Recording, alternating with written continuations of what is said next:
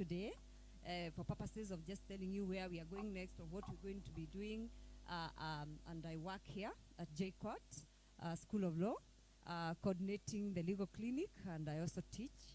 And I'm very happy to see most of you because what we do here is to ensure that you're also well mentored in terms of, you don't just learn how to do things, the things that you're learning to do, to look for money, you know, like practicing your trade, but also you learn how to do that, having in mind that people are human and you can be able to give humane services to community.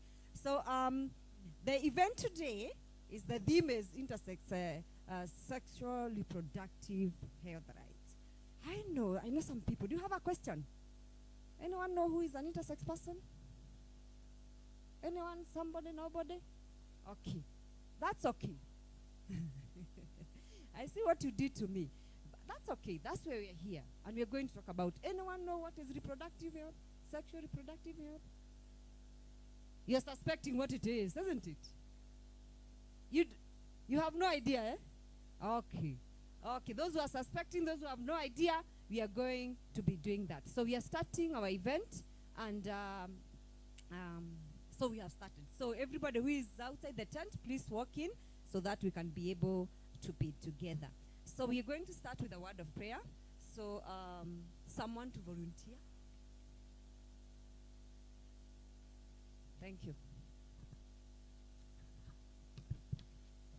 Introduce yourself, and then you tell us where you are from, and then you go ahead and pray for us. My name is Peter Paul. I'm from African Nazarene University. Let's believe and pray. Our Father out in heaven, come before you this time of the day. We thank you for the gift of life that you've given to us, Almighty Father. I want to pray that we put these events into able hands, that you're going to guide us, you're going to protect us. At the course of the day, we realize your blessing, Almighty Father. I pray for the intersex people in this gathering, Almighty Father, that you're going to enable us to learn more and know how to protect and give everyone their rights in the society, Almighty Father. I pray that at the end of the day, we're going to be on another level, Almighty Father. I pray this short prayer, trusting and believing in the mighty name of Jesus Christ. Amen. Thank you so much for that prayer. So we go ahead. We just we go to the first event on the program. We are a bit late, but we'll hurry up so that we ensure that breakfast is eaten, so that you start trusting me. I can see in your eyes, trust is still not yet here. So at this juncture, I want to invite the boss of this place. You know, when you go to a home and the owner of the home has not said welcome, you don't eat, you still eat, thinking, are they coming to come and say, stop? So you must ensure that you are welcomed by the boss and the owner of the home to be able to comfortably take your breakfast and be able to comfortably continue with the business of the day. So Professor Beria, please come and welcome your people.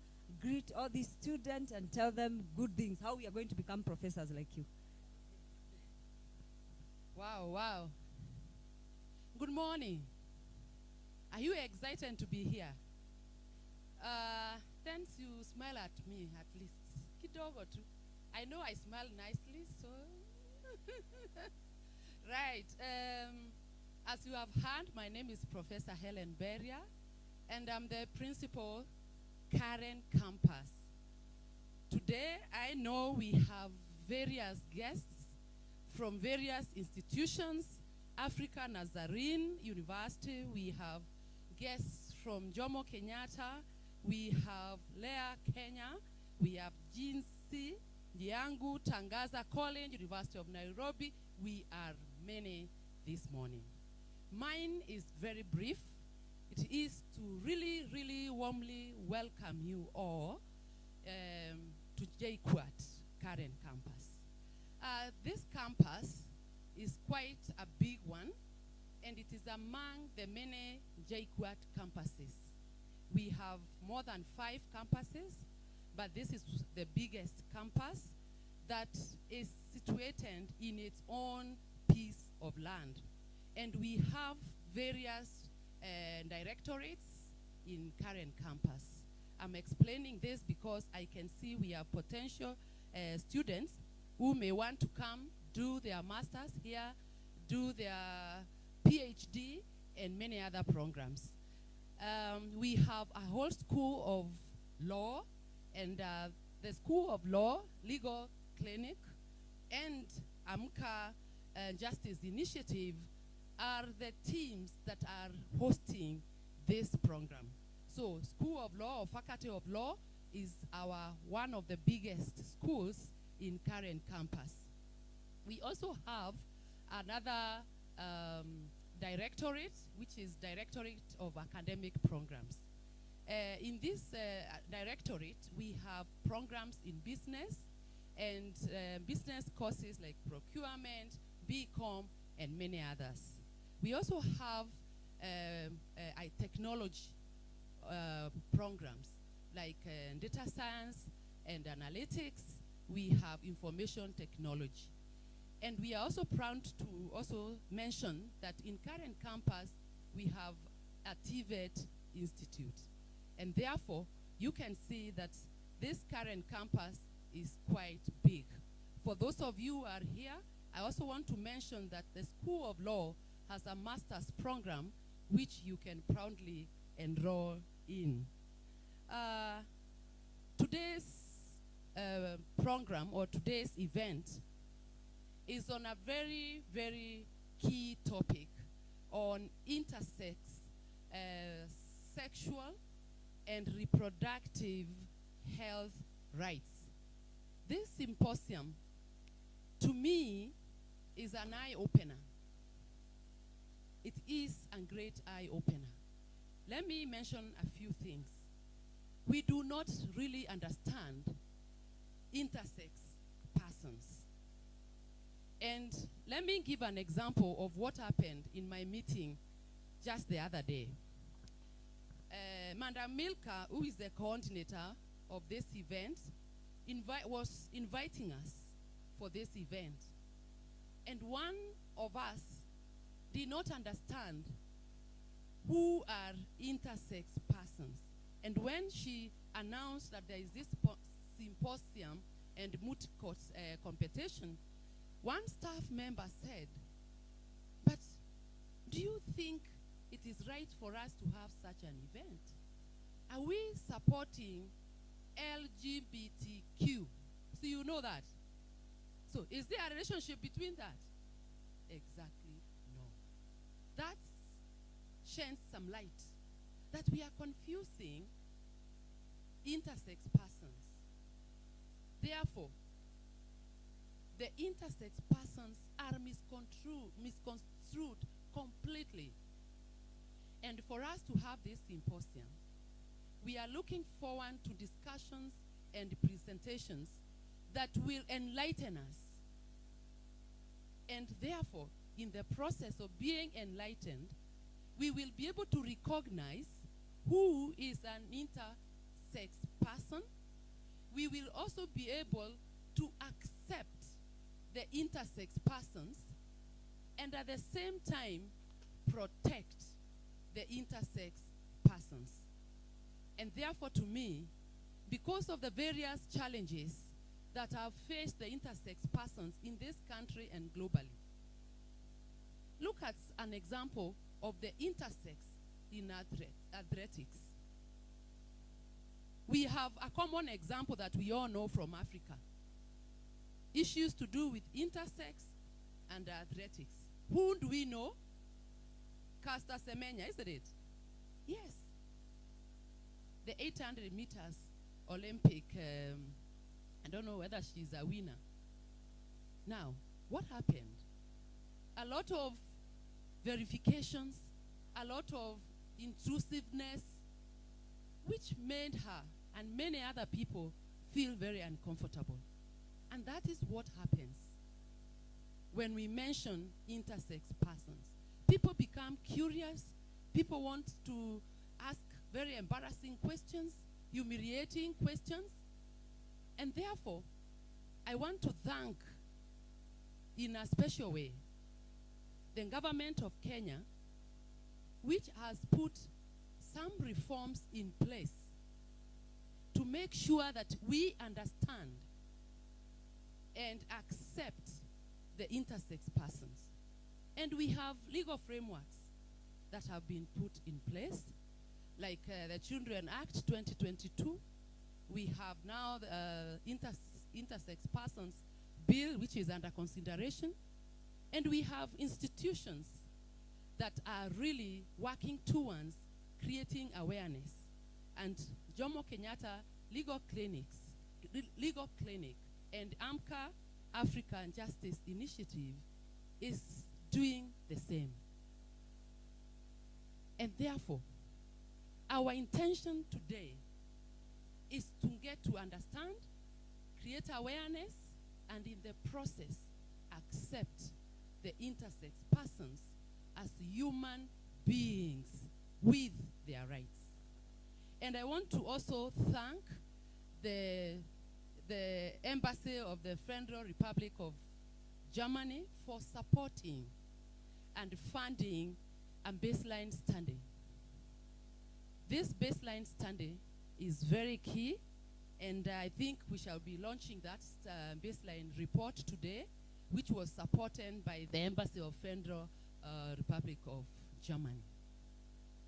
What does that mean? It means that studies have been done, and therefore it's work in progress. As the government supports the reforms, work is also being done to do studies in this area. So we are very grateful for funding this initiative. And therefore this morning, what do I want to say? The report that we have and that we shall launch, I think we shall be shown the report. The report was titled, Not Broken, Do Not Fix. Not broken, do not fix. Therefore, I asked myself, if not broken, do not fix, then what should we do? So I said we should add something like, not broken, do not fix, just recognize, accept, and protect. Therefore, if not broken, do not fix. Just recognize, accept, and protect. That is my key slogan that I am proposing, that as we continue discussing this, should be added as a rider in the process. And therefore, to our funding embassy, the Embassy of Germany, what do I want to say? We need to go a step further. And if possible, we request that now we move towards another aspect or initiative of mitigating stigma. Mitigating stigma among the intersex persons. And therefore, if we can put in place a framework for mitigating and communicating stigma about the intersex persons, I think that will now go a step further to this kind of sensitization. And therefore, as I conclude, I want also to say, as we get sensitized today and awareness is created, let be ambassadors for intersex persons. We champion their rights, we stand up for them, and be counted as people who know about intersex persons, accept them without judgment, and then protect them. We look forward, therefore, this day to really having very, very effective forum for knowledge sharing, experience sharing from the intersex persons, from our guests and speakers on this very sensitive yet very vital topic. And lastly, I want to remind you, during a forum like this, ensure you interact, you network, you connect, create friends from our guests from Cooperative University, from University of Embu, African International University, Multimedia University, and all our categories of guests, students, and friends of Karen campus. You are many. Interact. Meet, know, and share. And then finally, I can see in the program there is a cake. You make sure you have a piece of cake. I wish you all the best, and once more, you are warmly welcome to Karen campus, JKUAT. Thank you very much.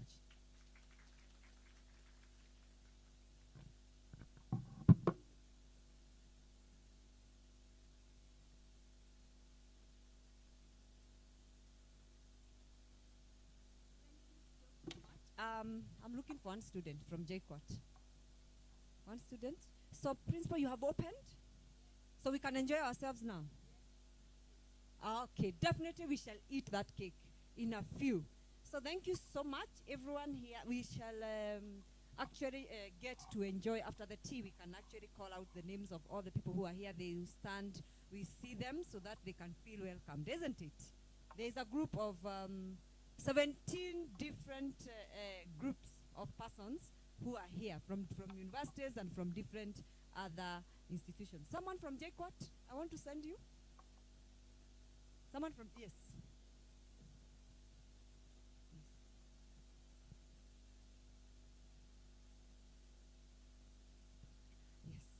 So thank you so much. Without further ado, I want to welcome Madam Julia, who is here to represent Mr. Alexander Fiere, the Deputy Head of Mission, Embassy of the Republic of Germany. Let's put our hands together for Julia.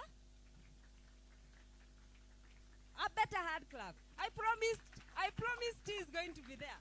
I promise even there'll be soda at lunch. That's not helping. Oh my God. Okay, thank you so much. So Julia is going to tell us about herself, what she does. And after she has finished, by the way, we can ask her a few questions, isn't it? Like 3 questions. If you have a serious question, hold it. I'll ask the first 3 people will have an opportunity. Julia, welcome. Thank you very much. I'm looking forward to those questions. And thank you very much for hosting this event here, Professor Muria. I'm very happy to be here at the university for the first time. It's a beautiful campus, I believe. Thank you, Milka, very much for organizing this event together with Africa. My name is Julia. I'm the political counselor at the German embassy, and I'm stepping in for Alexander, the deputy ambassador, who would have loved to be here today, but who's unfortunately not feeling well, and who called me this morning to ask whether I could be here instead. And I'm very happy he did so, because I'm not only the political counselor, so heading the political section, but I also recently took over the responsibility for our human rights work at the embassy. So this is just the perfect time to be here. So thanks again for having me. And I'm very honored to be here at the launch of the report that AMCA Africa is publishing, the baseline study on sexual reproductive health and rights of intersex people in Kenya. The report on Not Broken, Do Not Fix. As indicated in the report, there's a significant lack of data on non-consensual so-called normalization. And I believe the report is a great contribution to research, but also to the visibility of intersex people here in Kenya. We as an embassy hope it helps strengthen the role that intersex people have here in Kenyan society. And we look around, for example, towards Uganda and the LGBTQI legislation that has recently passed there, and some somewhat hostile societal environment here in this country as well. I think it's very timely to have this report. What makes me also very happy is that the support we're giving to AMCA Africa is fully in line with our feminist foreign policy.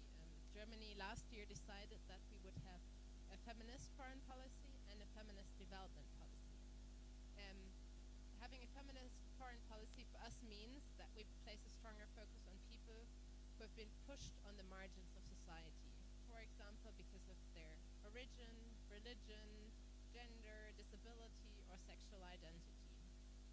What we try to do now is to identify gaps in legal protection of women or marginalized people, and to look at the support and the projects we do in trying to give to facilitate access in decision-making processes. But we also try to give greater visibility to marginalized people in arts, in culture, in research, in science, in education, in the media. And what AMCA Africa does here is a really example of what we try to do, namely combining the principles and very pragmatic action. So we're very committed to strengthening the rights of intersex, transgender, and non-binary people globally, but also here in Kenya. We've been supporter of outspoken advocates of the rights of underserved women in this country, and we're committed to the SDGs and international human rights frameworks that Kenya has signed. Maybe a few words on the report itself. I looked into it and found that it was very impressive. It's a good and necessary call towards government organizations in this country. Maybe I can move this way, maybe. But what I found particularly shocking was that it revealed the prevalence of so-called normalization practices. Normalization can have many forms. It could be cultural normalization, public shaming, bullying, engaging with traditional healers, witch doctors, herbalists, or it could be more traditional medical normalization, intrusive procedures aimed at changing gender. No matter which form these normalization processes take, they have very tragic consequences that stretch for people's entire lives. Intersex people become damaged, sterilized, mutilated, have lost their sexual function and sensation. So this is something that touches very deeply in people. The report also touches upon the sentiment that intersex people are not African. It's very important to have a paradigm shift and reframing. There's nothing that is un-African.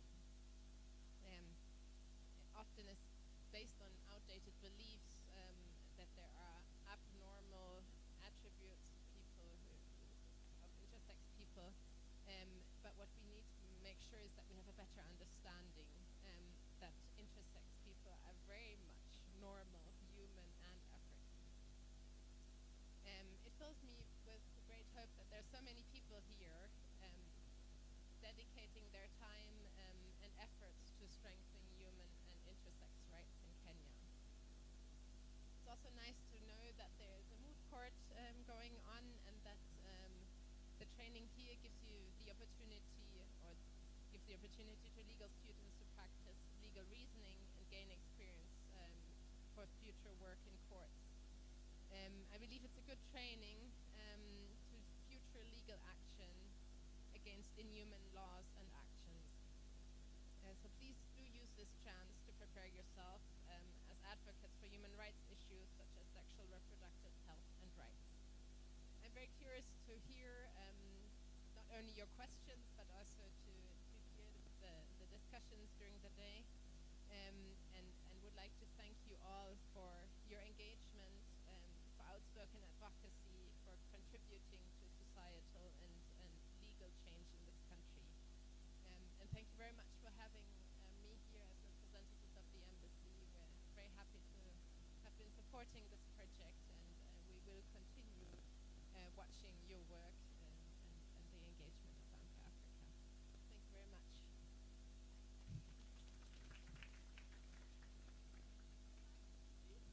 And now I'm curious about the question.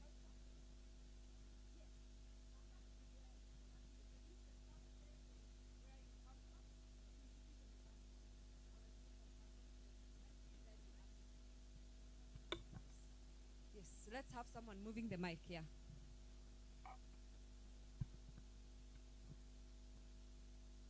morning. I'm Simiu from Tangaza. Yes, yes. Madam Julia talked about normalization, and my question goes, do you have the specific or the clear policies concerning normalization in the case of anything, if something goes wrong during that process of normalization? You mean in Germany? Sorry? Is your question on what kind of laws we have in Germany? The policies, yeah. Or policies? Yes, concerning when undergoing that normalization. I looked at a map yesterday when I googled normalization practices and saw that there are only 4 or 5 countries in the world, I think, where children are fully protected from normalization practices until the age, I believe, of 18. Germany is not one of them. So also in Germany there is a considerable lack of legislation to protect intersex, especially children, that is. This is something we also need to work on in Germany. Yes.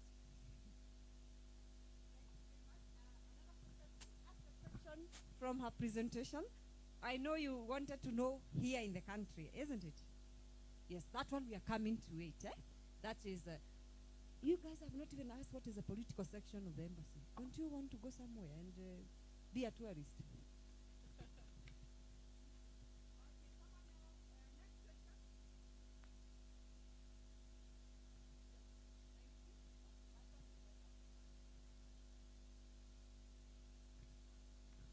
Good morning. My name is Lindsay from the University of Nairobi.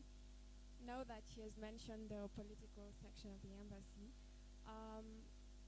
for so much time we have had the notion that Germans are generally racist.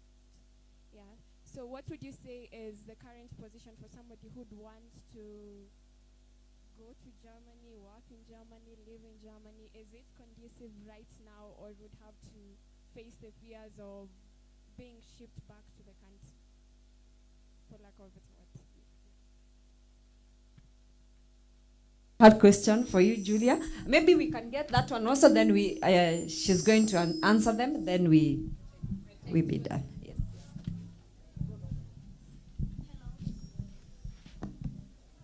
Hi everyone. My name is Alina from African Intersex institutions. Okay, I'll ask in Germany. I believe they've made some statements on the Malta Declaration and the Third International Intersex Forums. How effective have they been? And if applied in Kenya or Africa in general, how can we be assured that their rights are going to be protected?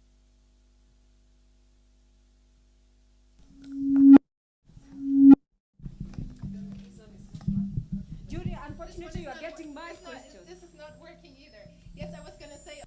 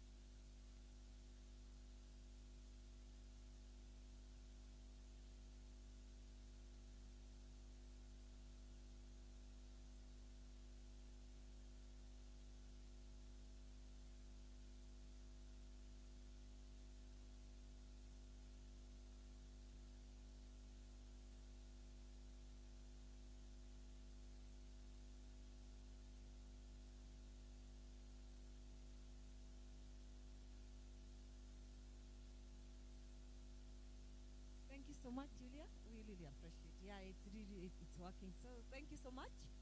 Thank you for coming. Thank you for the wonderful speech. Have a seat. So thank you. I didn't ask the question I wanted you to ask, but it's fine. You asked the one, you know, it's a democracy, isn't it?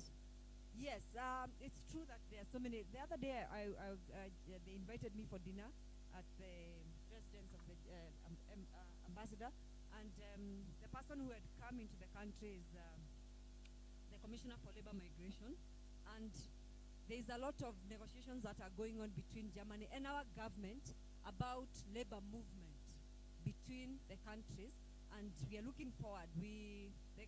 Our government and Germany, they are in these talks, and you are here. Some of you are from Tibet, others are from you're doing degrees or whatever you're doing. So if this effort continues and becomes successful, there will be, Germans will benefit. We also have opportunities to offer them, isn't it? Yes, we do have a lot to offer Germans, and they also have something to offer us. So the labor migration between the two countries is also going to be helpful. Yes, I am actually I'm a D.A.D. scholar. I was funded by Germany to do my master's, and I'm still in the scholarship through the African Legal Studies. If you check, you can Google for those who are looking for opportunities. There's something called African Legal Studies under the University of Beirut, and they have what they call centers of excellence in Africa. One of them is in Tanzania. It's called Tanzania German Center for East African Legal Studies. There's another one in Cape Town. There's another one in West Africa. And Kenyans have been going to all these places. For those who are in the School of Law, you know Madam Jacqueline Mudhoni? Yes, she went to Cape Town for that project, for that program. So opportunities are there. We'll discuss that later during tea. Okay, as we continue, so that we can be able to get to the point where we really are looking forward, isn't it? So we have Dr. Wamarwa from the Intersex Persons Implementation and Coordination Committee. Dr. Wamarwa is a commissioner with the Kenya National Commission on Human Rights, and spearheading this IPIC, and he's graciously agreed to come here and be with us today, and actually will introduce himself, tell us more, and tell us who an intersex person is.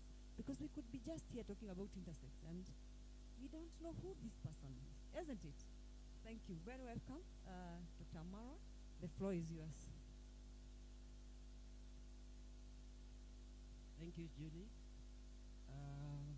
Prof, allow me right on all the protocols already observed. Good morning, everyone. Njai mezidi. How are you? Okay, I can see my team around here. I'm Dr. Dennis Wamalwa. I'm a commissioner with the Kenya National Commission on Human Rights. People confuse Kenya Human Rights and Kenya National Commission on Human Rights. The Kenya National Commission on Human Rights is a constitutional commission, meaning our position is through presidential appointee and then parliamentary vetting. I have a history why I'm talking about this. I saw a student from African Nazarene, MKU. I have over 20 years experience in lecturing. Right now I'm supervising students from African Nazarene, Masters and PhD, and MKU. So I identify with the team. IPIC, we're just talking about IPIC because I saw it on the program. Actually, Kwamboka just hijacked me. He called me last week. I was in Zambia talking to parliamentarians on issues of intersex and their rights. So I decided, let me just pass by and then be with you people so that we get to understand who an intersex is. And like my former speaker, Prof, said, for me here, I'm an expert in matters of intersex and not anything else. And so I'm going to desist from discussing any other spectrum. Issue of LGBTQI, I should be out of this spectrum. I'll tell you why. In the simplest way possible, who is an intersex person or child? It's a child conceived, remember, and born with biological characteristics that are outside the normal binary of male or female. It's inborn. That's one thing you need to get hold of that. Why? Because of the ambiguities. Doctors to date, nobody knows what really causes intersex, the condition itself. Because during the formation of a child in the womb, all of us, from the conception, I'm told, I'm not a medical doctor, I'm not a philosopher, but I'm told that within the earliest conception, all of us are born women or girls. So as you move along, then the body decides now, dividing. What am I talking about? We're talking about four spectrums that causes matters of intersex condition. One is because of the ambiguity in the genitalia. For mothers here, you go to the ward, and the first question a mother after the pain wants to know is it a boy or a girl? Then a doctor or a midwife looks at you with mixed reaction. They cannot tell from what they are seeing. It's neither a penis or a vagina because of that confusion. In terms of chromosomes, for those who did biology, you know that the so-called normal male, you are supposed to be born with 46 XY. In cases of intersex, something happens and then you find this child is born with either less or extra chromosomes. In terms of gonads, you know that women have ovaries. Males should be having testicles. In this case, you find that a child, because of the ambiguity, is born with either of a testis, a testicle, and an ovary at the same time. And most of the time, these testicles are undescended, so that also causes confusion. In terms of hormones, you know that you should be having testosterone as a man, while a female, for these beautiful ladies, the curvy bodies is because of the estrogen. In terms of intersex, you find that a child is born with this kind of imbalance. So what are we saying? We're saying, once we have this background, and let me take you along a journey along the memory lane. Even in your colleges, at home, in the villages where I come from, there's this person you've been looking at and you're wondering, is this a male or female? So it means we have these people all over. 2019 census, there was this one question that was being asked: male, female, or intersex? Actually, I think after German or something, I'm told we're the second one in the world to be counted, to be recognized as intersex persons in the country. That's why, even when they were counting, we had 1,524. But believe you me, some people were not even counted because even the officers who went asking the question were not so sure. So let's avoid this notion of people confuse transgender and intersex because of the normalization kind of surgeries that Julie was mentioning. And like you are saying, if ain't broken, why fix it? Because most of these surgeries come with a lot of, what do I say? It's not so easy. So I know, I look around, I can see my colleagues, I can see intersex persons, and I'm glad that they came. I'm the first intersex person to hold a state office in the world. So meaning, intersex persons have the potential. All they need to do is just to be given a chance, to be decent, and to be given opportunities. So as we go out, as we launch this kind of a report, remember they are amongst us. And you see, and there's something about intersex persons. I've done research. They have something extra than what we call normal people. In terms of intelligence, you cannot believe it. As I stand before you, since I was 9 years of age, I've undergone over that 9 major operations, surgeries, what we are saying. So the question is, was it necessary? Why? Because, right now we're having a bill that protects now the intersex persons in terms of protocols, in terms of surgeries. I was in Zambia, and we're talking about medical protocols that were presented to the parliamentarians. So what are we saying? We need to give chance to these children, because what was perceived, and I don't have examples and experience, to have been a mini clitoris that was chopped off when a child was young. Later on, it turns out that it was a penis. They need it. And now, these surgeries are irreversible. That's what we're saying. Let's give it time until the body takes, because it's during the adolescent that now the body starts taking its own direction. So we should not be making hasty decisions in terms of these surgeries. And I think this is what the report is all talking about.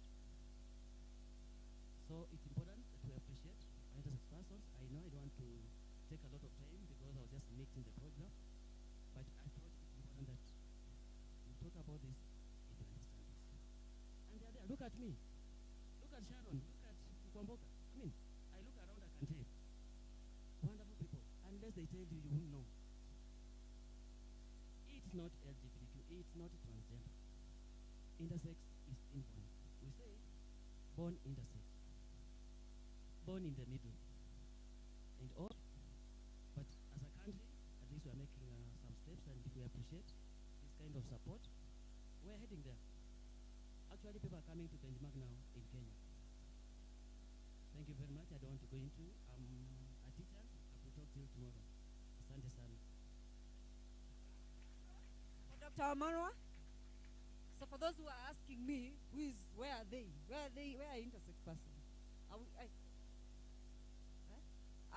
He has said he's the first intersex person to hold a public, a state office. He's a commissioner. And heading IPIC right now. And he's an intersex person, having undergone 39 surgeries. So we are coming to discuss those surgeries right now. I think we will allow me to, we discuss a bit, then we come back. He'll be here to answer this question. Because the reason why I'm saying you allow us, because most likely what we want to ask is what we want to discuss immediately. And he's not going anywhere. If you want to ask something very direct to him, he'll respond. You have refused. Umekata kabisa. Aya, simama ulize basi. Mpatie microphone haraka haraka.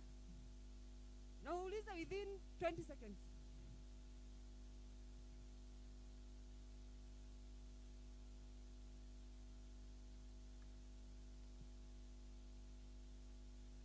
Kenya University. Unajua watu wengine wajui MQ ni nini?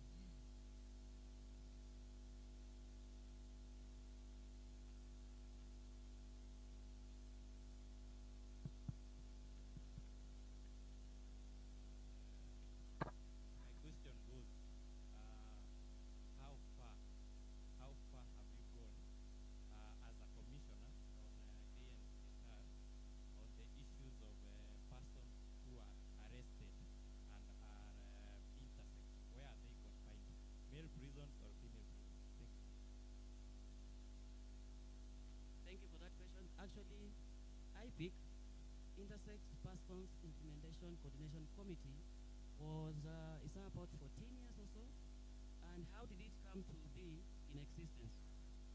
There's a case of RM, we don't mention names, a person who fell at the wrong side of the law and has been raised as a man. Then he was taken to committee, prisons. So then the commission, the lawyers, through pro bono, they took up the case, because while he was in prison, at committee prison, they could not praise him, and his rights were violated.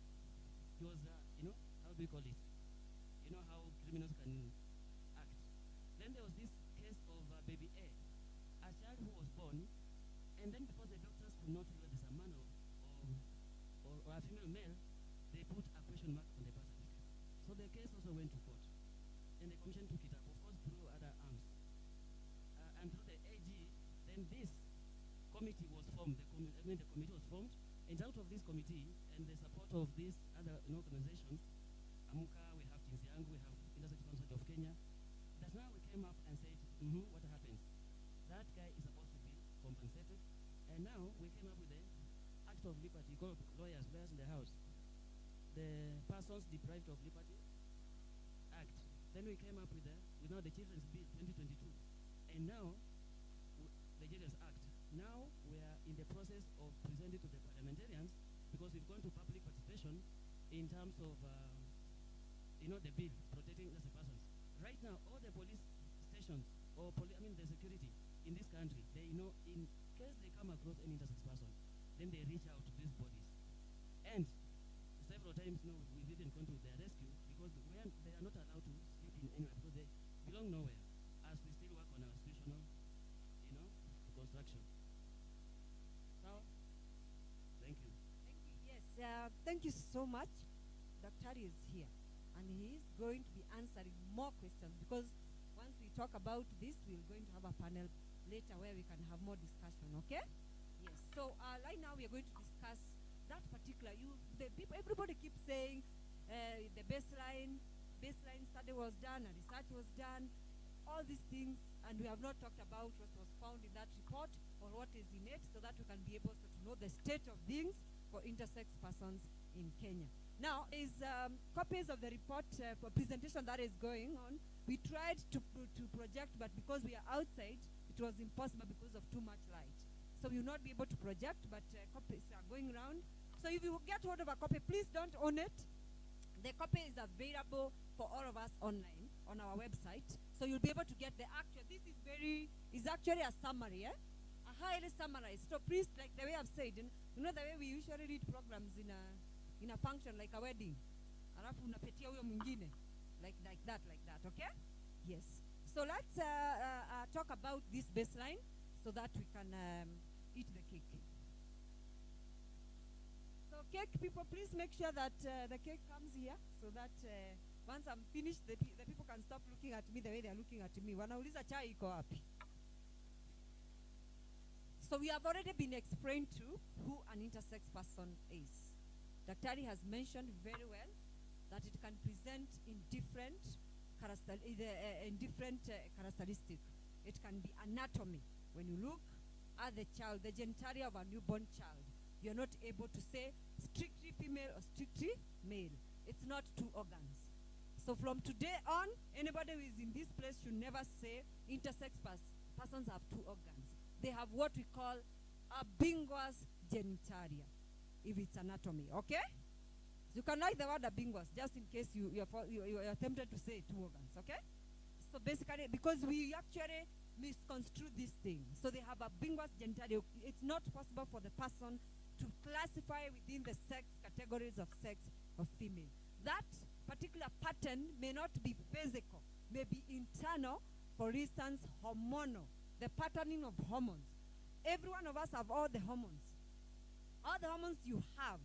But if your sex is male, the hormone that is ruling there is the testosterone. If your sex is female, the prominent hormone is estrogen. So for an intersex person, that pattern or the hormonal composition is not exactly like that female or male. Okay?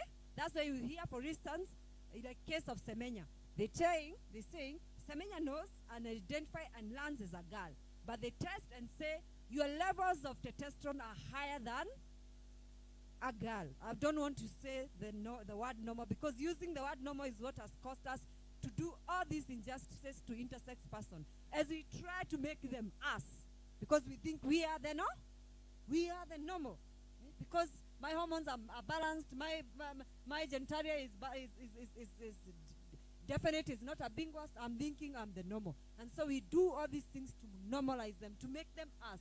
The word normal, is as we are using it in this particular context, connotes that the society thinks we only have two sexes, or the society has assumed because intersex persons have lived since God created the earth.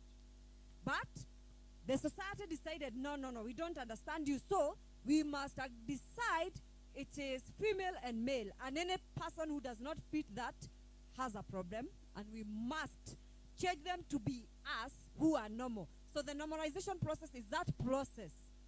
The whole process, it can be medical in the sense that We want to do a surgery on the genitalia to ensure that the genitalia represents a proper, in quotes, a proper female or a proper male. Or we want to tamper with the hormonal compensation, like what the international World Athletic was telling Semenya.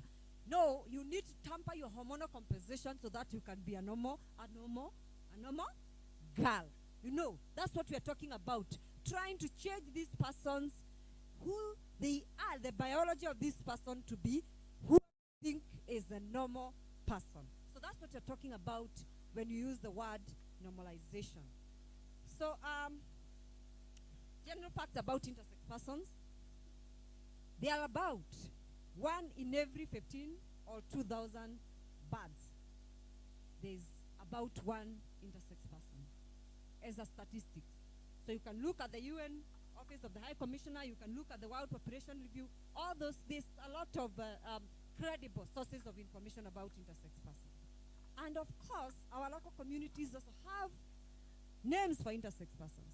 If the intersex persons were not people who are supposed to be with us, who have been with us from time immemorial, would we be having names?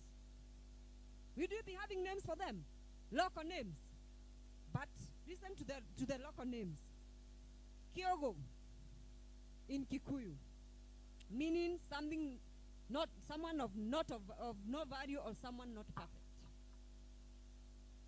I don't know how to pronounce this one. Malinda. That is in Kamba. Meaning something inside the body. There is even some Luya dialect that has gundu. And someone was telling me yesterday in another dialect, okundu. Meaning someone who looks like an ogre. No, those stories we used to read when we were young, that there's someone with an eye here, I don't know, there's 2 eyes behind, with this scary thing, okay? This is what our community call intersex person. Do you see where normalization comes in from? If your child is being referred like that by your neighbor, what are you going to do? Find ways of correcting that, isn't it? We shall see whether they agree, because a research is a research. You ask people, do you agree you should be normalized? Do you think it's necessary? All those things. So, the Daktari has already talked about history of intersex persons, rights advocacy in Kenya.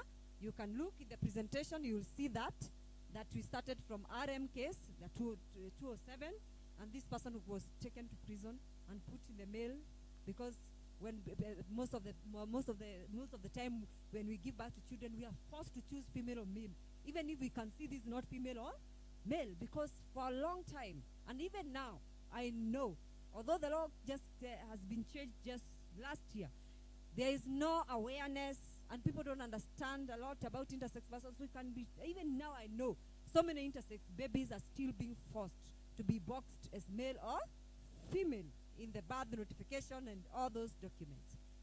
So that's what had happened to RM, and ended up in jail. Because of course as an intersex person, you are hated by your people, you are hated by you are seen as a problem.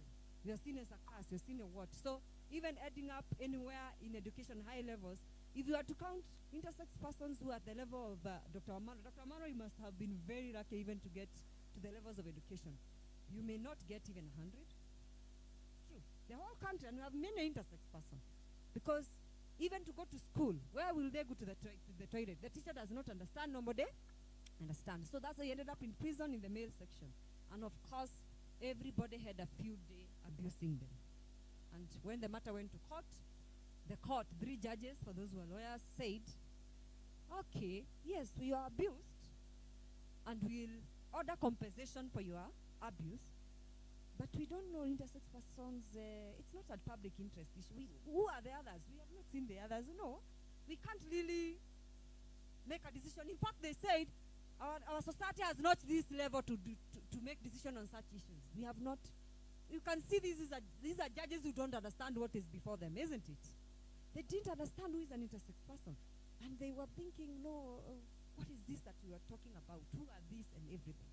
So they refused to be able to say that this intersex person needed to be protected and others needed to be protected, policies and otherwise.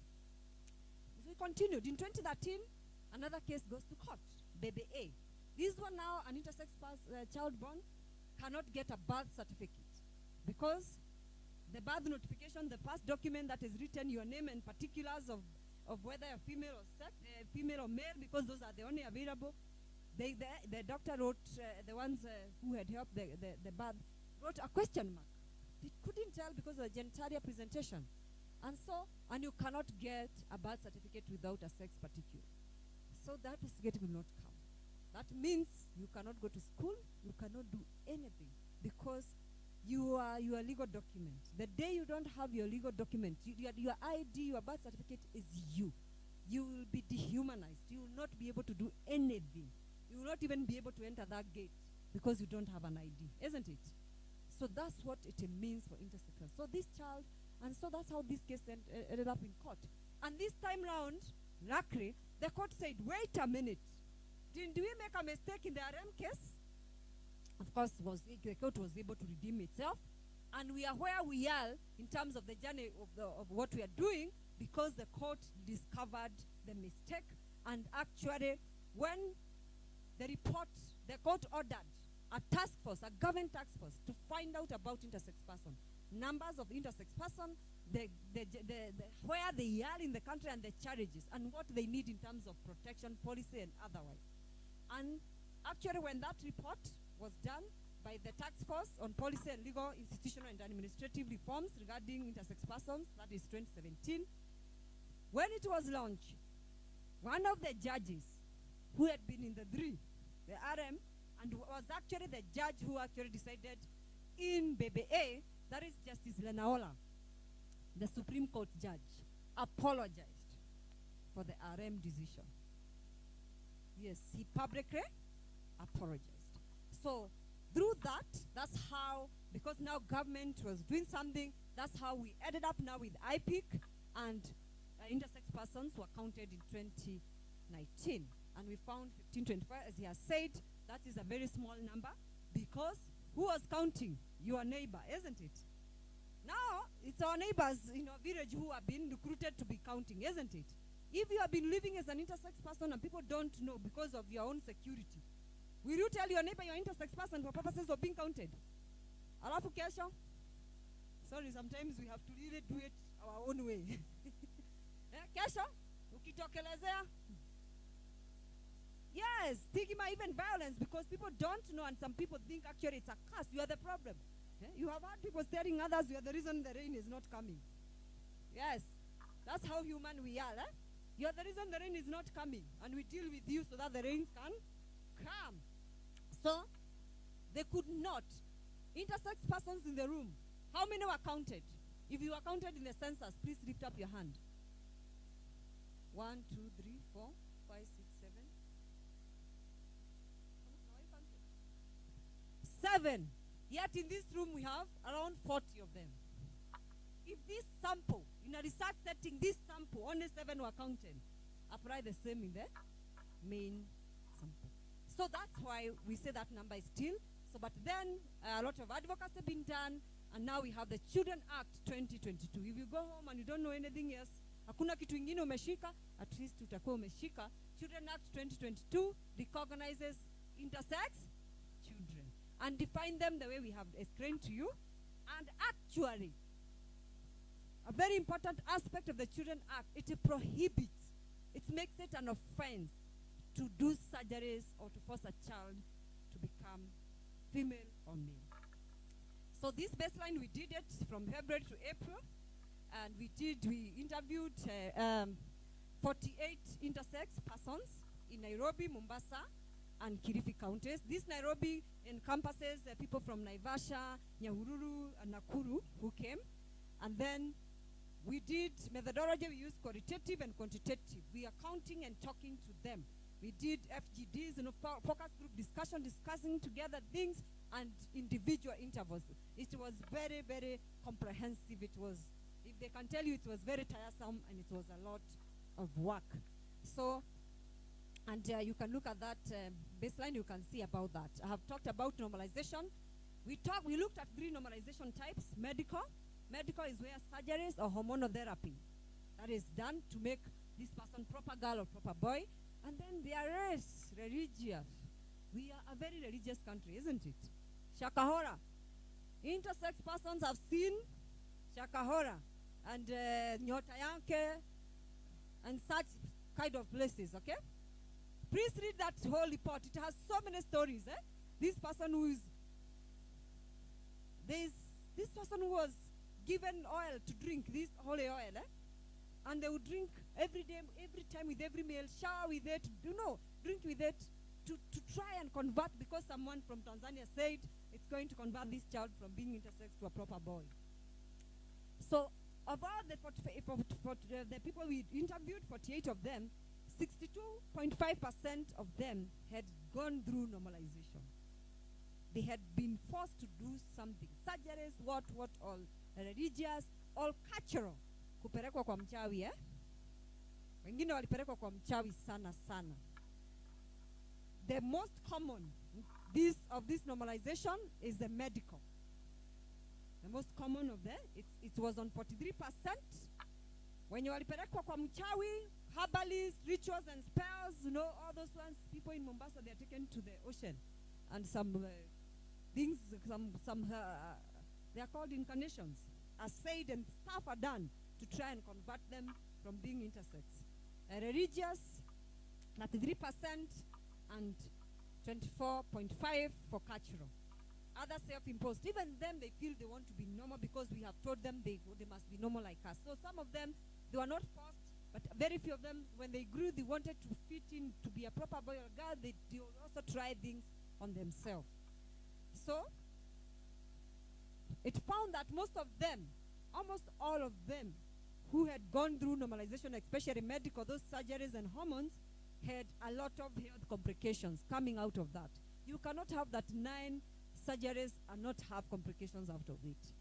A lot of complications. Pains, some of them severe back pains, lower abdominal pains, excessive bleeding during menstruation, because a number of them have the internal female reproductive organ that brings about menstruation, and a lot of complications coming out of that. And they did not consent. Only 60% say there was some sort of consent. Those ones who think, because mine was done when I was young, maybe my parents understood. But some of them say, the way I see my mother behave, my father behaving, and my people behaving, they actually still, they did not know what they were consenting to. But because they still don't understand my condition, despite signing consent for me to get surgeries. So you can see their stories. Their stories are written there. I had put some of their words. My surgeries were conducted when I was young, and my mother consented. She did not explain anything to me, and I didn't know the purpose. This one says, even at 17, when I was in high school, I remember interviewing this one. I woke up and I was taken to hospital for surgery, and I woke up and found that the part of my penis was missing, and there was a bandage. And I felt so bad because I liked having it. And I couldn't, it had already been removed. Yes, these are 17, that one was not been asked. Because there's all efforts to make them a girl. So these issues and this particular problem, you'll see those stories are all there. Now I'm learning. Is it necessary? Was it necessary? No. I developed anxiety as a result of the prayers and exorcism rituals. I was worried and anxious about why prayers were being conducted, and they were not judging me. These are child. They were very traumatizing. Very traumatized because of that. I have developed self-esteem issues and struggle up to date because of these many procedures and hormone therapy that was done to me. Now, what about doctors? Do they understand intersex person? We would think that, you see, doctors understand intersex person as a medical malfunction. That is a problem all over the world, actually, most of the doctors. And so, they are the culprits. And actually, that Section 23 of the Children Act is actually targeting doctors. So for them, an intersex child is born, they quickly look at the genitalia. And remember, we are told even there could be a chromosome. Can you do a surgery on the chromosome? So they quickly organize the anatomy and forget it's also elements which are internal. And so what happens actually is, most of them we have intersex persons, done surgery nicely, made into girls. Mostly they make them into girls because medically speaking, I'm not a doctor, but I've read that. Medically speaking, it's easier to reconstruct a vagina than a penis. So they make them girls a lot of time. And then they grow. They have the internal being. And they grow, and this person you turn into a girl, give them legal documents, identity documents which a girl the body turns into a boy. And now you have someone who looks completely different from their documents. And how are they? So you have a boy in a boys' high school. Those who went to Alliance, nobody. Nobody went to Alliance here. In Alliance High School, boys' high school, and this boy is menstruating. Because they did some surgery and organized a boy, because the parents wanted a boy. We have 6 girls, we wanted a boy. So we have been given opportunity to reconstruct ourselves a boy. And then this girl, you're not knowing that internally there are also organs which are of female, reproductive, and completely change this person. Imagine now chromosome and all that. So this don't work, normalization don't work, because it's not able to change the person the way they are biologically. You just attempt. I am finishing, and because of that, we cannot be able to access a lot of health rights. Health rights, and specifically reproductive, sexual reproductive health, like cervical cancer.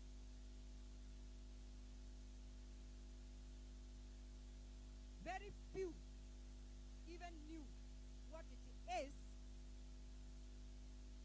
to have a cervical cancer screening, pap smear. Because there are no implements for those who are girls and have gone to do pap smear. There are no implements which can be able to be applied to their genitalia. So they cannot do it. Yet they have, some of them have the reproductive organs that requires them to have cancer screening. So that person is left out completely. So the same thing with prostate and other issues of contraceptive. They cannot use condoms because the genitalia, sometimes even if you have a penis, it may not fit the normal condom. Like this person was saying, I have to cut the condom into 2. Now you tell me, if you cut the condom into 2, is it a condom anymore? Yes, and they are human. I cannot use tampon. In fact, on that day, those who had never seen a tampon, most of them had never seen a tampon. They don't know what is a tampon because it's not something that is made that can be used. Being left out, cycles of violence, a lot of violence. I think that one we understand.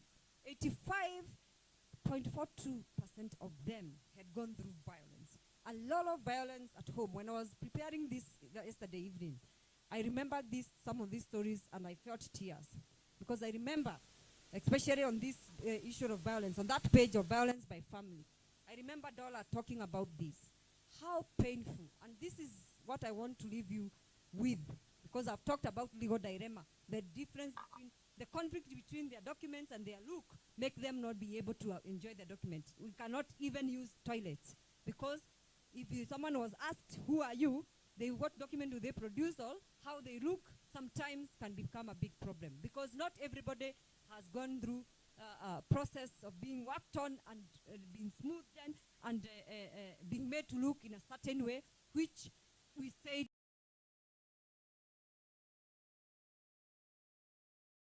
grown up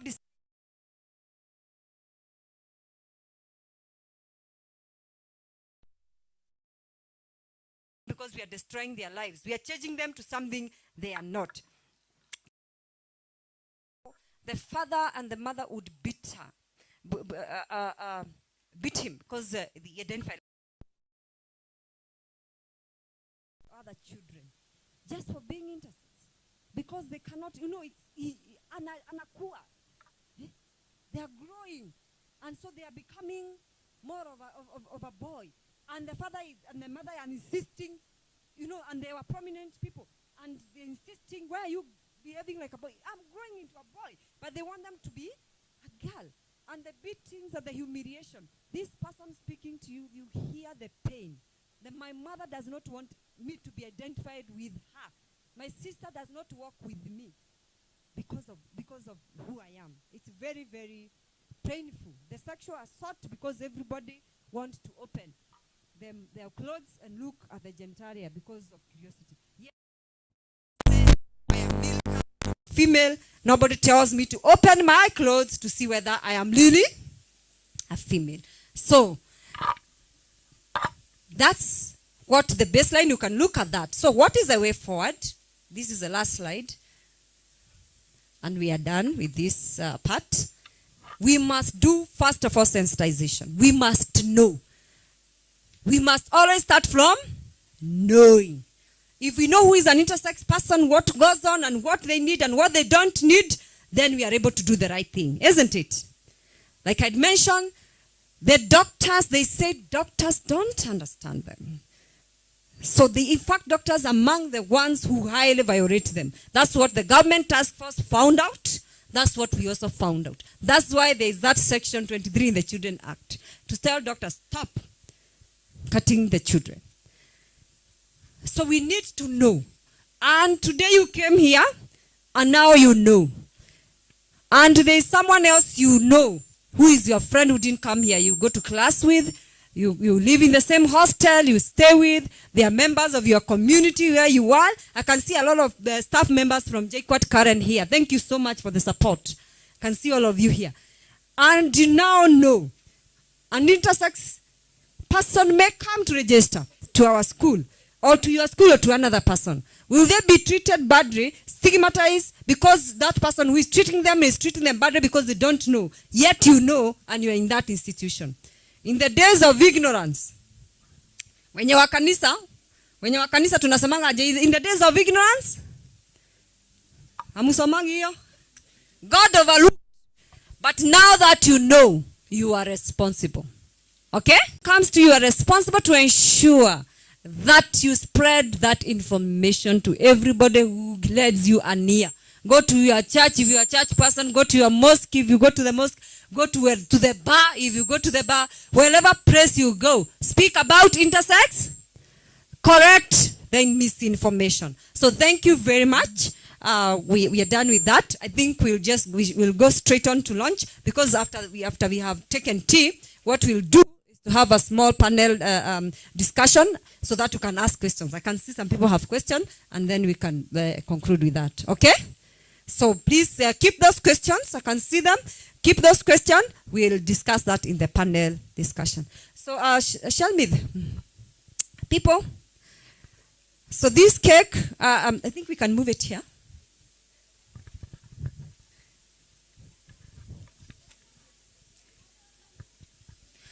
Today I feel like a pastor, bana. Hii kitu, I never get these opportunities, bana, to preach. We move, yes. I think we can move here. So that the banner say, no, not the cake. We can just move with the table. Okay. Oh, yeah. So let's have, yes? Yes.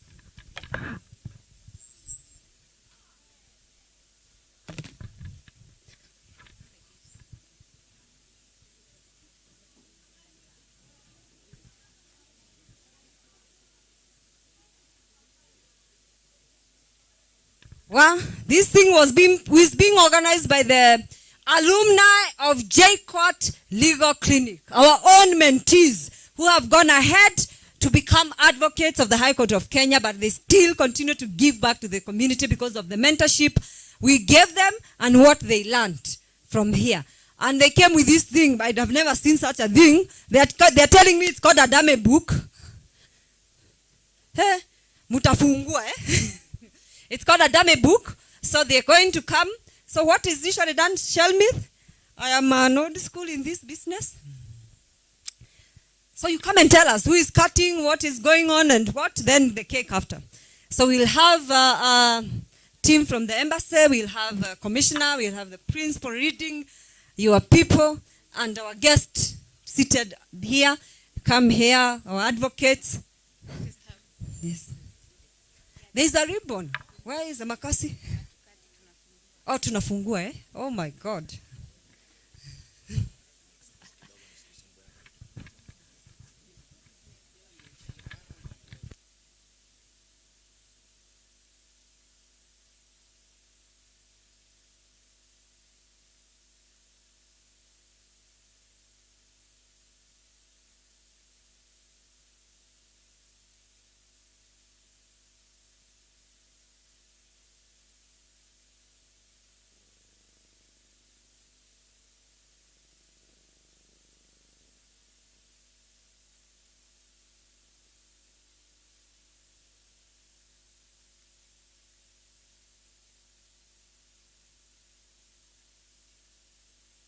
Okay, so thank you very much. This is the launch of this report.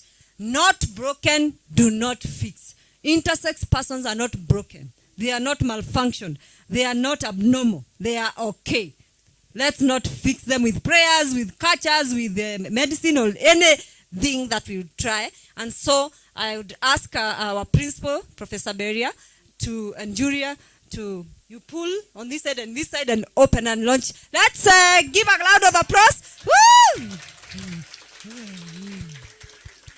So let's clap.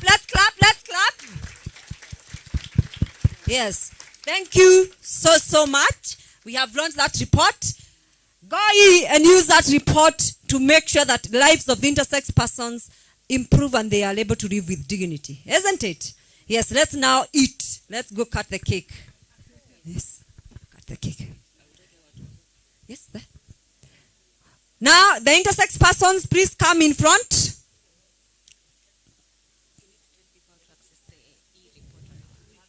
Okay, yeah, during the panel. Yes.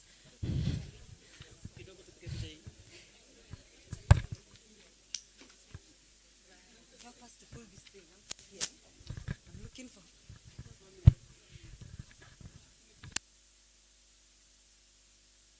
Intersex persons, please come. Yes, okay. Kujeni huku. Take photos. Let's take photos. All intersex persons in the room, please come. Flanky. Una come, eh?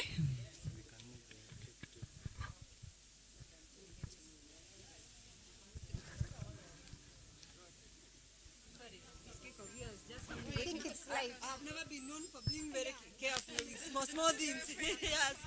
Within a minute, it's down. I can't handle delicate issues. Yes, let's intersex persons. Let's take a photo.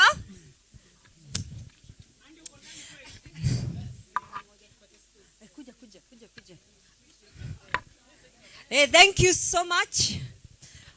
Okay. Tumeifunika. Hey. Tumeifunika, siwende chini. Enda chini.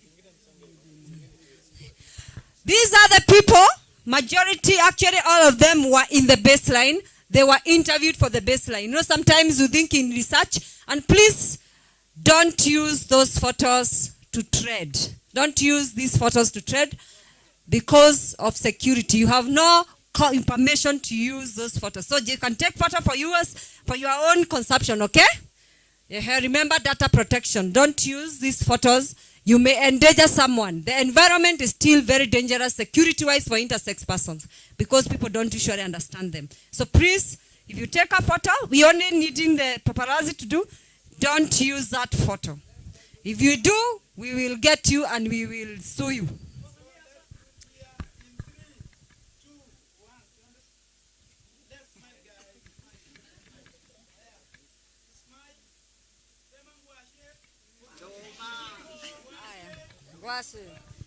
Then you can come.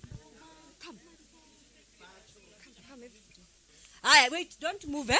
Let's have our guest coming. The principal, please. Simama hapo karibu na dame book. Yes.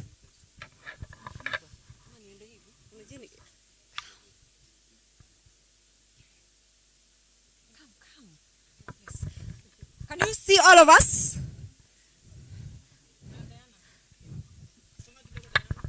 Mark, can you see all of us?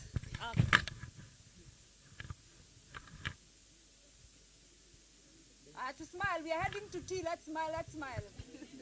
I promise this is real tea now.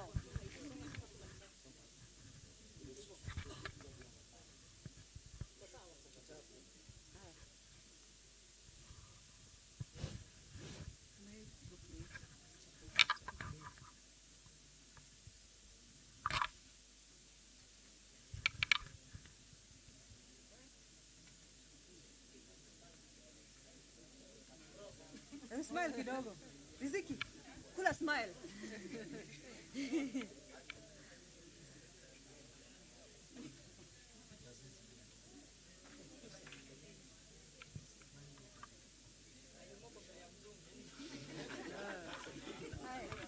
Aya, akuja huku kwa mzungu eh.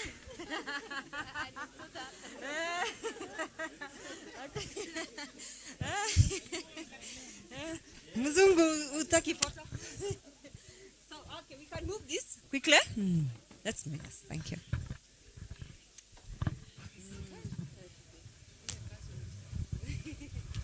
Thank you. Yes, let's Julia, we are still not done. Let's come. Commissioner, when do you nakata keki actually? Because you represent the community. Huwezi jikata. Huwezi jikata. You must cut this cake for the community. I think we turn it like this so that it can be taken a better photo. Please, I know what you do. Don't tell, please.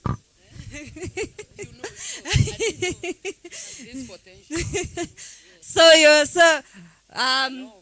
Wakilis, kujeni huku. You've been very supportive. This team, come here.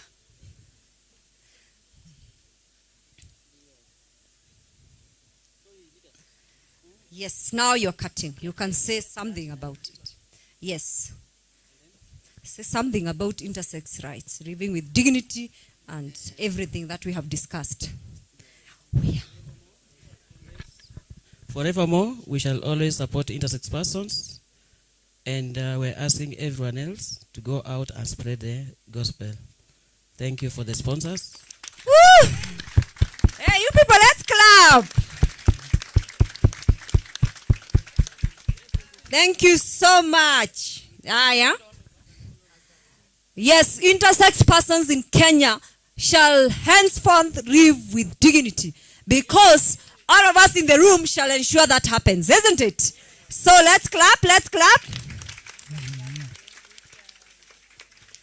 We shall do our part. If you are a teacher, I know we have people who are studying the teaching here, you will make sure that no intersex child is victimized at school. Yes. So thank you so much. Yeah, so the cake is ready to be eaten together with the tea.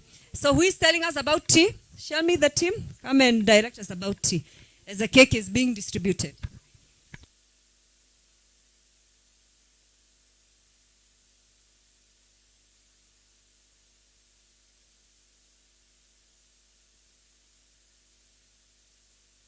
Maria, show me. I can see you, Maria, behind there. Come.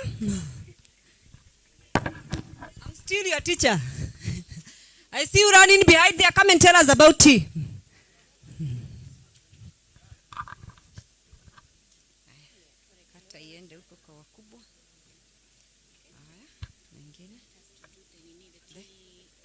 Yes. Like right now, before the panel. Yes, it's too late. Here.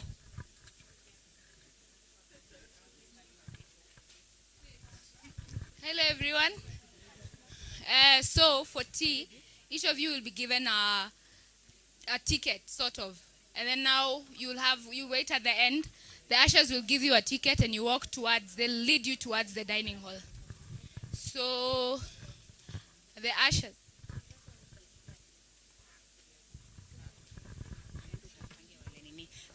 While we are waiting to line up to take the meal cards to go for lunch, we are talking about a report na watu hawana report, si ndio?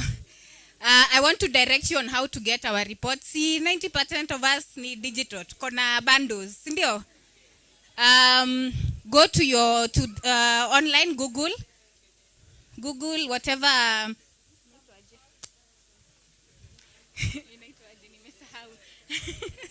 And then you search the name Amka Africa Justice Initiative, like the way it's written on that.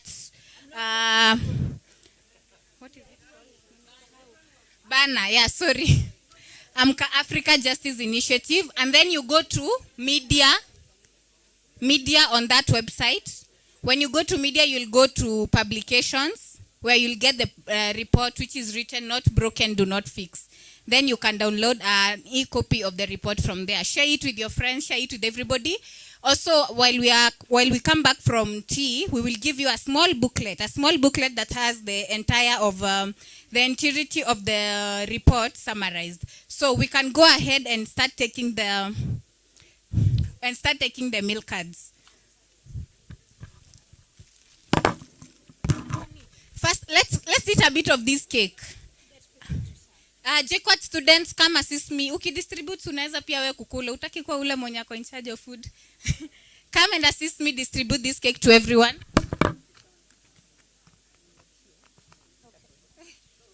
Hello. Hello. Ashes. Ashes, please come and help distribute the cake. So, when we began, I told you guys you should come with an empty mind. Have you learned something? I can't hear you. Have you learned something? Are you walking out empty or loaded? Right? So we are the champions of the intersex community, and we want to make sure that they live a dignified life. Right? Is it their fault?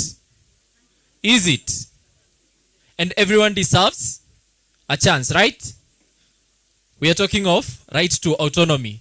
Sindio? Sindio? Yes. So, ushers, please, as we continue to get the cake, remember the tickets, the tokens that you're going to be given will help you get your breakfast. Okay? Simuliambo kuna chai. Okay? And then, please, do not take so much time. We are on a tight schedule. So, by 11:30, let's be settled in, and so that we can have the panel discussion guided by our own lecturer, Madam Milka. And I want you guys to move in haste, okay? Okay. So let's move. If you have your cake, please start moving towards the dining. So, Bylon, where is the dining? You pick your ticket there. So let's move. Hi, how are you? So as you leave here, please pick a meal ticket down there where people are registering, and then you'll be directed to the dining hall. So please, if you've received your cake, we can start moving now. And yes. Ushers have name tags on them like this. So if you need any assistance, look for somebody with this.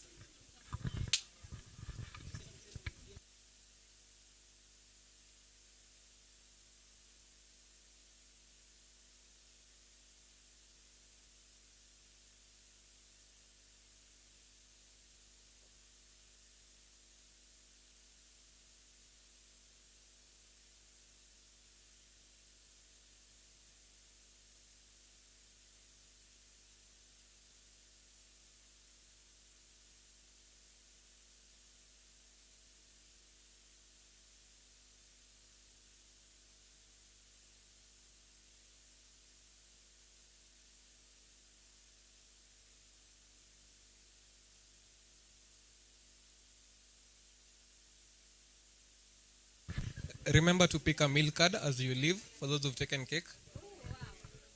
And you'll be directed to the dining.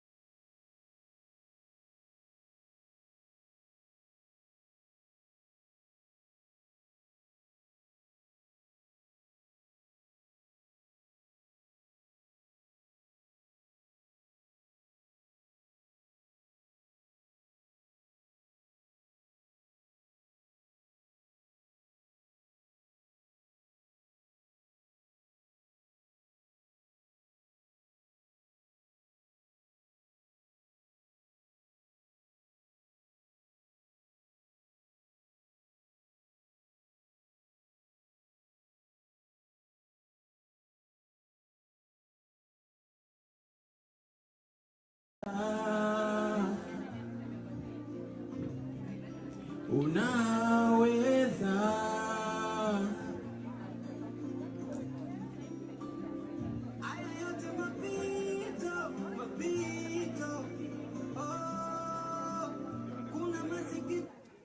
Guys, najua mnashangaa. Si mmekunywa chai?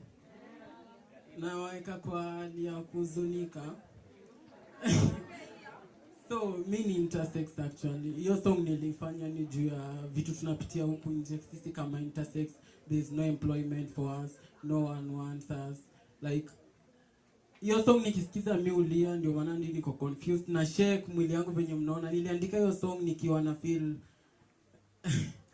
sana ile time kila msee amekukataa, umefika mwisho. Yeah, ndo time nilirelease hiyo song. So you'll just allow me to cut it there sababu nikiendelea nitalia.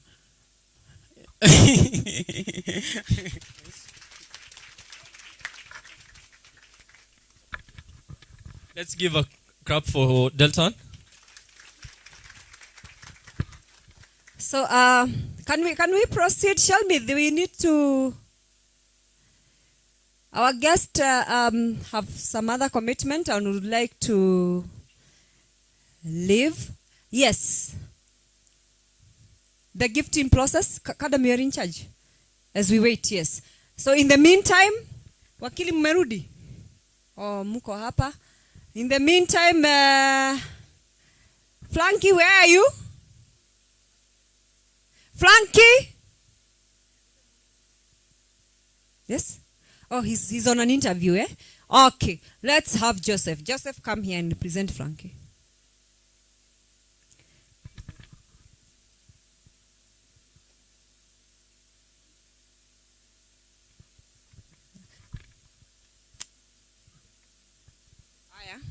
So you can have a seat. Have a seat here. We'll just be discussing a few things, okay? Nibama. Wakili. Keti hapa mbele.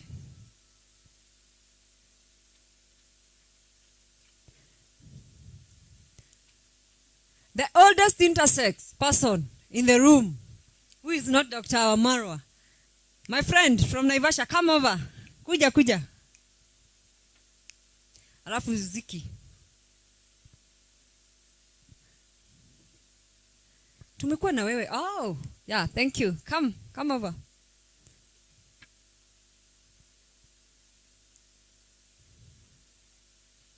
Then Riziki, please come here.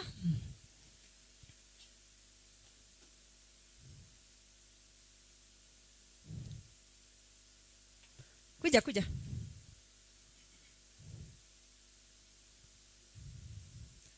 Kaa pale mwisho, eh? Kaa pale mwisho.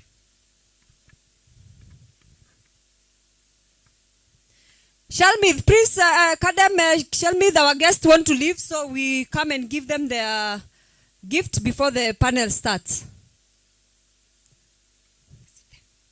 Sit there. Thank you.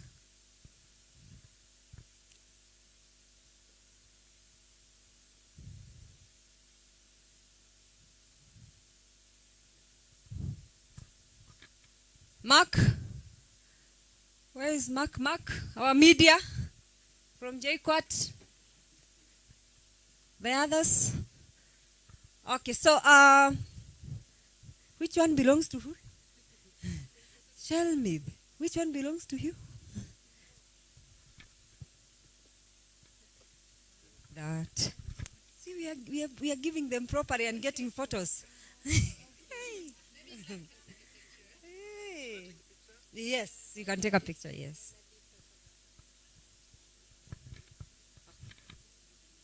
Okay.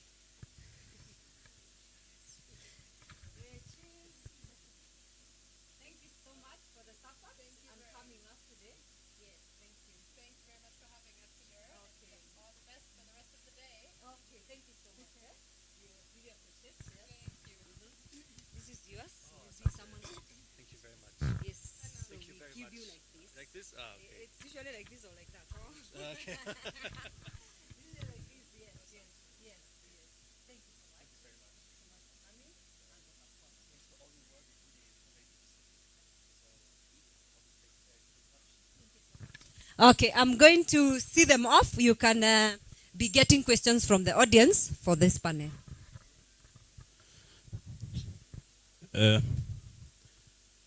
So this is a panel discussion. There's a presentation, of course, that was shared in the morning. I hope you've been able to access the report online. And so the panelists are going to introduce themselves. And then we're going to open up the floor. So, of course, based on what they share, aligned to our discussions for today and their experience, then you'll be able to structure your questions. And so we're going to have those questions addressed to them. We'll have a limited number of questions, but for now, let me just hand over to the panel to have the panel introduce themselves. Good morning, everyone. Peter Mola, the senior, an intersex person. Yeah. Hello, everyone. My name is Rizik Thomas Chip. I'm an intersex person. Thank you. Good afternoon, everyone. My name is Ian Niboma. I am an advocate of the High Court of Kenya, but I'm also a tax-paying Kenyan. Welcome. Good afternoon. I'm Joseph Ombane. I'm an intersex person. I work with intersex persons out of Kenya. Yeah, thank you. Thank you so much. And my name is Claude Kandem, acting moderator for this session. So, as I've said again, we've just launched the report, Not Broken, Do Not Fix. We are also alive and aware of the existence of the Children's Act of 2022 and its recognition and protection of the intersex child. But importantly, as we know, some of the work that is being done by the Kenyan National Commission on Human Rights as well is the Intersex Persons Bill. And so what we want here is probably some of the myths or the misunderstandings that we have. Hopefully, some are being addressed to the report, but also for you to have responses from the people themselves, an actual experience just to better understand this. So even as you deal with it, either as an advocate or a person who then, or as a lawyer, or just someone who really is part of the web of social justice advocates for intersex persons, you have that better understanding. So in the interest of time then, having had that background, the report is accessible. You go to the AMCA Africa website, you'll find our publications, you'll find the report there, if you've not yet accessed it. And on this booklet, if you scan this QR code, should directly take you there. A good number of us have. Please feel free to share with your neighbor in case they don't have. But just by scanning this, you'll be able to access the report. So, I want to open up the floor. The first round of questions will take 4 questions. 4 questions. So the first 4 questions, take those 4, then have a round of responses, and then probably go to another round of 4. Starting now. Yes, sir. Can I have someone move around with the mic? But before that, you have one? Okay, let me just give him first. So good afternoon. My name is Mwangi Dhuku from Africa Nazarene University, and I have 3 questions.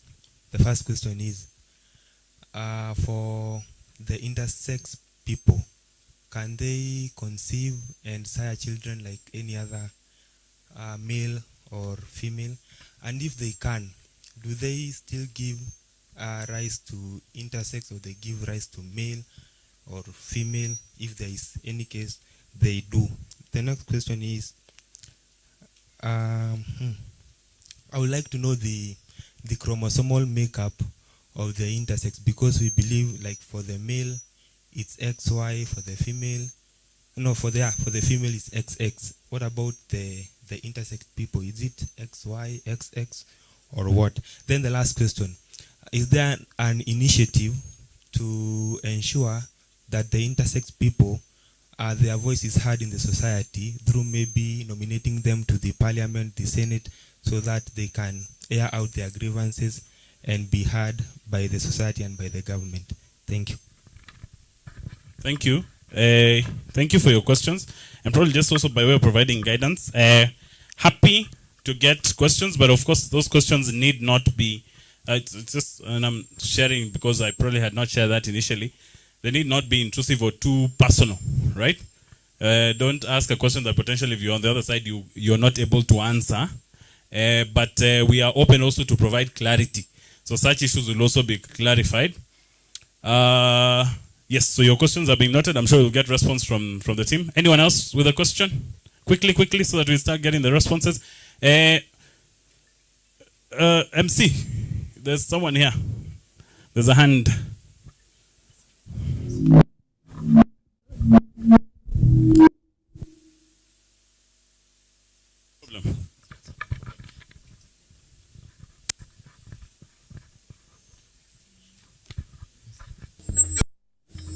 Hello everyone.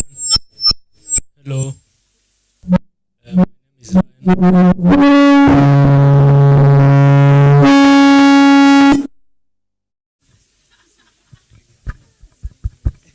Hello. Sorry about that. My name is Ryan Kipngetich, a student from African Nazarene University. I'm very sure some of us had not heard of this in details, but now we have our eyes opened. I'm particularly interested to know how they got the courage and how they got to express themselves so easily, because I know some of us know people of the same case, and we'd like to help them be out there and identify themselves. I'm certain that this bill will pass, and we need to learn how to help them be comfortable with the fact that they subscribe to that cohort. Thank you. Probably. Can you hear me? That is good. Thank you for your question. Again, they will respond. Any other question? There's a question here. Let me just pass this to you. So one more question, then we have responses, and then we go to another round of questions. My question is directed to the advocates. What are some positive developments that have been seen in addressing the human rights of intersex people? Yeah. Thank you. Very, very direct. I'm sure we'll get responses to that. A bit of insight. Any other question? Any other? Fantastic. Okay. Kindly help me pass this mic to.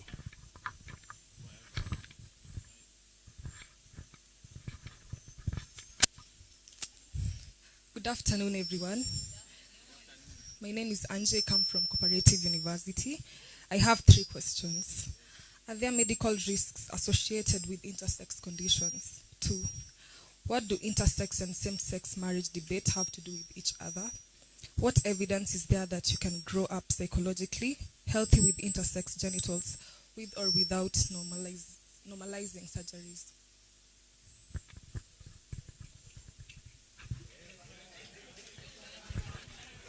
Thank you. Thank you. Very well informed. Sorry? The last question. Let me try and repeat it, and then if I've distorted it, then you'll correct. So the question was, what evidence is there that intersex children or intersex persons can grow without normalization? Right? Right? Sorry? It's correct. Or of medical surgeries. So, yeah, what is the evidence that they can grow without normalization or without need for any medical surgery and just be okay? So we are going to get responses from the panel. But as we launch the report, you also saw that we have a heavy presence of the intersex individuals here. So probably anything that the panel does not cover, I will allow specific members to also probably add on to that just by way of providing responses. So I think we have For gender balance, I'll start with the lady in the group, and then we pick it up from there. Okay. Who would like to pick up responses? Niboma, you ready? Ama, you come last. Okay.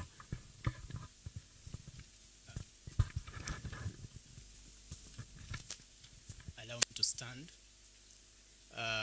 I'll start with the last question, the second last question by you who didn't identify yourself. It is a good question. Kenya has made strides as a country and as a member of the international community. Law students who are here and advocates who are here know about international human rights instruments. I will not trouble everyone with specific names because by the time I say it, you might forget it. But I will explain what they are saying and what has been done. That is what you wish to know. So I will start by saying we are not there yet, where we want to be. There is the ideal world that we are trying to create by holding conversations such as this. But then there is now the real world in which we are and where these individuals and others like them come from. So it will be a long journey, and for them and their kind, it will be a painful one. So this is what has been done. Currently, you have heard about the Intersex Persons Bill all over the place. And there are those who support it, like many of us here, and those who oppose it with enough vigor outside there, or maybe here. That Intersex Persons Bill is a suggestion to guarantee the equality of intersex persons compared to other persons who don't identify or who are not intersex persons. Okay? So among many other things, number one, equality. Number two, their dignity. So it allows you to participate in life, in the social life and economical life of this country, and even the political life of this country as a human being first, and then the rest of the filters will come in. Now, someone asked about their participation in the political sphere, and that is where that bill comes in. But that bill is now a current step, and it is not all that we have. And because it is not yet law, we have had other things that operate in favor of intersex persons, other acts of parliament and other policies. The Children's Act. I will try to be brief because of time. The Children's Act was amended recently in 2022 to include intersex persons and their rights. I will not mention specific sections, but there is section 26 and then section 7 for law students, and then the rules that are pending. So those are of note for you law students. But the Children's Act, in simple terms, just says that there are children who might be born intersex, and that these children remain children as far as the law should be concerned, and as far as anyone really should care. They are children and they should be treated properly, so that we won't have situations where children are missing out on birth certificates and perhaps health care and immunization, because a doctor somewhere on his own accord decided that they cannot immunize a child whose sex they have not ascertained. So the act is telling them it doesn't matter where tibu yeye, hiyo mambo ingine wachia wenyewe. But who are wenyewe? Wenyewe are the people who register persons. The people who have record of Kandem, and the people who have record of me, the people who have record of you, the people who know your names in this country. They are called the Bureau, the National Registration Bureau. Now those are the people who should be concerned about whether this child is intersex or not. Now those people are being told to include them by having birth certificates that show that this person is intersex. Okay, that has not been there before. We have had male or female. We are moving toward accepting as a country and as a community that it is not an either or. male or female, that there might be other descriptions and that people have a right to describe themselves in that manner. Okay? So that part where we say the birth certificates and birth notification cards should have that initial that represents intersex persons has not been implemented yet. And that is why we are scampering all over the place as people who care about human rights discussing these things so that we have it in place. There are others that I will not go into for now because I see my friend wants to take the mic. But I hope that satisfies your question and the curiosity of others. Thank you. And we know, probably just for clarity, we have Mooters in the room. For those who are not law students, Mooters are, so you have a legal problem and you litigate as you would litigate that matter in court, and that will be the next session, and they are going to litigate issues around all the questions that are being raised, and we'll have judges who will also be raising questions, and ultimately we'll have a commentary on that later on. So if everything is not very clarified, at least also from a legal point, worry not, there's going to be a whole other session. But for now, let's also get to hear the voices of people themselves. Afternoon again. Hata Kiswahili siniruga. Ya kitaifa. So there's someone was kuna swali liliulizwa, akauliza kwamba chromosomal pattern. Tunajua kwamba for ladies ni 46XX, si kweli? And then for gentlemen ni 46XY. But kwa intersex, daktari akiongea alisema kwamba tunakuanga hapo katikati, unaelewa? So unarealize kwamba mtu anaweza kuwa kuna 46XX and then Y. Umeelewa venye iko? Instead of XX anakuwa na 46XXY. So hapo ndio kunakuwa na issue. And then we have gonads. Instead of testicles or ovaries, you realize kwamba mtu akona pengine one ovary and one test, na ziko ndani hazitokei pale nje. So pia hapo kunakuwa na issue. And then there was a question kuna mwenye aliuliza kwamba kuna chances gani za kugrow without surgeries. I'm one of those person ambao hawakufanyiwa surgery. Mimi venye niko hivi ndivyo niko natural, hakuna kitu nimewahifanyiwa, hivi ndivyo nimegrow.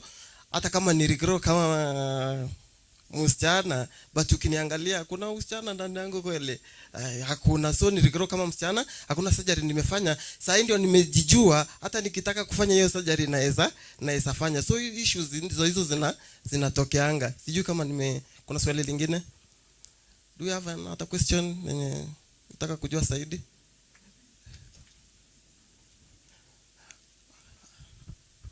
It ties to what he has said. I will allow it. And it has to be one question and very direct. Good afternoon. I'm Joseph Srhr from African National University Law School, third year. My question is, you find some children are born intersex and the doctor identifies and looks the other.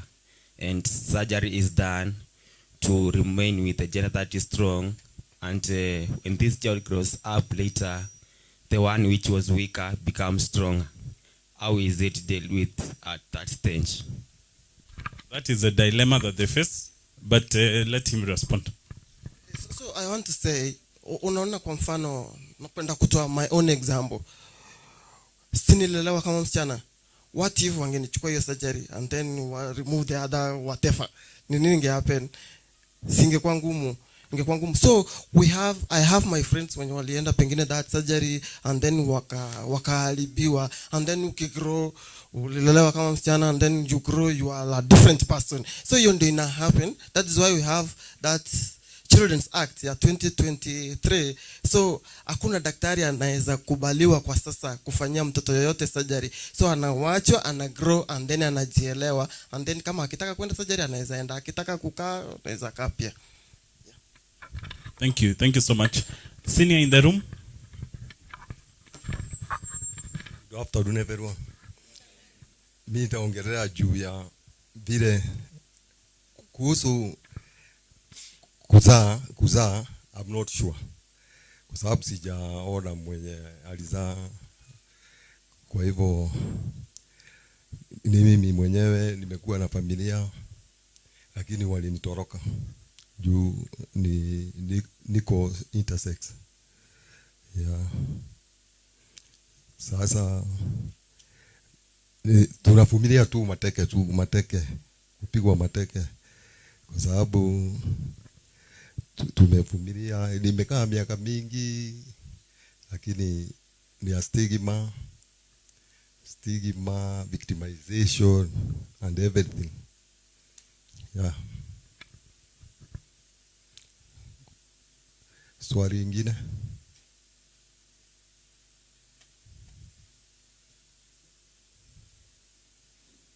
There's a question there. Raise your hand. Hi. Yes, thank you. Yes, and then you.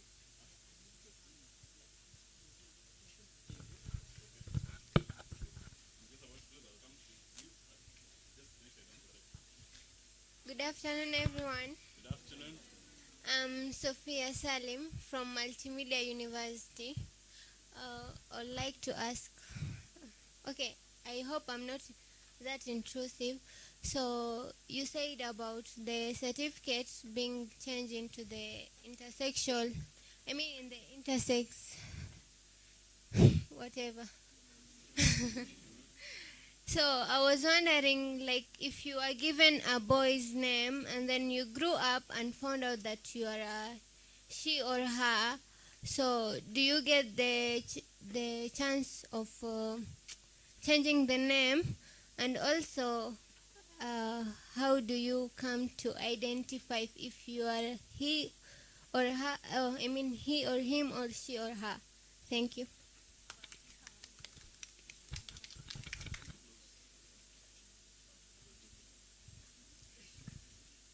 All right, the government wamejaribu kutengeneza hiyo maneno na nafikiri saa hizi kila mtu ako na kitambulisho.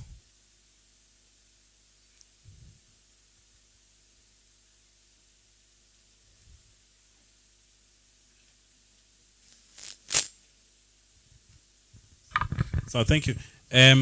So I want to get additional responses from people not on the panel. I'll come back to you. Let me get from those not on the panel. So 1, 2, and then the commissioner, and then. Okay, to answer on that question, intersex persons we have like 47 different variations. So kama mimi siwezi za, like, because nini yangu I have a different variation. Kuna mwingine anaweza za. So we are different. Not all of us that tunaweza zalisha, na kuna mwenye anaweza zalisha na kuna mwenye hawezi zalisha. So tuko different. Sawa. You've heard that there are 47. Please, it's a research topic. A good number here of us are lawyers, and those who are not lawyers, we are university students. Knowledge is power. You research this, you'll get to understand it better. 47 different variations. Remember, we've talked about chromosomal, gonadal. Some manifests physically, some is internal. All those things you'll get to understand. So actually, no two people are the same. Even the ones who are here, it all manifests differently. Let me have her. Then I'm coming to. Okay. So let me have him. She, her. I'm not him. There are a lot of complication when it comes to someone able to have children or not. But I'll give you an example. We have an organization, we are dealing with our colleagues. And one occasion happened, one of us was very sick. She had infection. He had infection. He portrayed as a man. But when we went to take up at Aga Khan, and we were told that your colleague has uterus, and if you are not doing something, maybe it can change into cancerous, and then we might lose him. And there was another doctor from Brazil who insisted us not to do any operation because the system has adapted to him or her, so there is no danger of him or removing the uterus. This person has genitalia of male, but internally he has uterus. At a certain point, the infection continued until he was taken for operation, but not the removal of the uterus, but in that illness he was suffering. Now he is 41 years old. He still has the uterus. He ovulates, and there is no danger with him. So someone can portray as a man outside, but internally they have uterus. This is how things are. Thank you. Thank you so much. Commissioner, I know you wanted to respond to some issues. Thank you. I think most of my colleagues have responded most of the questions, but I just wanted to clarify one thing. Someone asked about whether there's any medical risks. My last responder just said that unless it's threatening, that's the moment doctors are allowed to, because they also have a right to save lives. Like at the age of 9, I had testicles inside, and they're becoming cancerous. So they're infecting the whole body. So that one, they had no choice but to make a decision. And for information, intersex as a condition is not disability, and it's never painful. That's why we're saying, if it's not painful, it's not harming anyone, then why fix what is not broken? So I think most of my colleagues responded to that, but know that when it's life-threatening, then there's no choice but to go for surgeries.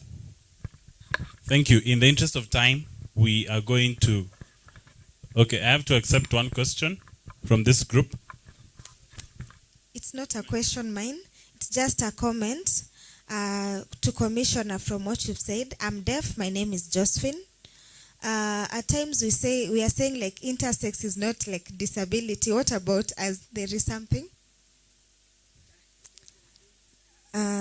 Something that is maybe we don't have to say like intersex is not disability. We can just say it is something that is what makes the difference, so that at least people can get to understand and not have a discrimination on what you've said. Just clarify it is not disability. How? Okay, it is fair. So the comment there was a comment that intersex is not disability, and that's okay. But then the representatives who are here, who are hearing impaired, are saying it's an unfair comparison, and it might result to discrimination when you say it is not. So it means we should potentially give different treatment to something that is a disability. You get that? So even in our wording, in how, even when we litigate here, the judges will expect for you to also be very sensitive in the language that you use. Yeah? Tony, my senior, that is the only reason, and then we close. I'm going to get fired. There is one question that was asked that we have not answered about name change. 1 second, not 1 minute. They are allowed to change names. Everyone is allowed to change names, even you, for whatever reason. So intersex persons are also allowed to change names. So they can change through the law. There is a process which I won't explain now, but everything is guaranteed, okay? Okay, thank you. Thank you so much to our panelists. Thank you so much for the questions. We are racing against time. For the person who had the question around the relationship between intersex and LGBTI, because time is finished, please see me during lunch. I'll give you the explanation for that answer.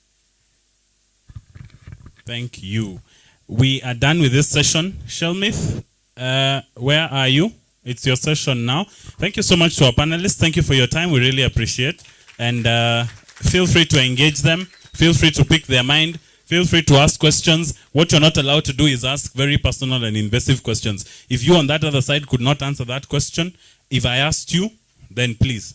If I ask you to show me your penis right now, to show me your vagina, you cannot. So please do not ask someone to show you what you cannot. Yeah? Yes.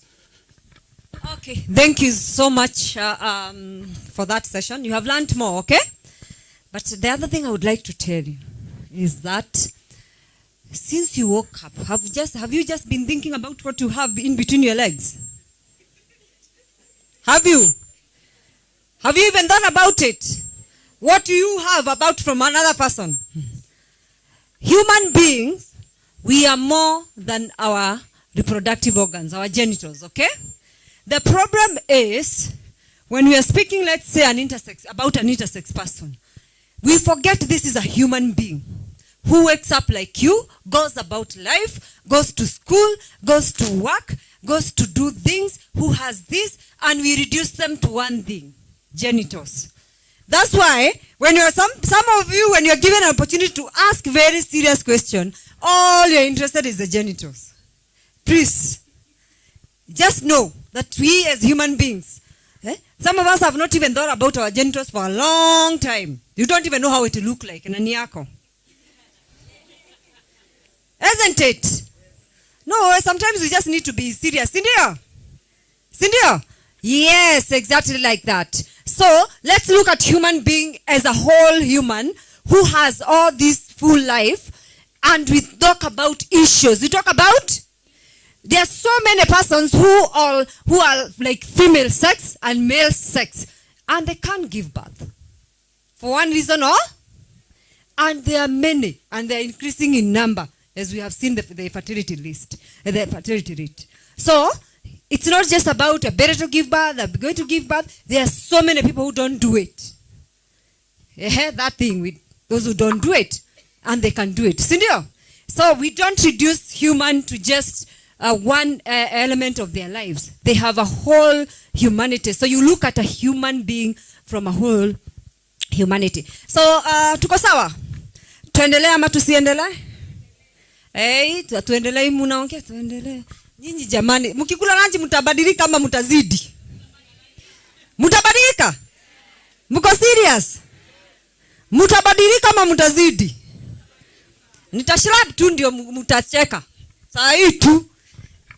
So we are going now to the next 10 minutes only. Shelmith, wherever you are, please show up here and explain to us that comic. There is something you are given, like a comic book. Leo tutafunza hii kitu mpaka ingie. Si ndio?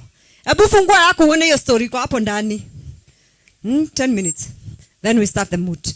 So, those who are setting the moot, who is in charge of rounds? Byron, get the teams. If you are in the competition, please go out here and start preparing, because we are not stopping. We will just have Dalton come and do one song. No, usifanye ya kulia. Tutaki kulia leo. Ukuje tufanyie moja. Sio Dalton, where are you? Si sahi. Utawaambia sahi. Wapea hiyo music wata prepare. So Shamida akimaliza hivi tufanyie hivyo, then we start mooting. Tunataka tumalize, tufanye mpaka finals, mtuambie who wins. Then leo ni furahi day.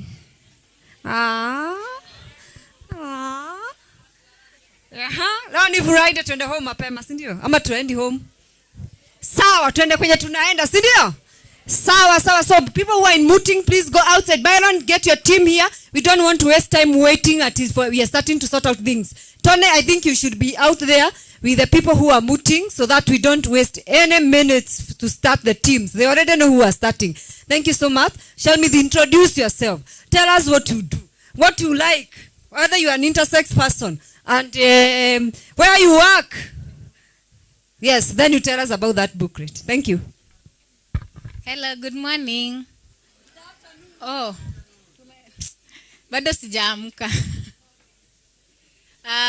So my name is Shelmith Gatweri Maranya. I'm an alum. Cloud is our English person. Cloud, ulisema ni alumnus. Yeah, I am an alumnus of JKUAT, having graduated in 2020. I'm an advocate of the High Court of Kenya, as well as the program manager of AMCA Africa. That's me. It's a small comic. Does everyone have a copy of this? It was distributed. Kama hauna share na neighbor, please share with your neighbor a copy of this. When you go through this comic, it is just everything we are talking about today, everything that is in that report, everything that the mooters are going to moot about, everything that the panelists have talked about everything that the keynote guest speakers have talked about, it is summarized here in a fun manner. Okay, I think it's fun. Is it fun? Tell me it's fun because I wrote it. Okay, I'm creative a little bit. Sindio, nilijaribu. So we are seeing a bit of a story hapo. Please go through it because we are going to discuss it. And then we have exam ile fun kidogo. We have a crossword puzzle here. I want the person who gets the most words will have a gift. How many have you gotten so far? Nani ako na 5? Really? So now we are going, I'm not going to go through it page by page because we don't have time. In the meantime, we can have the first team of the Mooters just come and sit down. We are organizing our judges. So from page 1 to page 5, to about page 5, we are seeing a child being born in a hospital, right? Just what all these people have said. In most scenarios, when the doctor mtoto akizaliwa, they just look at the genitalia and they are like, hey, this is a boy, this is a girl, right? And they are done. Yeah? But for this child, it's very different. The doctors themselves do not know what it is. That's what we are talking about, medical normalization. Because the doctor, we can see the doctor said that the child has been born with a deformity. You understand what I'm saying? And the doctor at that point has started suggesting that we do medical normalization. He has started suggesting that they do surgeries, that they put the child under medication, and the mother has accepted. In fact, the mother has just looked at the baby and decided this is a girl because I wanted a girl. And that is the situation of 90% of the intersex persons here. The parent just goes and the doctors, they decide this is a girl and they make that decision for that child at a point when they should not be making that decision. I want all of us, even when we are here, we just go through the Children Act 2022 hata tukitoka tu for revision. See how soon are the exams coming? I should talk to the lecturers to test that. Anyway, so that's what I'm talking about. And then now we have seen the stigmatization in the community from page 6, the green bit, that is up to page 10. We are seeing the community whereby they are saying, one of them, we are seeing a lady here who is saying that in fact this child doesn't need to be taken to the hospital. This is just a curse. We have some cultural things tunaweza fanya hapa na mtoto atapona, you know. Those are some of the experiences, and this is at least it's just said. Imagine that is the reality of 90% of the intersex persons. They have been taken from the research. Please go to our research. It's like it has stories as well. It's not just usifikirie because it's called a baseline study. It's so complicated. You can just go look at it. It's good to learn things. You never know when you can experience this. When you go out there, you're going to be okay. Do we have doctors here? People studying medicine. You're going to be even an advocate going out there encountering an intersex person. You know, you need to know who you are dealing with. I don't want anyone coming out of here akiuliza who an intersex person is, hana jibu. I hope as you are going on, you're picking some words in the crossword puzzle. And then we are seeing about, and then at page 10 particularly, we are seeing how,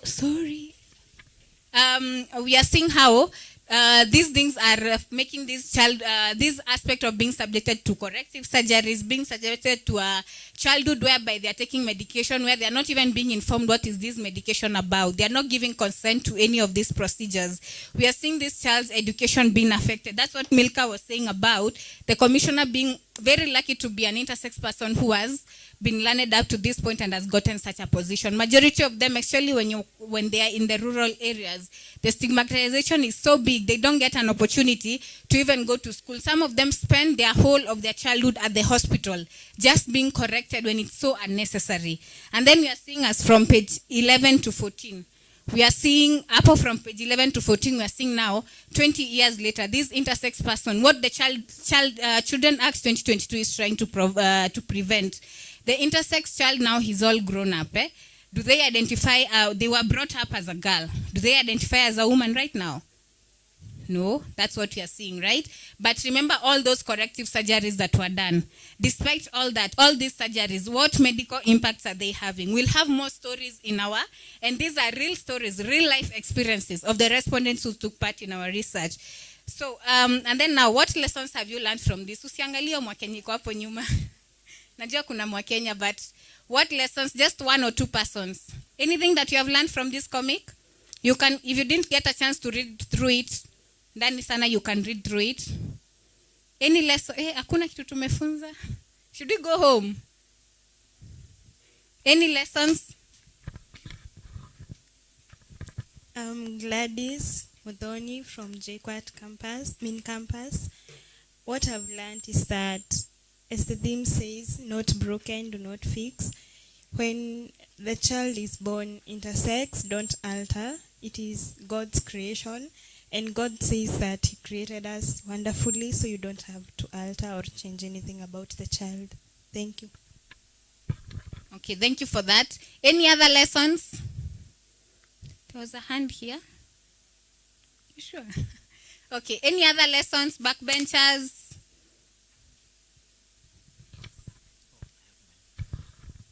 Hi guys. I know you're used to me right now. So upfront that there is need for publicization. We need to really publicize about intersex, and like she said, it's not broken, do not fix it. Let the person decide for themselves what they want to be at a time that, you know, they are able to decide according to the hormones that are in their body. And sometimes we say that sometimes parents know best, but really, do they? We are all humans. We get influenced by our certain interests. So I believe we should let this child grow to an age where he or she can be able to make a decision that I want to be this. Yeah, it's a personal decision. Thank you, guys.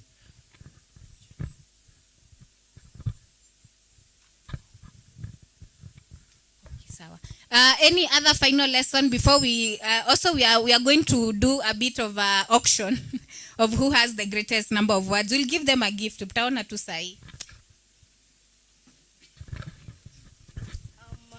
I didn't introduce myself the first time.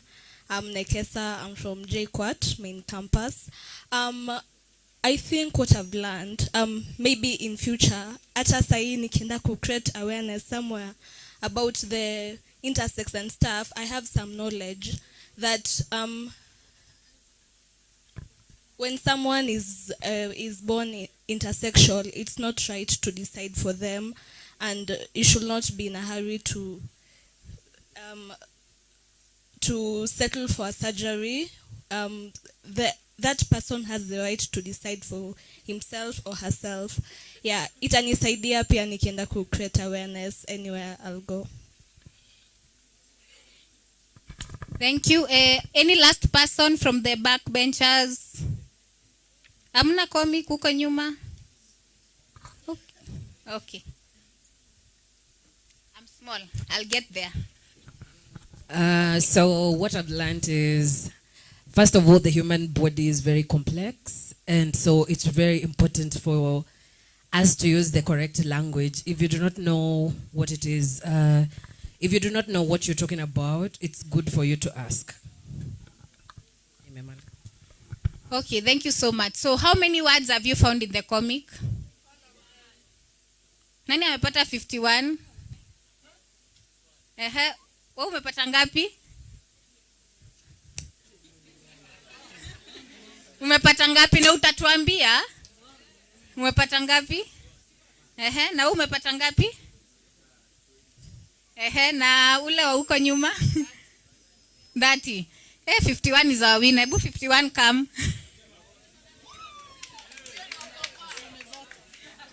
Au wengine itabidi mnunue English aid, bring me, nipe your gift bag. Nipe gift bag pale. Nipe gift bag. There's someone. I'm being told there is someone. How many? More than 51. You have not counted. You have to count them. And they have to be words related to intersex persons, right? Come. To what you are learning here. Si ukikwanga kwa gazeti wakiuliza jina hapo, even if you find another one, is it helpful? So you'll tell us a few of the words that you found, and you'll tell us, and what do you think those words mean? Don't take too much time. Let's begin with her. You see, the pronouns are she, her. Pronouns. Okay. You too. Them. You see, our gents, boy child, itabidi. Hello, once more. Can you hear me from the back? Okay, congenital, puberty, anatomic, abdomen, chromosome, chromosomal, heel, mutilate, gonad, genital, anatomy, girl protection, deformed, religion, medication, prosecution, detrimental. Have I said that's just How many of those words are related to intersex persons? And for instance, umesema congenital. What does that mean? Really? All of them? How? Hajafika 50 lakini hajamaliza because of time. Let's just hear some words here and then we can talk about them, give the gifts, and we'll have the advocates. These are our advocates today. They begin the mood session. Hello. Formed, religion, adrenaline, medication, genital, girl, child, sex, identity, gene, science, human rights, sex mutilation, genes, detrimental, genital, custody, health, puberty. Corrective surgery. Okay. You want to say something? Uh-huh. Sorry?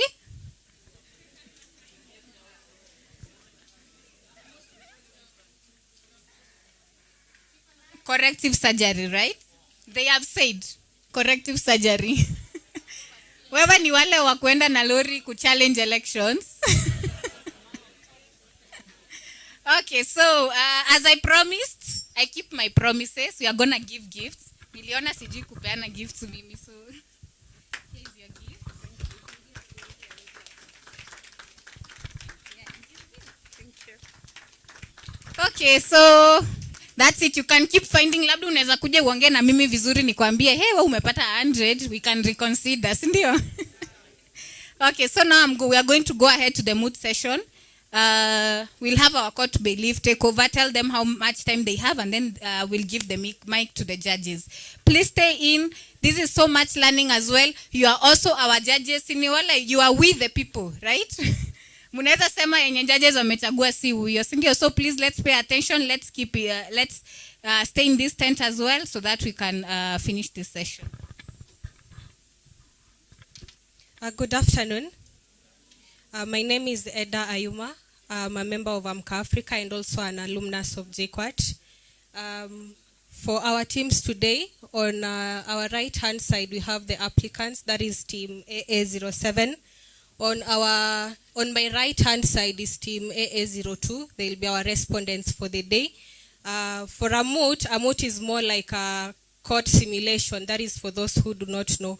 Behind me are our honorable judges for today, and I'll be the bailiff of the day, assisted by Byron. So in a court, we do not expect a lot of movement. We need you to be settled and just listen to the people who are presenting. That's it.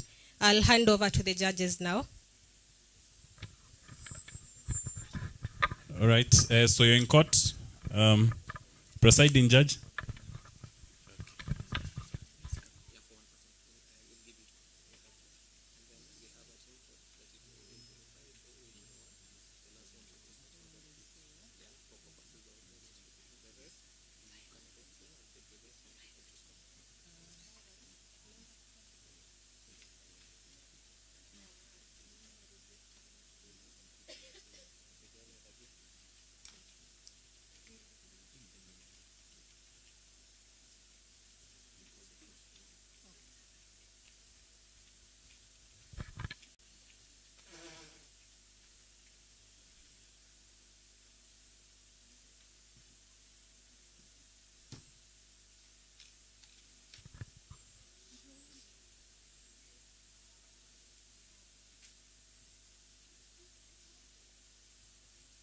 Okay, we wish to welcome you to AMCA Africa Sexual and Reproductive Health Rights Moot Court. And mine is to call the court to order so that we can begin the moot court.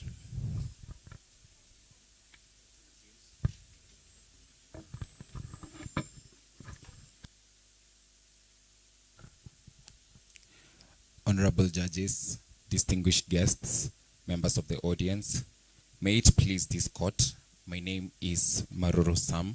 I rise on behalf of the applicant alongside my co-counsel, Mr. Moredi Anthony. Of the 15 minutes that the court has stipulated to us, I will use the first 6 minutes to elucidate on the preliminary issues of jurisdiction and admissibility. Thereafter, I will proceed on the merits of issue 1. Thereafter, my co-counsel, I'll pass him the baton where he shall dissect issues 3 and 2. Unless the court dictates otherwise, I wish to proceed. The jurisdiction that this court is bestowed upon with is by virtue of the Constitution, legislation, and judicial precedent. This is by dint of Samuel Kamau Macharia and 2 others v. KCB Bank. A court cannot arrogate itself jurisdiction that it's not conferred upon it by law. And in our instance, Article 165(3) of the Constitution expressly grants this court the jurisdiction to entertain the matters that has been lodged before it. And with this regard, I submit to this honorable court that this court has the requisite jurisdiction to entertain the issues lodged before it. Rights for All, which we represent, is a human rights organization which is by law allowed to represent a member or an interested person in alleged matter of violation of rights. And considering that there are no pending matters in lower courts, we submit that this matter is thus rightfully and lawfully admissible. Unless the court has questions, I would like to proceed to issue 1. There's a preliminary objection. Thank you, Honorable Bench, ladies and gentlemen. My name is Innocent Wanyonyi Otuma, the lead counsel appearing for the respondents. And with me here today is my co-counsel, Kevin Murimi, and we have a preliminary objection to jurisdiction. We submit that this court, that the matters submitted before this court as per issue 2 is inadmissible before this court. The respondents shall rely on the case of KKBM vs. SCM that renders a case inadmissible provided that it has not met the 3 doctrines of justiciability, which is ripeness, mootness, and the doctrine of avoidance. It is our submission here today that, as per the doctrine of avoidance, the applicants have not exhausted local remedies that are provided as per statute in the pursuit of issue B. And these local remedies are provided for under the Independent Policing Oversight Authority Act of 2011, which provides that a litigant should exhaust the remedies provided for in the pursuit of justice while complaining about things of the police to the International Policing Oversight Authority, where there is a committee established before the matter is brought to court. And there exists the Kenya Medical, or rather the Kijano Medical Practitioners and Dentist Board Cap 253, Laws of Kijano, which provides for a disciplinary council that handles matters of medical malpractice. So we submit that this matter is not ripe before this honorable court because the applicants have not exhausted local remedies. Thank you.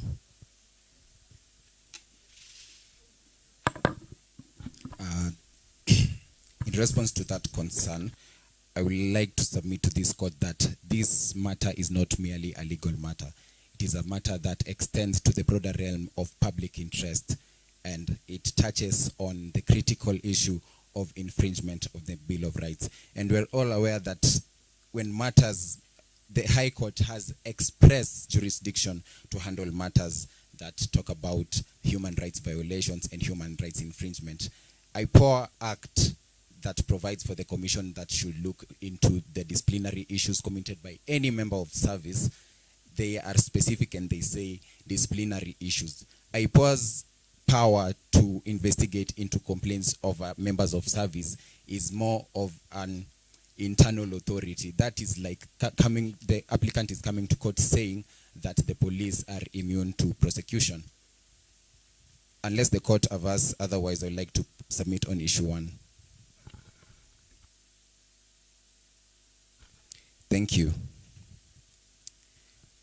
I would like to submit to this court that the government has, in blatant disregard of the principles of natural justice and of basic human dignity, has failed to formulate guidelines and policies that expressly provide for the protection of the sexual health and reproductive rights of intersex persons. This is not only in contravention of our supreme law, the Constitution, but also in contravention of international instruments. I'm talking about the International Covenant on Civil and Political Rights, Article 2.1, the International Covenant on the Economic, Social and Cultural Rights, Article 2.1. This is also buttressed under Article 1 of the African Charter on the Welfare and Rights of a Child. And in blatant disregard of these rights, the government has chosen to adamantly ignore to legislate and formulate policies that address the same.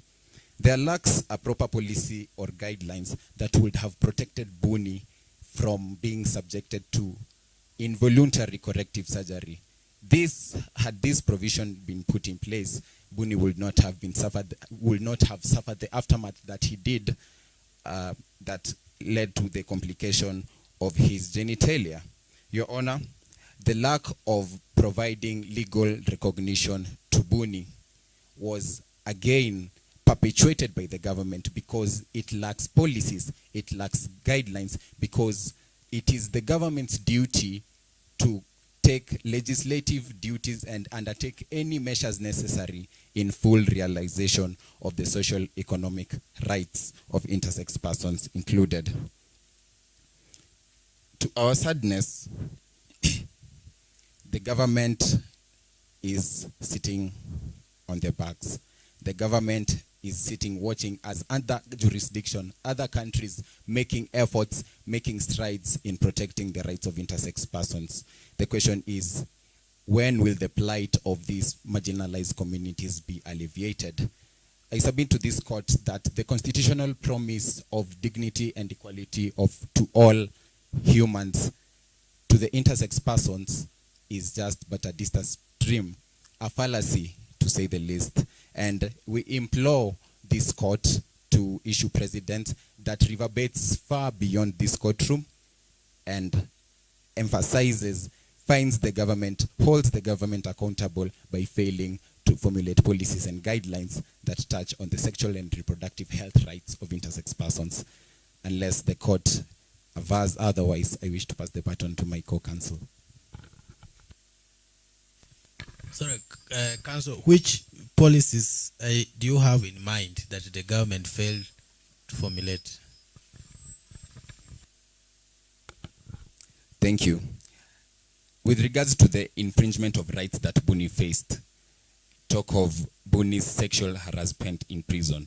Had the Prison Act provided for specific provisions that cater for the separate confinement of these special persons, he would not have faced this harassment. Another thing, there are other countries that have legislated and have policies that dictate on that regard to the protection of the sexual health and reproductive rights of intersex persons.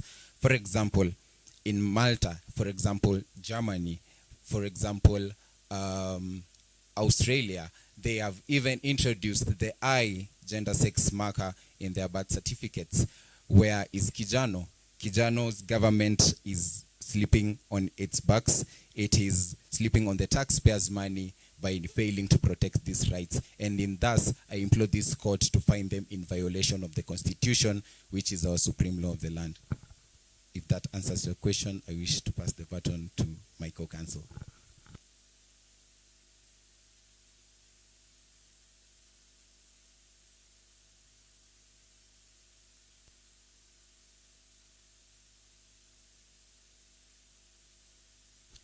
I depend on Article 165 of the Constitution, Section 4 of the High Court Act, and the Judicial President of Samuel Kamau Macharia and two others versus KCB and another, where the court emphatically stated that a court cannot arrogate itself jurisdiction that is not conferred upon it by law. And in that regard, this court has satisfied the jurisdictional requirements as specified in the Constitution and other law, and therefore can entertain the issues lodged before it. Unless the court has any other question, I would like to pass the baton to my co-counsel.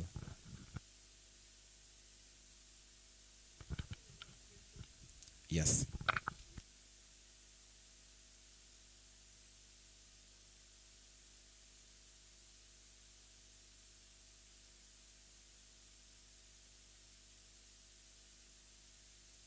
Thank you. The Children Act touches on intersex by one, defining the term intersex, and also providing for whereby the children who are in conflict with the law have been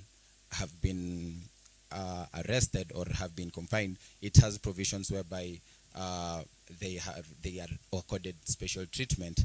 However, in the Malta Declaration, it is a whole act that touches on intersex conclusively, rather as compared to the Children Act. For example, they have provisions that bar surgeons or medical practitioners from performing intrusive surgeries that will later come and affect the health negatively of intersex persons. Such provisions are absent in any Kenyan law, leave alone the Children's Act 2022. So as much as the government might try to convince us that they have made steps and have, in their own capacity, have tried to make policies, they are just on paper, and the implementation part of it is nowhere to be seen. The government is blatantly disregarding these rights and ignoring them. I therefore implore this court to find them in violation of the Constitution. Unless the court otherwise, I wish to pass the baton to my co-counsel.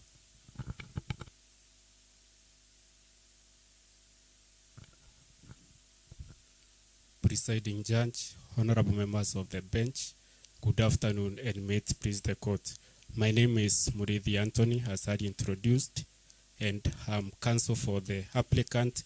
I shall be dealing with the second and third issues by stating that the government of Kijano violated the right of intersex persons, and specifically the right of Buni, by the conduct of police officers and the conduct of health practitioners, and the police has failed to implement enough policy and legal interventions for the protection of sexual reproductive health right. We respectfully submit that the government has regrettably failed to protect the internationally recognized human right of the right to privacy, the right to human dignity, the right to legal protection, and the right to non-discrimination. It is our submission that being born intersex is not a choice. Being born intersex also is not a crime. Intersex is just a sex characteristics, and it is not upon one to choose to be born intersex. But the conduct of the government of Kijano has shown like being born intersex in this country is a crime. Specifically, we rely on the Birth and Registration Act in Section 7, where it provides for the markers, it provides for checkboxes for male and female only, and does not recognize high for intersex persons. It is our submission that this means that these persons cannot get legal recognitions, and without the right to legal recognitions, other fundamental rights such as the right to association, the freedom of movement is curtailed. It is our submission that Article 31 of the Constitution of Kijane provides for the right of privacy. This is further expounded by the Universal Declaration of Human Rights, the Children's Charter, and specifically Section 22 of the Children's Act, which states that, and I read, every person is prohibited from revealing the data of children without legal. No person shall be subject I shall read again. No person shall subject a child to unlawful interference with his or her privacy, family, or private affairs. In the context of sexual reproductive health right, it is our submission that the right to privacy includes the right to have themselves, their status as intersex persons not disclosed. We see from the fact that the health practitioners in the hospitals, they took the pictures of private parts of Buni and exposed them in social medias, which violate this right. We further submit that the right to dignity as provided by Article 27 and the right to non-discrimination as provided by Article 28 has been violated. With the remaining time, I wish to proceed to note that Article 43 provides for the right to the highest attainable health care, which includes the right to access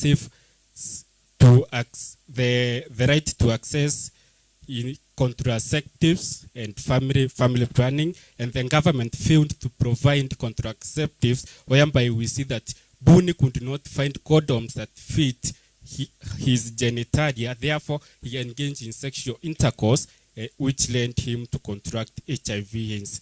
Further,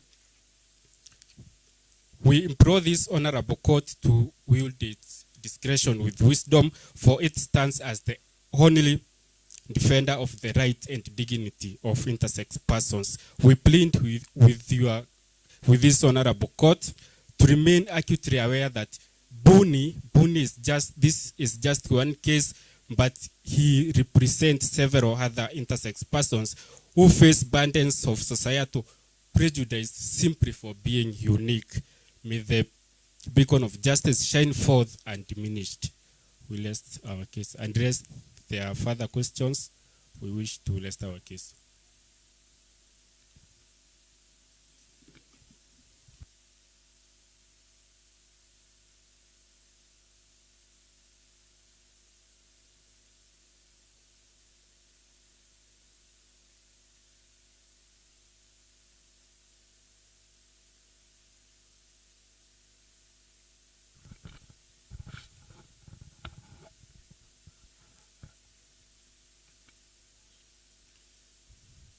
May it please this honorable court.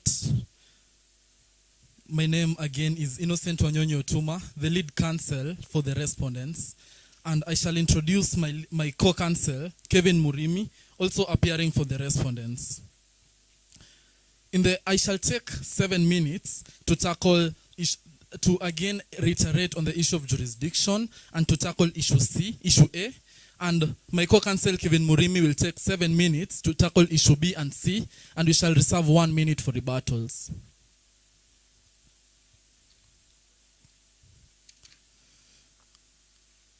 On the matter of jurisdiction, we as the respondents on jurisdiction, we submit that indeed issue B, which has been brought before this honorable court by the applicants, as per the case of John Harun Moore vs. Peter Gastro and 3 others, is a case that has not satisfied the mootness in a court of law because it has not met the threshold in the doctrine of constitutional avoidance. The doctrine of constitutional avoidance states that if a matter can be legislated before a court of law, if a matter can be legislated in substantive law, before being brought before a court of law as a constitutional issue, it will be taken as such. And the wording in John Harun Moore vs. Peter Gastro and 3 others was, where an infringement of rights can be founded on substantial law, the proper way is to bring the claim under law and not under the constitution. We submit that issue C was a matter that touches on the medical malpractice of doctors and the alleged misconduct of the police. It is not a matter that is ripe enough to cause a constitutional, to be of constitutional weight. Again, as per the submissions of the applicants, they have argued that the respondents have been wrong to violate the rights of privacy. The respondents have been wrong to violate the rights of dignity, etc., etc. However, we shall rely on the Anarita case that states that whenever a constitutional case, a constitutional issue is brought before a court of law, it will be argued and with precision on which right was violated. We submit here today that although there has been a blanket cover on the privacy that has been violated on the children, there has been a blanket cover of the dignities, the alleged dignities that have been violated. The law has not been married to any fact, and therefore this court is being invited to act in vain. A court of law does not act in vain. With that, I shall proceed on my second substantial issue and demonstrate to this honorable court that the government of Kijano did not violate the constitution and any other international human rights law by failing to formulate policies and guidelines for the treatment of and of the sexual and reproductive health of intersex persons. We agree that Article 43 of the Constitution of Kijano provides for the right to the highest attainable standards of health. Article 43 of the Constitution of Kijano should be read in conjuncture with Article 25 of the Constitution that says that in applying any right under Article 43, if the state claims that it does not have the resources to implement the right, a court or tribunal shall be guided by the following principles. And we have the burden of demonstrating before this honorable court, which we shall do, that the state lacks resources, the state lacks we shall demonstrate that the state does not have adequate resources, and we shall also demonstrate that indeed we have given priority in allocating the widest possible enjoyment, including the vulnerability of particular groups of individuals under Article 25B. To demonstrate that we do not have adequate resources, as per the fact sheet, we see that the fact sheet began by describing us as a low-income country. A low-income country is a country that does not have adequate resources to do things as to the processes of a state, etc., etc. The matters of intersex is not a novel matter, but it is a matter that has come to the forefront recently. No other thing has been challenged. The right to health has not been challenged because the state has provided for. But on the intersex bill, the government has taken steps because the constitution provides that the steps that should be taken should be reasonable and should be progressive. The state, therefore, has taken progressive steps and has been seen to take steps under, for example, Section 21 of the Children's Act that provides for the rights of the intersex children. We also have an active bill in Parliament called the Intersex Bill of 2022, which, when legislated, shall critically deal with issues of intersex persons. This is per our mandate of the Constitution, where Article 21(2) provides that the state shall take legislative policy and other measures, including the setting of standards, to achieve progressive realization of rights under Article 43.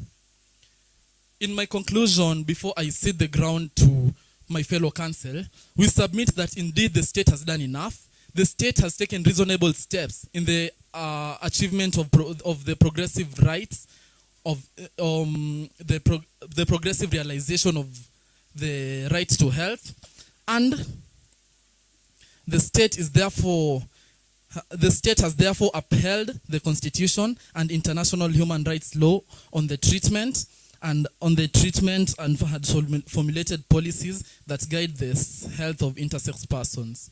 If there are no questions from the bench, I will cede ground to my co-counsel Murimi, who shall tackle issue B and C. Okay, sorry, you mentioned steps which have been taken by the state. You mentioned the bill which is in Parliament, and maybe that bill we're not sure whether it will pass or not. Are you aware of any administrative measures or steps that the state has taken or could take in the meantime as we wait for the bill to pass in Parliament? In the answer to your first question, whether the bill will pass or not is not a matter that can be argued in court, but it is a matter of politics of a country. But provided that the bill has been taken, provided that there is an active bill in Parliament that is proceeding to the third reading, we see that indeed the state has been seen to take steps, and that is the threshold of the Constitution towards the achievement of that right. And in the second question of whether there has been, whether there, kindly repeat, kindly.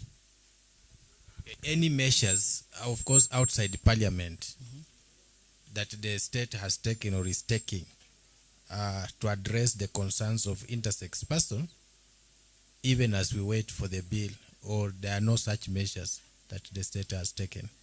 There has been steps that have been taken by the state.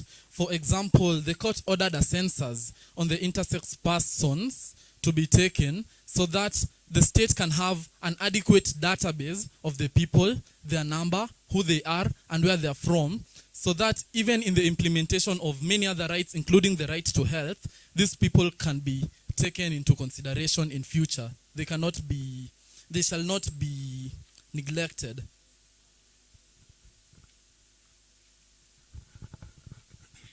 The presiding judge, the honorable bench, my lady and my lord, good morning. My name is Kevin. I am many things, but for the purpose of this case, I am counsel for the respondent.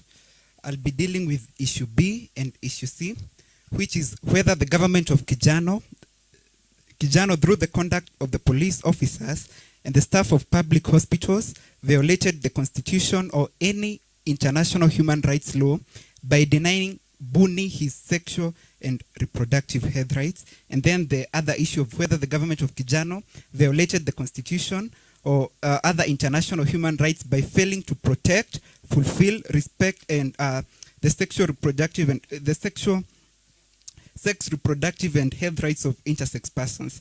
A lot has been submitted on this matter, but before I proceed, I would want to put this issue into context.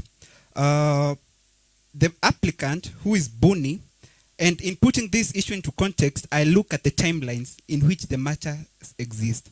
So the first issue that I'll bring this court attention to is paragraph 6 on when Buni was born.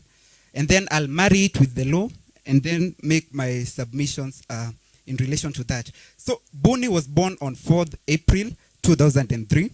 And then I'll rush to the paragraph which says when the new constitution was put out. The new constitution was put out in 2015. And bringing the attention of, after I brought that attention, I'll proceed to make submissions in relation to the constitution, which was passed in 2015. And the first issue I'll present on is on Article 43. Article 43 provides for the socio-economic and Article 43 provides on economic and social rights.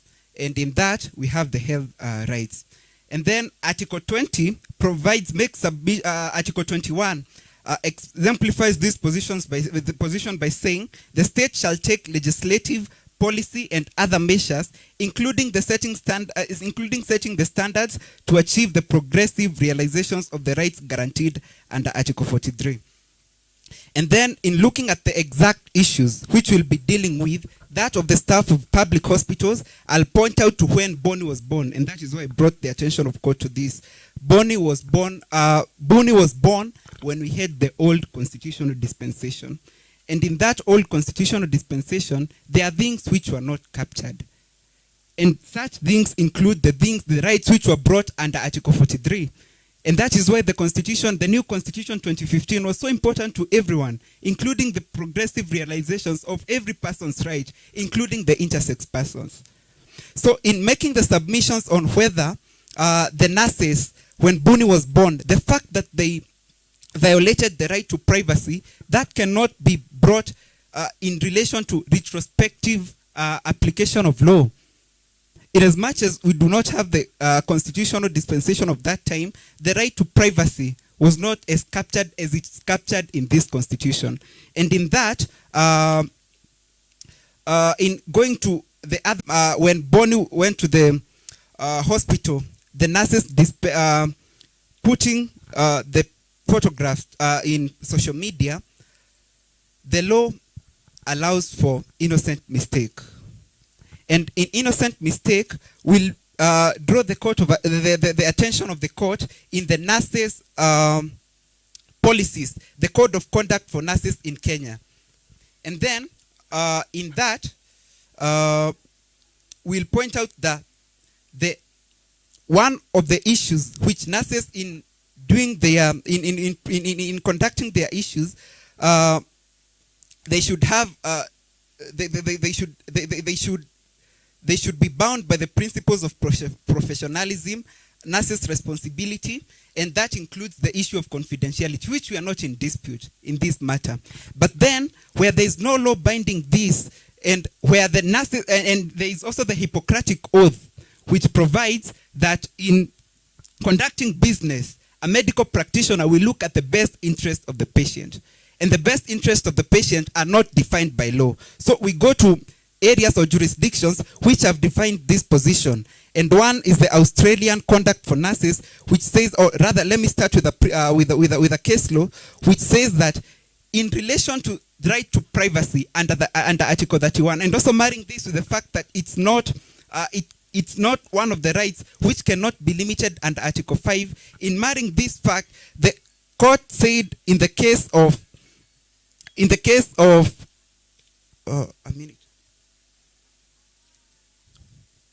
the court put out in the case of, I see my time is up. I would seek discretion of the court for a little more time to complete this issue. In the case of, just 1 minute, just 1 minute extension. Okay, thank you. In the case of,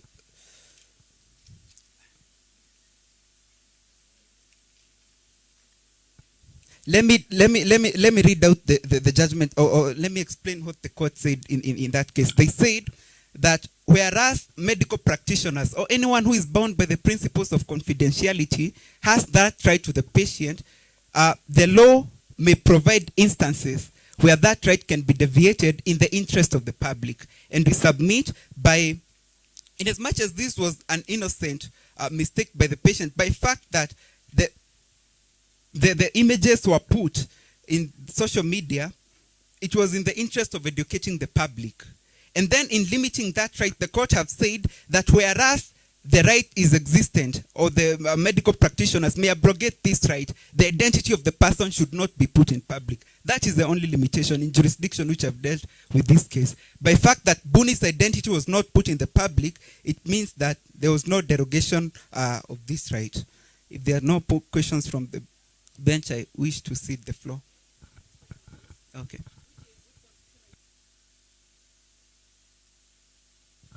You are talking about 2015. Which constitution are you referring to? And then question number 2. At what time do you feel like it will be okay for an intersex person to consent, giving consent? At what age do you feel? Okay, thank you. I am referring to the Constitution of Kijano 2015 from the fact sheet. That is when it was put in, the new constitution. The constitutional dispensation was put in 2015. And as in responding to the second question, my co-counsel has mentioned something about the progressive realization.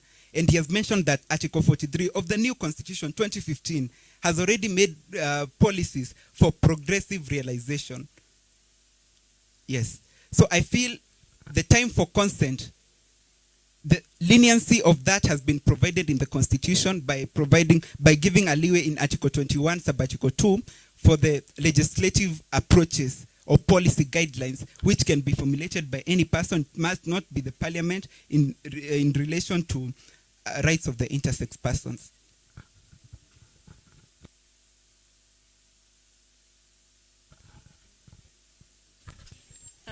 I have a question for counsel, your lead counsel.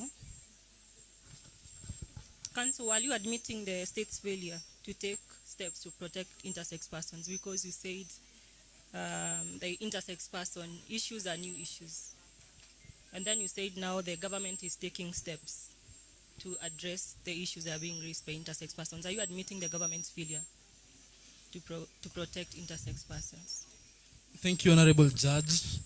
The respondent does not admit the failure of the state, but the respondent admits that indeed, if there are steps to be taken, the steps have to be reasonable and the steps have to be progressive. The slowness of the government in making sure that this right has been achieved does not necessarily put forth that an admission of guilt, but it shows that indeed the government is taking steps. Council, in defending the state, you said that these rights were they became visible through the 2015 Constitution, and that before then they were not there. Are you aware of any international conventions that this state was a signatory to? And if those conventions provide for these rights, are you aware of any such conventions? Yes, I am aware of, thank you, Your Honor. I am aware of several conventions and international instruments as exemplified in paragraph 4, including the International Covenant for Civil and Political Rights. And also, Article 12, it provides for the right to highest attainable standard of health. But in saying that and in submitting to that, I draw the court's attention to Article 2 of the 2015 Constitution that allowed that these international instruments can work in the state of Kijano. So I submit that the international covenant legally became binding to the Republic of Kijano after the 2015 Constitution was implemented by dint of Article 2 sub-article 6. Thank you. Any treaty or convention ratified by Kenya shall form part of the law of Kenya under this constitution. Thank you. The state indicated the amount of resources that are required, because you indicated that the state has no adequate resources. What amount of resources are required in order to safeguard the interest of intersex persons in the state?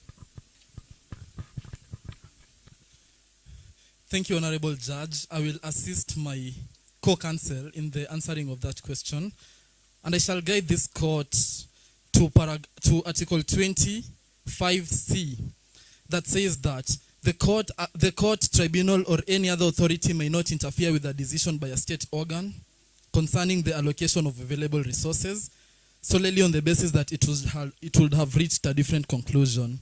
Therefore, the court is respectfully bound by the Constitution not to litigate on issues of what the state has and what the state does not have. Yes, the Constitution says we may not interfere with the decision to allocate. Has any decision ever been made to allocate resources? Okay, thank you, Your Honor. And before decisions, and thank you for the question, before decisions are made, there need to be a policy framework. And we can prove to this court that the state in the National Reproductive Health Policy has included the definition of the word intersex. So with the policies comes the budget allocation and everything follows from there. Yes. The National Reproductive Health Policy from 2022 to 2032. So it's our submissions that unless there are policies, budget allocations cannot be made. And by fact that we indeed have a policy which points to that direction, we believe that in due time and in dint of progressive realization, which is captured under Article 21 and Article 20 of the Kijano 2015 Constitution, measures or positive measures towards that end are being crossed too. Thank you. You were talking about intersex bill, which is in Parliament, second reading. Which one do you refer to? Because as I know, where it is in a drafter stage, it has not been taken to the floor of the House. So which intersex bill are you referring to? Thank you. The respondents stand guided.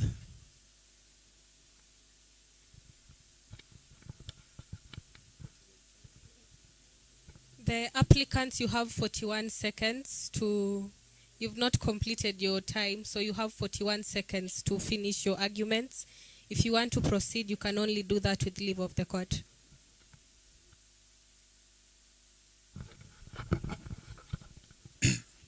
Thank you. In 41 seconds, I would like to express to this court that my ears were bleeding when I was listening to the learned counsel for the government, because they said that the issues or the treatment that Buni was subjected to in the hands of the police and the medical practitioners is not a matter of constitutional weight. That is direct infringement of the Bill of Rights. This is not only, I do not want even to invoke Chapter 4. The preamble of the Constitution mandates the people of Kijano to respect, promote, and commit themselves to nurturing the well-being of the individual. So, as we can all hear, and I submit that this government is trying to misguide this court and clearly approaching these issues minutely. Thank you, as my time is over.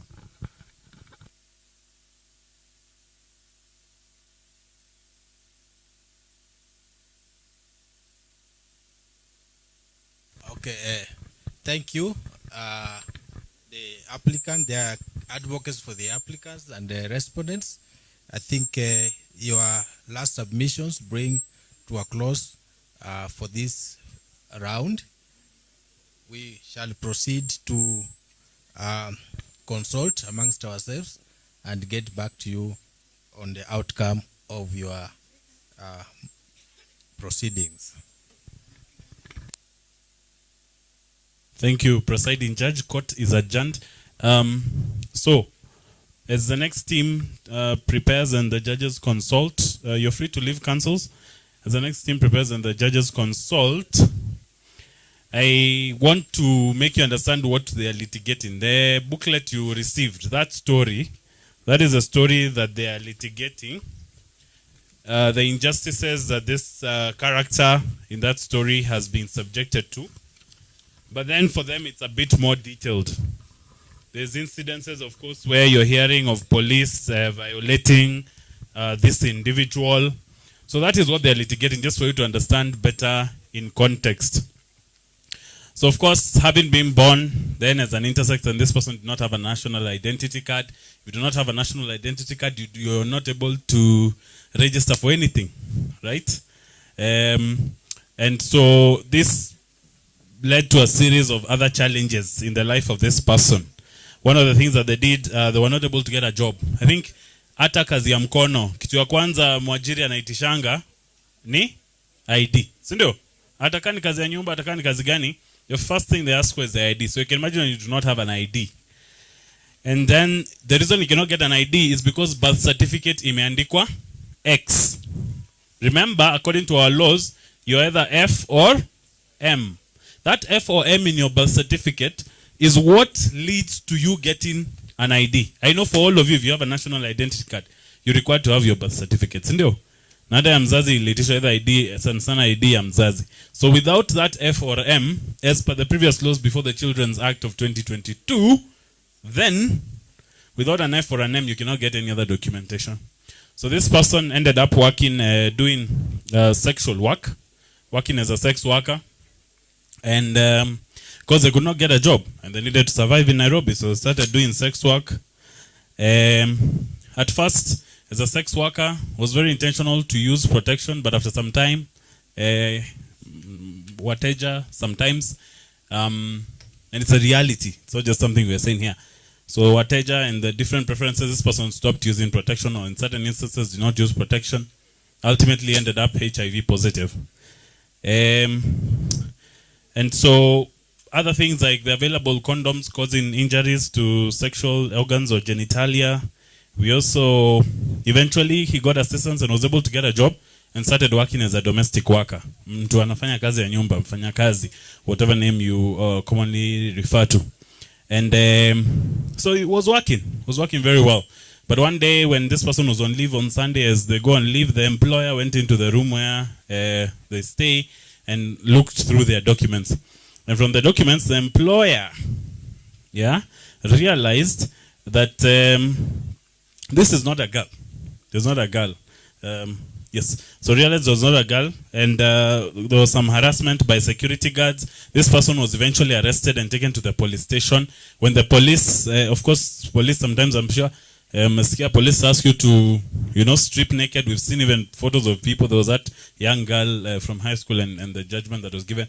So they stripped and took photos, and they put the photos all over social media, etc., etc. So generally what they're litigating here is the extent to which the country where this person is from, Kijano, which has similar laws as Kenya, has provided protection. Sorry, Angie.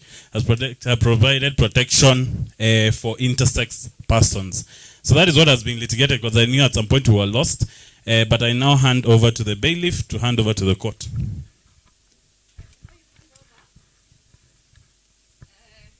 I met some people out there, and I asked them what they're doing outside, and they said, "Atuski Kizungu."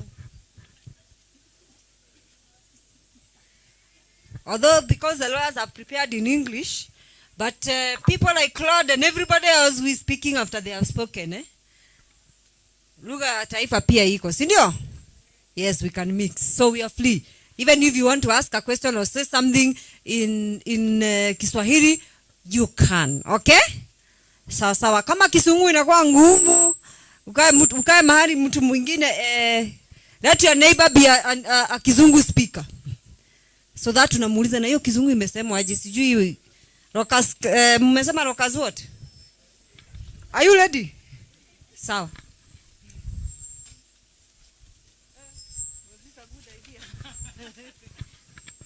So who is the boss? Okay, so we'll be proceeding to the next rounds of the session. On my left-hand side are the next applicants, that is Team AA05. On my right-hand side is Team AA08, acting as the respondents. Over to the judges.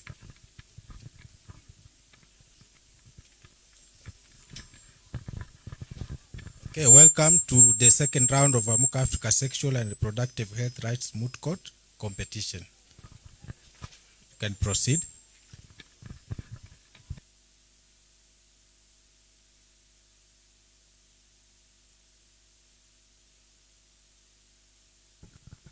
Presiding judge, members of the bench, greetings. My name is Ayaga Max Liambila, appearing on behalf of the petitioner alongside my co-counsel Barbara Ayimba, Team A005.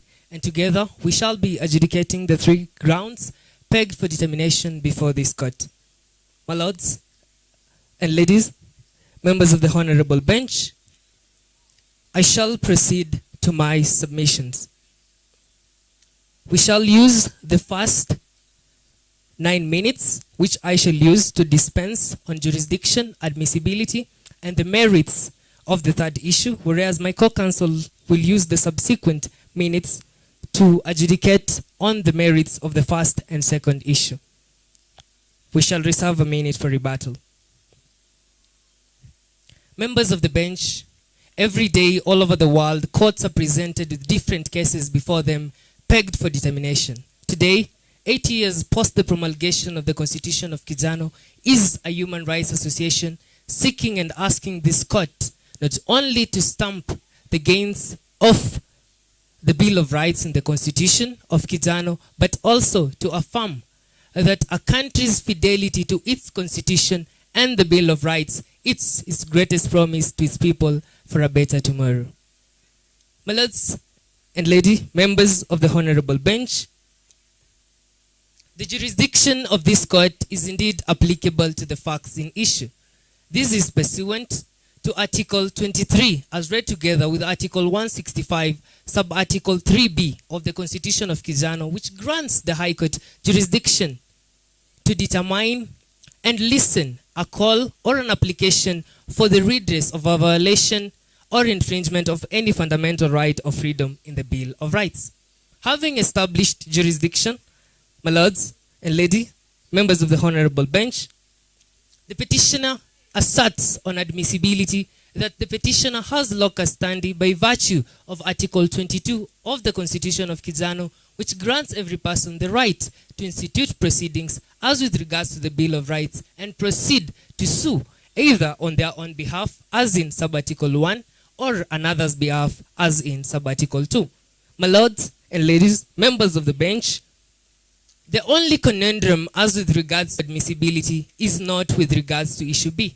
This is because issue B calls upon this court to address verbatim the rights and violations that have been peddled on Buni. Whereas, the only conundrum into which the respondent might plead is with regards to issue A and C. This is because issues A and C call not only the reliefs associated to Buni, but reliefs associated to intersex persons as a whole. In disputing this argument, my ladies, my lords, members of the bench, it is our submission that pursuant to the ruling in Baby A case, petition number 266 of 2013, locus standi is not contingent upon the party instituting the case or upon injury on the party instituting the case, but by dint of Articles 22 and 258 of the Constitution, which grant every person the right to institute proceedings as with regards to the Bill of Rights, either on their own behalf, on behalf of another who cannot act in their own name, or in public interest. Today, my lords, my ladies, members of the bench, the petitioner brings forth this case under the auspices of Articles 22 and 258, seeking the redress for the violation of the sexual reproductive health rights of intersex persons. Having established admissibility and jurisdiction, it is my humble prayer that I proceed to issue 3. And it is our submission that the government of Kijano, in contravention with the Constitution and international human rights law, has failed in its duty to fulfill, promote, and safeguard the sexual reproductive health rights of intersex persons. Members of the bench, Article 1 of the African Charter on Human and People's Rights, as read together with Article 21 of the Constitution of Kijano, obligates the government to fulfill, promote, and respect the sexual reproductive health rights of intersex persons. Members of the bench, it is our submission that the petitioner has violated these specific aforementioned articles. And I will invite this court to address these specific violations in 2 limbs. First, on the failure by the government of Kijano to ensure compliance as with regards to holding intersex persons deprived of liberty separately. My ladies, my lords, members of the bench, Section 12, subsection 3C of the Persons Deprived of Liberty Act, as read together with the National Police Service Standing Orders, Order number 14, Order number 15.4, provides that intersex persons ought to be held separately. My ladies, my lords, the courts have affirmed this in RM versus Attorney General by providing that the petitioner's rights in RM were violated by the prison officials when he was held separately. This has been further affirmed by the United Nations Mandela Rules on the treatment of prisoners, which provides and obligates states to take measures for the full realization of these rights. Seeing my time is much spent, I will redirect this court to our written submissions and conclude as follows. That the government of Kijano has also failed in its duty in relation to Article 43 to provide preventive healthcare services to intersex persons. It is further my submission that the government of Kijano has failed to hold human rights violators accountable. My lords, my ladies, today we have witnessed the injustices peddled on intersex persons. It is my prayer that this court lives up to the words of Lord Atkins and be the protector of intersex persons and rule in favor of the petition. I cede ground to my co-counsel.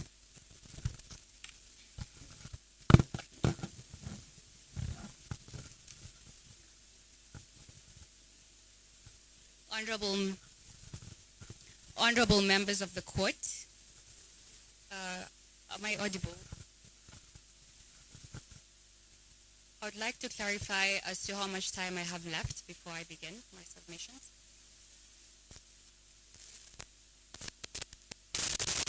You have 8 minutes and 23 seconds.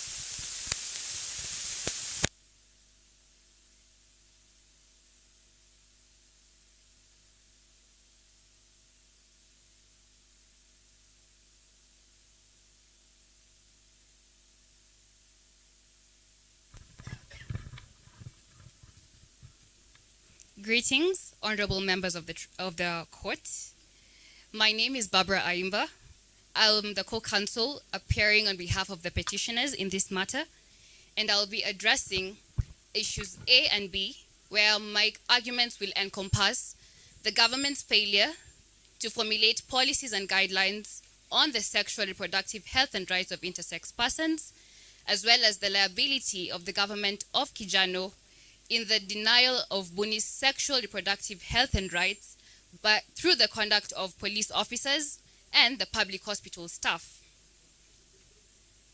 Proceeding to my submission, honorable members of the court, the government of Kijano has an inherent duty to diligently craft policies for the full realization of the rights enshrined in its constitution. Additionally, it is incumbent upon the government to guarantee that these rights are protected for every individual free from encroachment, particularly by its representatives. Regrettably, honorable members of the court, the present circumstances are underscored by severe human rights breaches with intricate repercussions on intersex persons, and the petitioner submits that this predicament is deep-rooted on the government of Kijano's failure to formulate adequate policies and guidelines on the protection of intersex persons, as well as their failure to ensure the protection of their rights through the conduct of their representatives. I will proceed to the first issues, where the petitioner submits that the government of Kijano has failed to formulate policies on the sexual and reproductive health and rights, which I will herein refer to as Srhr, of intersex persons, as well as their treatment. I will focus my submission on two limbs. Firstly, the Srhr of intersex persons, and secondly, the recognition of intersex persons in the acquisition of identification documents. Proceeding to the first limb, honorable members of the court, the petitioner submits that the government of Kijano has failed to formulate policies on the Srhr of intersex persons. Article 21, Article 2 of the Constitution of Kijano highlights the government's responsibility to take legislative, policy, and other measures towards the attainment of the right to the highest attainable standards of health. Additionally, the International Covenant on the Economic, Social, and Cultural Rights under Article 12 ensures or protects the attainment of these rights and underscores the government's duty to implement policies towards attainment of the same. Additionally, honorable members of the court, the Yogyakarta Principle call upon states to protect children from the irreversible change of their body or organs with the intent to impose a gender identity upon them. This being contrary to their best interest without their full and informed consent. Contrary to these provisions, honorable members of the court, and in citation of the SSS versus EMK case, where this honorable court held that the best interest of the child is of paramount importance. The hospital staff suggest a corrective surgery, which I put in quote, honorable members of the court, which ends up having very negative effects upon Buni. And this can be seen on the adverse effects of the medication prescribed upon him, such as nausea and vomiting, as well as the abdominal pains that eventually lead him to drop out of school. Additionally, the health staff at the school, such as the nurse, is unable to diagnose Buni's condition, showing that the healthcare practitioners are not aware of the challenges facing intersex persons, as well as the treatment. This, honorable members of the court, in no way recognizes the attainment of the highest attainable standards of health and underscores the government's failure to protect this right. Proceeding to the second limb of the petitioner's submissions, we submit that the government has failed to formulate policies on the recognition of intersex persons during acquisition of identification documentations. Article 12, subarticle B1 of the Constitution of Kijano guarantees every citizen the right to acquire identification documents issued by the state. Additionally, Article 6 of the Universal Declaration of Human Rights highlights the need for every individual to be recognized as a person before the law. Honorable members of the court, Article 2 of the ICCPR further acknowledges the attainment of these rights and the state's role in ensuring that every right guaranteed under this convention is attained through legislation. However, citing the RM versus AG case, which has been cited by my co-counsel, this honorable court held that the Constitution of Kijano does not provide for intersex persons and only provide for male and female genders.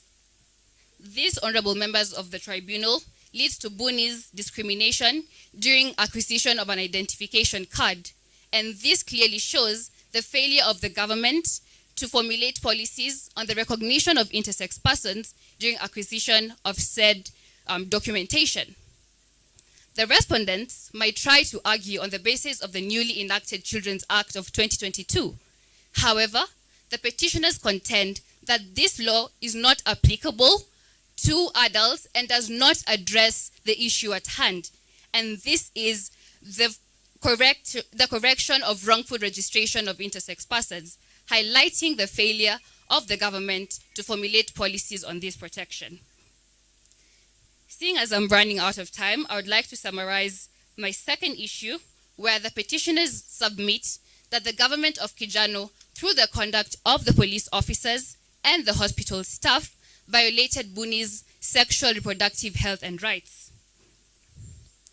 The petitioners, honorable members of the court, rely on the principle of vicarious liability and rely on the Salmon test, which is a widely accepted principle that highlights that an employer can be held responsible for the acts of their employee in cases where the acts done are either an instruction authorized by them or are an unauthorized mode of conducting an acceptable act. The petitioners submit that the conduct of the police officers and the hospital staff of posting Buni's photos on social media, as well as the conduct of searching Buni's and touching, violating his bodily integrity and his dignity and privacy, was an act that was done to perform an unauthorized conduct by the government. This being to determine his gender and hold him in a separate cell. In that regard, and noting that I'm out of time, I'd like to request an additional minute to conclude my submissions, honorable members of the court. It is amenable to you. Thank you. The petitioners therefore submit that the government of Kijano, through the conduct of the police officers and the public hospital staff, should be held liable for the violation of Buni's sexual reproductive health and rights.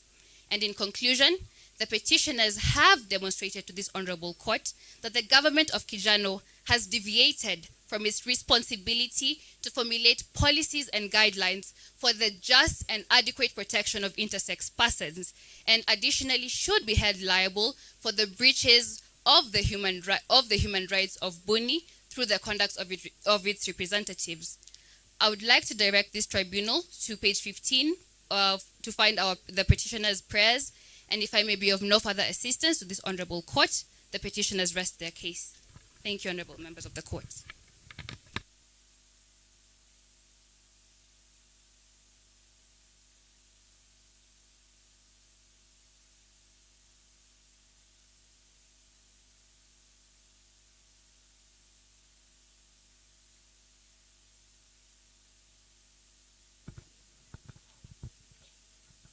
Okay, Counsel, I think that is Aimba. Are you able to clarify to the court the specific sexual and reproductive health rights that were violated, and under what provisions of the law are these rights found?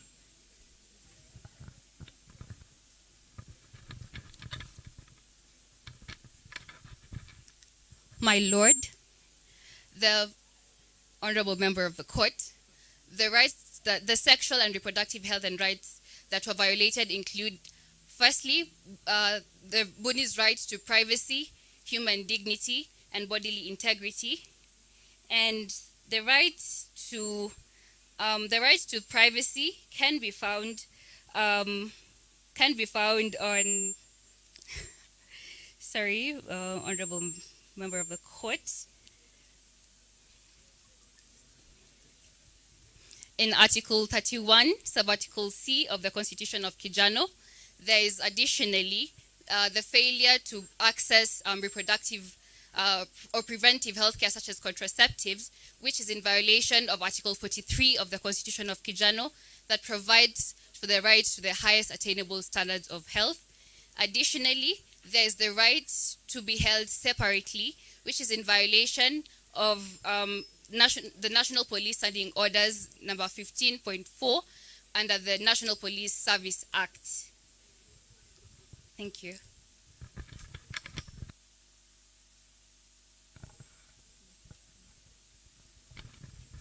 Okay, Council.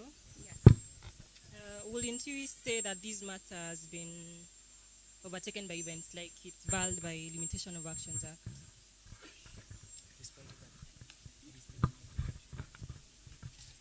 Much obliged, my lady.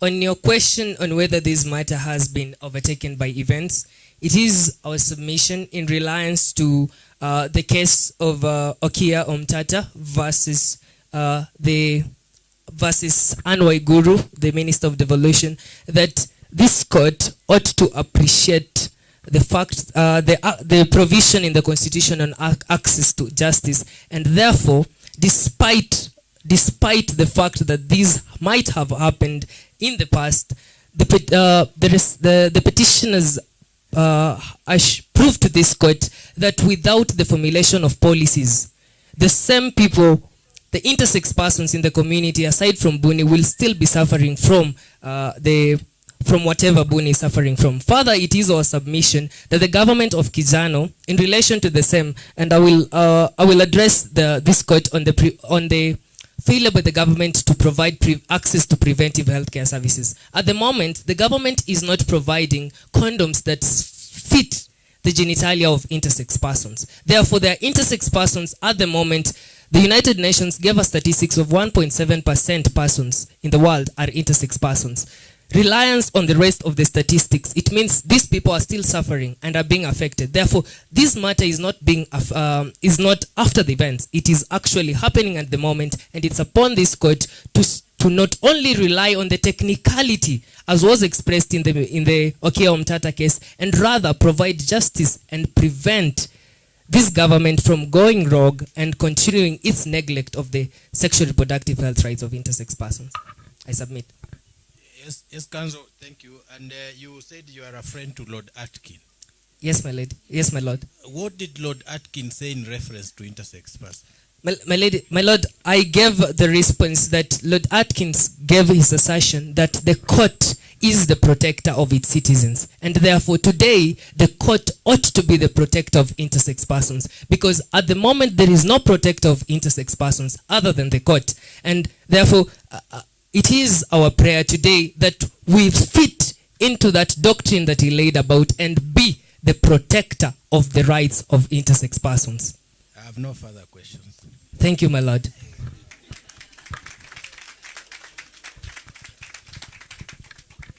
I'll hand the mic to the respondents. You have 15 minutes.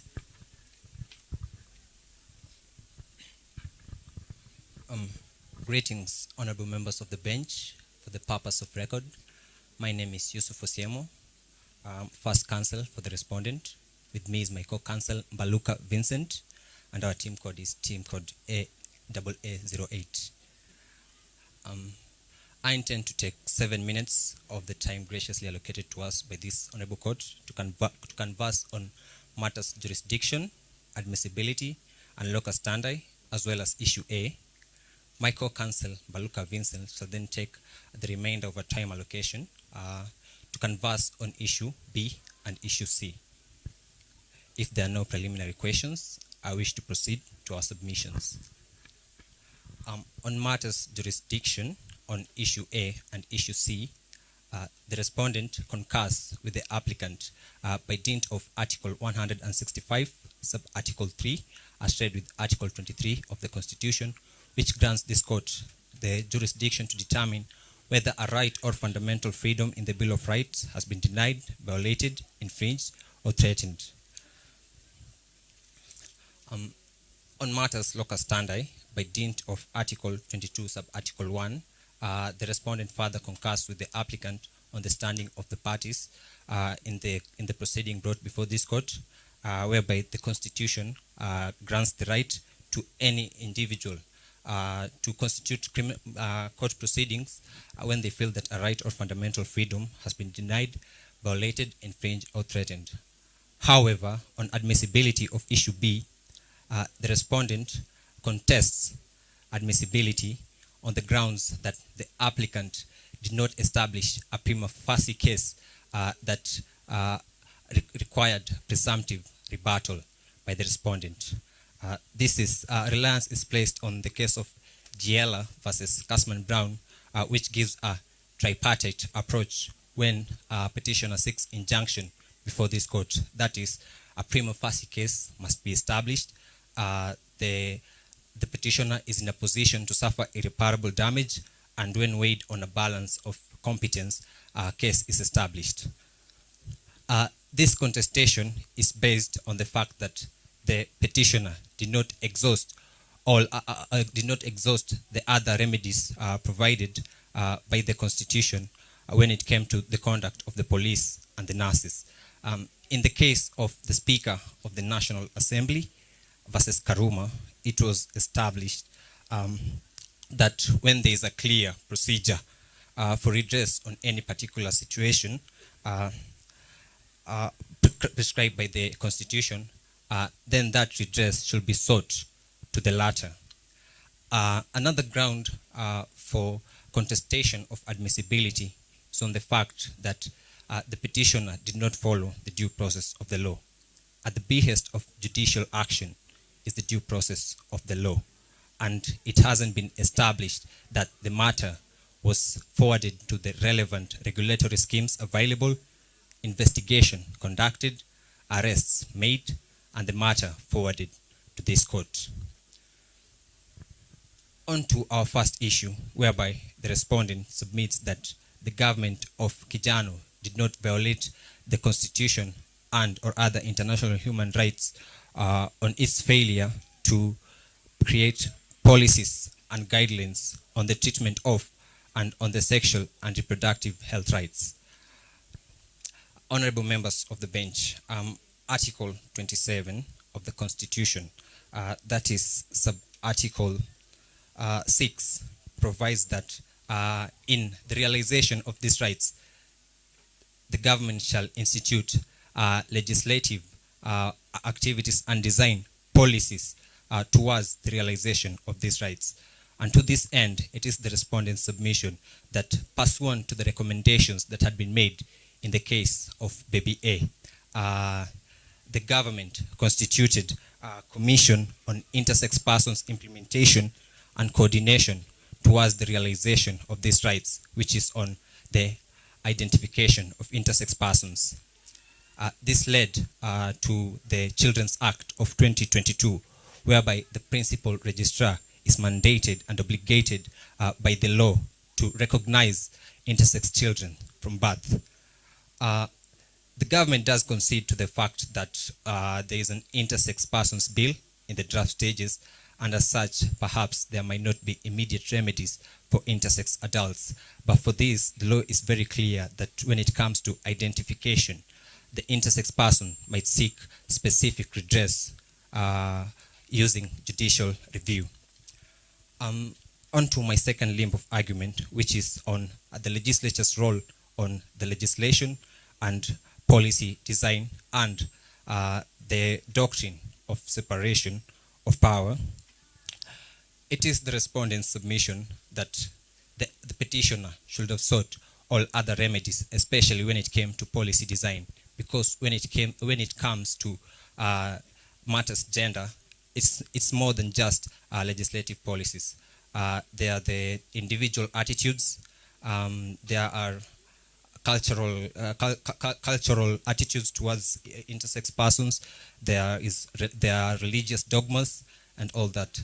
So it is the respondent's submission that the applicant would have sought a public-led legislative policies through the legislature towards the legislation of bills that recognize intersex persons. And to this end, the government has really made strides when it comes to these legislations. And placing our reliance on Shroud's constitutional dictionary, it states that unless clearly stated, laws do not apply retrospectively, but rather to future events. The happenings that happened to the victim, one Buni, the happenings that happened to Buni, they happened before the constitution of these legislations, and thus the respondent inquires on what basis does the petitioner bring such claims before this court. Rather, they would have sought perhaps judicial reviews on those matters, and the respondent pleads to this court to be wary when it comes to legislative and policy designs, because if the court would give a blanket decree on matters intersex person, then that will be an overstep on its mandate and breach and negate the principles of the doctrine of separation of power. That brings me to the end of my submissions, and with that I cede the floor to my co-counsel. Thank you very much.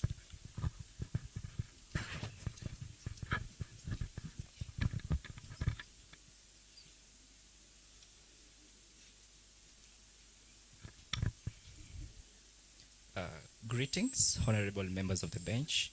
As previously introduced, I'm Counsel Mbaluka, appearing on behalf of the respondents, and I'm here to submit issues B and C. I intend to take only the remainder of the court's time to advance our issues, and unless there's any preliminary questions, I wish to proceed. On to the first issue. The government of Kijano, through the conduct of police officers and the staff at public hospitals, did not violate the Constitution or any other international human rights law by denying Mr. Buni his sexual and reproductive health rights. We beseech this court to follow the following principles as our limbs of arguments. The respondents rely on the doctrine of due process of law and exhaustion of available remedies. In this regard, we rely on the case of Graynard versus City Rockford before the United States Supreme Court, where while deciding the same, the judges decided, and in fair honesty, that due process can only be defined as fairness. And in this regard, passed two processes in understanding what is due process. I also want to read these in tandem with the principles of Administrative Law 1, that the process of due process involves two broad implications. Procedural due process that seeks to know if the process is fair, and substantive due process. This seeks to know if the aggrieved party have a right before they bring the action, and if yes, is it the correct procedure?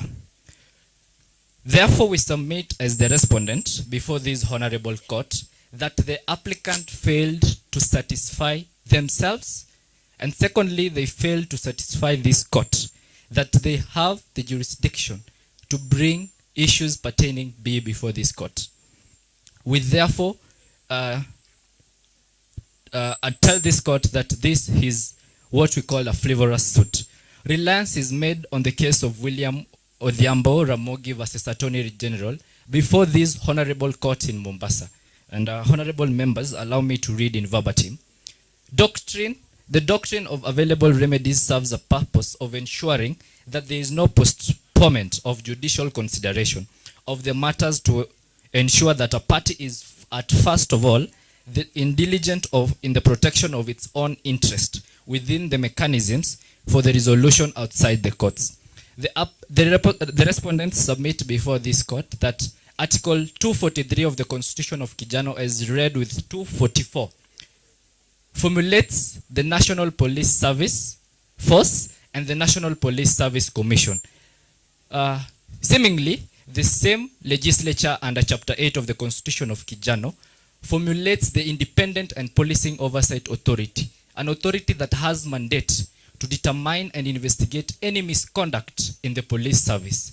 This is to enable the police to keep sanctity in the profession. Reliance is also made in the Nurses and Midwives Act, this Honorable Court, Cap 257 of the laws of Kijano.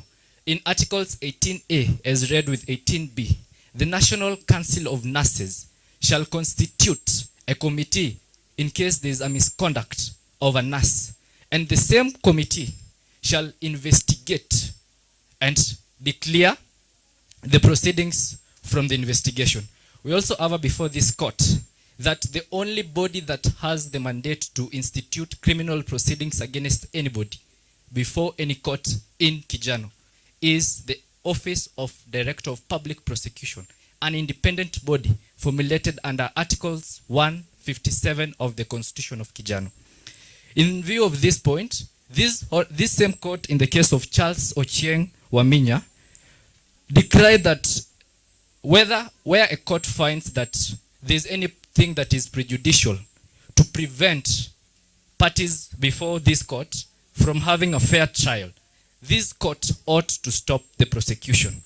We submit, therefore, as respondents, that the new constitution that was formulated in 2015 is an important tool, and among other things, it was meant to oversee and keep in check anything that might be committed by the public service. And unless there's a question, I wish to proceed on to issues C. It is the respondent's submission that the government of Kijano did not violate the Constitution and or any other international human rights law by failing to protect, fulfill, and respect the sexual reproductive health rights of intersex persons. Council, yes. You are on issue B. Yes. What you have addressed the court on was yes. the question of jurisdiction. It's the question. Sorry, it's the question of admissibility of issue B. Admissibility of issue B. Yes, yes. On the basis, on the ground of exhaustion of the available remedies and local due process. remedies. Yes. Okay. Just before you go to issue C, is there any other ground that you may object this petition other than exhaustion of local remedies? We want to rely. Under B. Okay. We want to rely on the Latin maxim that says, "Ignorantia juris non excusat."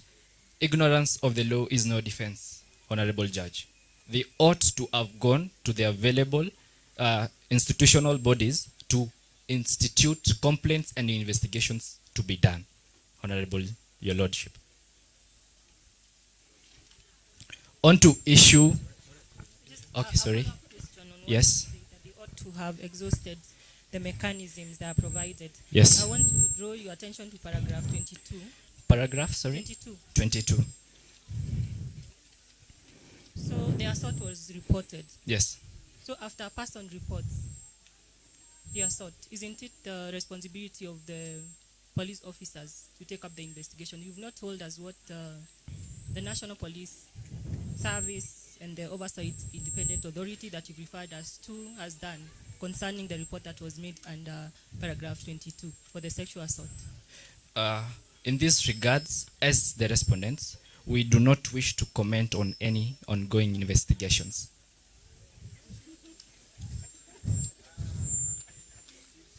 On to issue C. The government of Kijano did not violate the Constitution and or any other international human rights law by failing to protect, fulfill, and respect sexual reproductive health rights of intersex persons. We want to advance our submissions into two limbs: that the lack of legal recognition was upheld, and that there was no violations to either the right to education or the right to health. On to the right to legal recognition, we submit before this honorable court that a progressive reading of the Constitution of Kijano 2015 safeguards the right to legal recognition and other fundamental rights of individuals. Progressive interpretation is also a crucial tool when it comes to promoting and respecting intersex persons' rights, and it aligns Kijano's obligation with the international standards. Your honorable members of the bench, you in deciding the RM case asked a very important question. Who confers legal recognition? Is it the bench? Is it the legislature? Is it the executive? Or is it the judiciary? Something you quite distance yourself while deciding the same.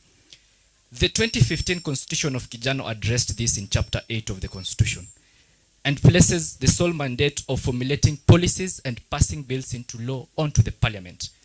We therefore submit before this court that the government, bearing in mind progressive realization pursuant to Article 23, Sub-Article 2 of the Constitution of Kijano that allows progressive realization to be achieved, bearing in mind all the resources available. And seeing that our time is quite used up, I will ask for a discretionary minute to wind up on our submissions. Okay.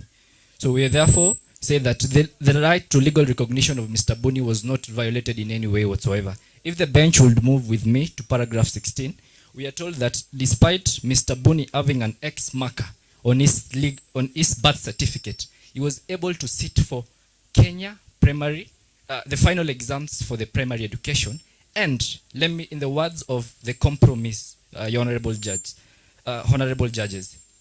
Mr. Buni did exceptionally well and got admission to Kijano Boys High School. It is therefore a submission that Mr. Buni dropping out of Kijano Boys High School was in regards to other things, but not related to the violation of the right to education.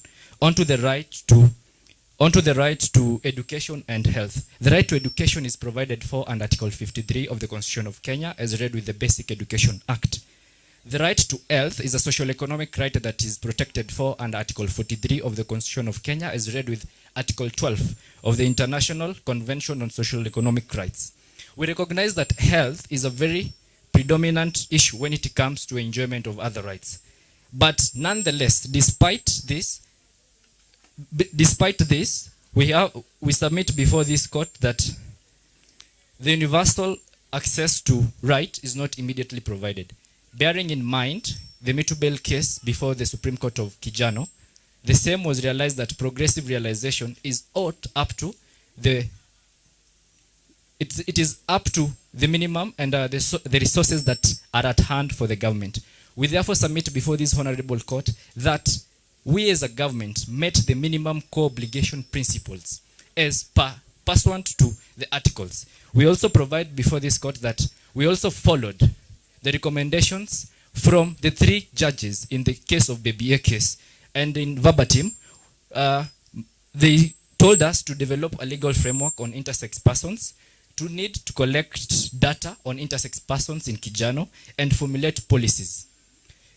We submit before this honorable court that we have a Children's Act 2022 already in force, and submit before this court that we are the first African country to legally recognize intersex children. Seemingly, we have a bill in draft stages. We also submit before this court that we are also the first country in the globe to include intersex persons in national census. Therefore, in light of our submissions and in lieu of time, we beseech this court to kindly read our prayers from our written submissions in page 16. And I wish to sit unless there's any questions from this honorable bench. Yes, honorable. You have extensively discussed the need for progressive realization of these rights. Yes. But this petition or this case primarily touches on the right of a particular individual, born in this case. Yes. And you are aware that as we even litigate this matter in court, yes, the facts are that Bonnie has not been issued with an ID card. We acknowledge. Yes, sorry. Okay. You are aware of that fact? Yes, we are aware of that fact. You can explain to the court how a person without an ID card in this country is able to enjoy any other right without an ID card in this country. Without an ID card? Yes. We submit before this court that Mr. Buni was able to sit for his national primary education, and pursuant if the effects of the medicine or the changes of his body will not have happened, Mr. Buni would also have sat for his KCSE. Okay. We therefore submit before this court that intersex person is quite an emotive issue when it comes to Kijano, and there is the process of judicial review under the Constitution of Kenya that allows for intersex persons. We accept that there is when an intersex person attains the legal age of 18. That's why there's we are formulating. Okay. Yes. My question is, yes, an ID card is not issued to students, okay? Yes. So I was not raising the rights of children. Yes. About examination and on that. I'm saying once you have attained the age of majority, you are entitled to get an ID card, yes, so that your life can progress from that point, okay?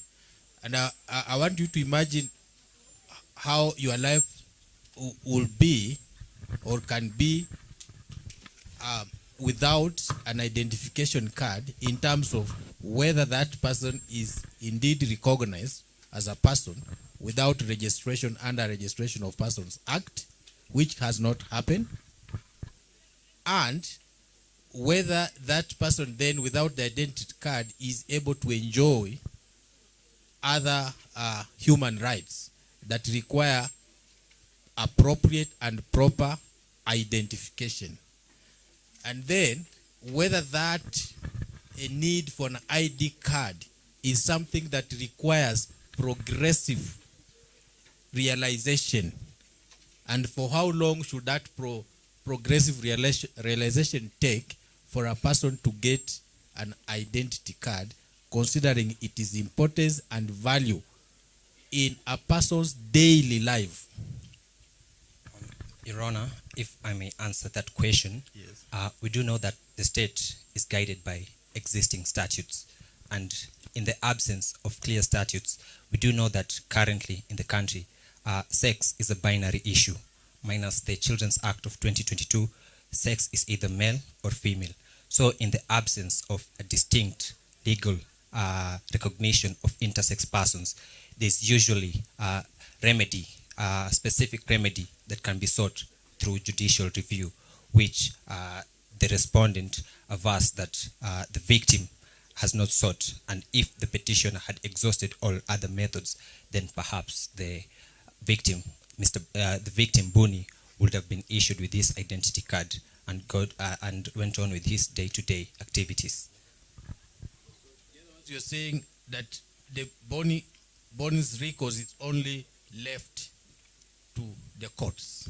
Yeah, in the absence of distinct statutes, since as of now, intersex persons, although there is intersex persons bill that is in the draft stages, as of now, intersex persons are not recognized unless it's a child from birth.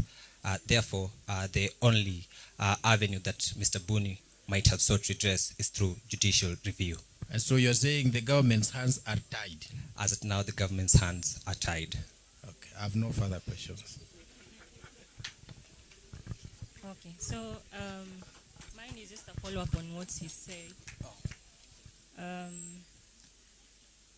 So if you're saying the only action, the only way you can be able to get an identity card is through a judicial review process, isn't that already discrimination? I have an identity card, you have an identity card.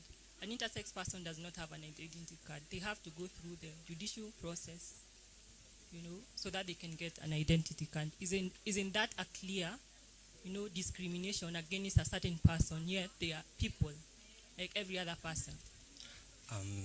Thank you very much for the question. In Your addition Honor. to that, do you know how much it costs for a person through the judiciary process to get the ID in the rural areas? Are you aware how much? I am not aware, Your Honor. If I may answer your question, kindly could you pardon me on the question, the first question? Say, isn't that you admitting that is discrimination? If someone, one person is able to get their identity card without going through the judicial review process, and another person has to go through a judicial review process to get their identity card. Yet we are all people. We are all, you know, the people of the Republic of Kenya. Yeah, like, what is the difference? Why do the intersex people have to go through the judicial review process in order to be able to get an identity card?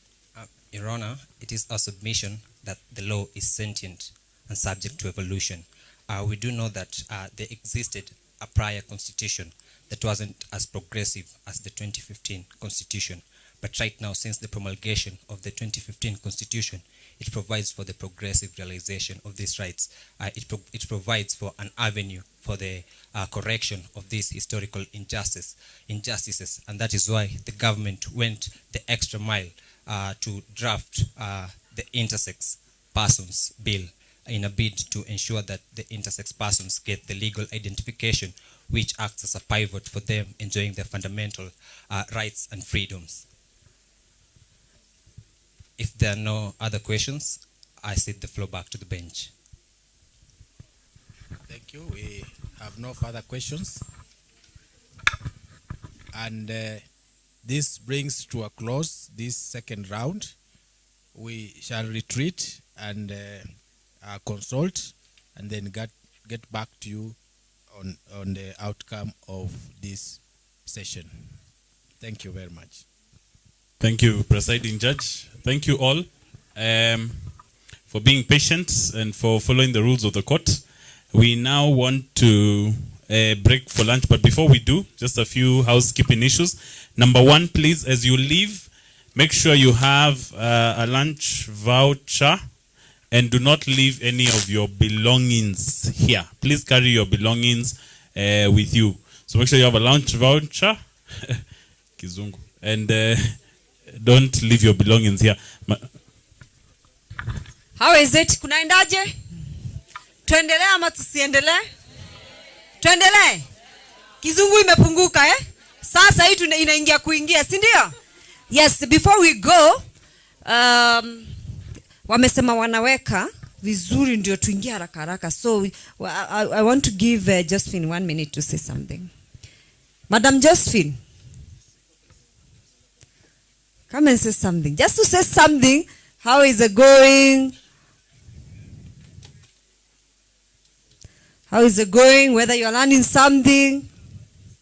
Anything.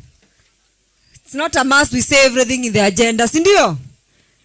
Hey, you guys munaangalia na sura mbaya. Basi chakula haijaekelewa. Acha tu tuambiwe.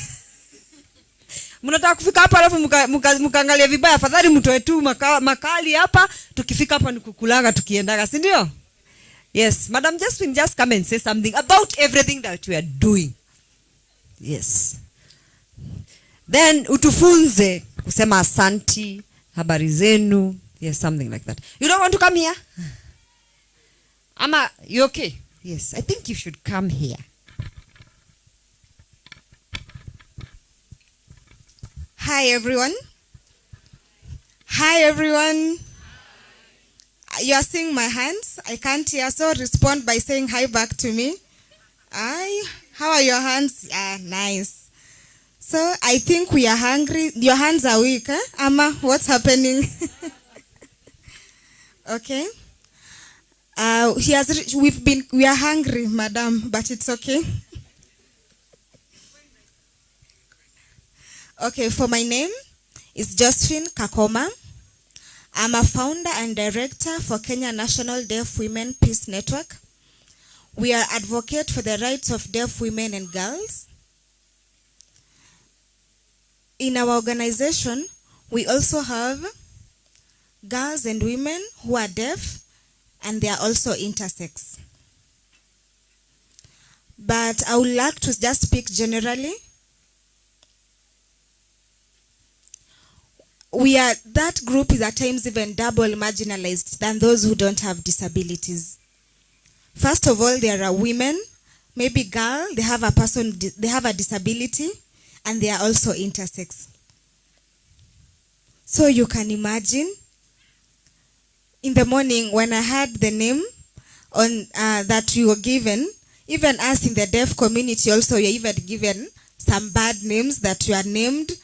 For example, I don't know if it is Aluo, a deaf person is called Mbombo, something like that. And so, like in my language, I'm Kamba. I am called Ndada, something like that, yes.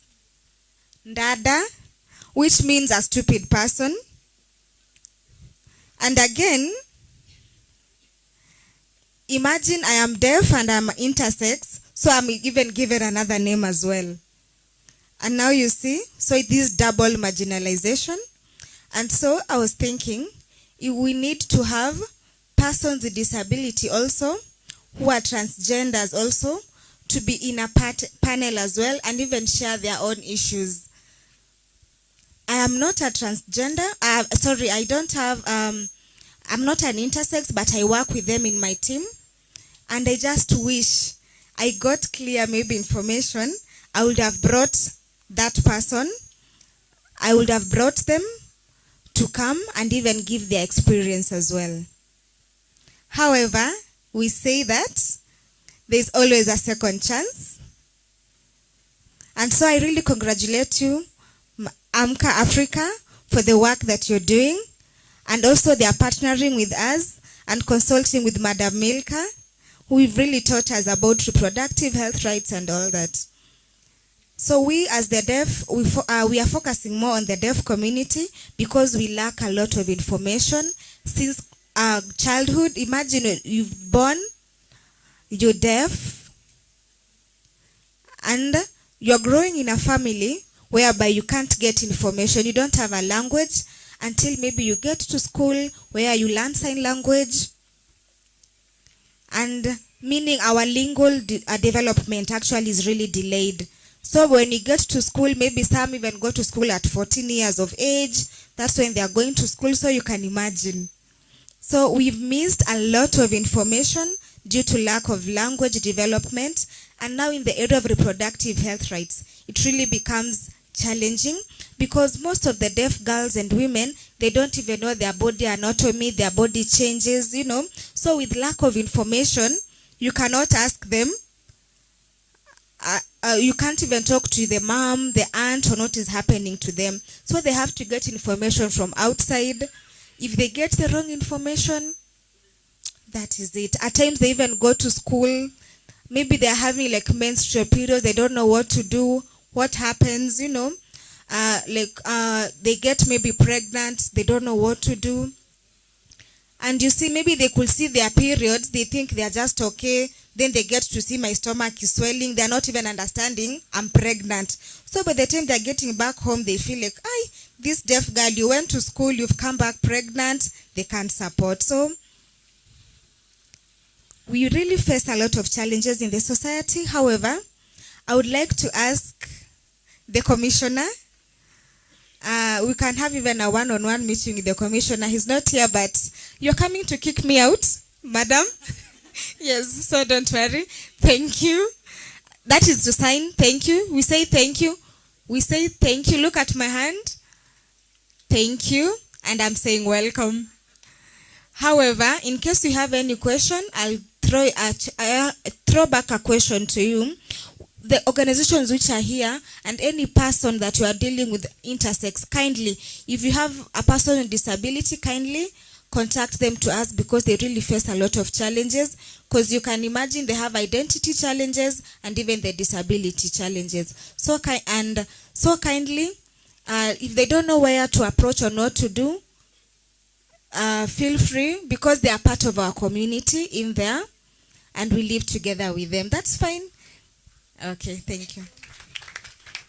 Thank you so much, Madam Josephine. Really, imagine You are a spouse of someone and you can't hear, you have hearing disability. And this person is beating you up. You can't tell your neighbor because they don't know how to speak to you. You go to the police station, there's nobody who speaks sign language. If you ever find a way, and maybe you find yourself in court, your case is likely to be adjourned as the court looks for sign language interpreter. If you are the accused, most likely you're going to wait in remand not because you should be in remand, but because there's nobody to tell the magistrate what you are saying. Are you seeing even policy issues? Why can't we say, apply for court, if you want to be a court clerk, apply. Sign language is a added advantage. We are not even saying employ sign language interpreters. Let someone who want a job, so that every police station can have someone, every court can have someone. So you always think like deeply, and there's something every one of us, regardless of where you are, you can do. Okay? Sasa food iko ready. I think, madam, this is a media lady actually. She's in media. Play a short prayer for lunch.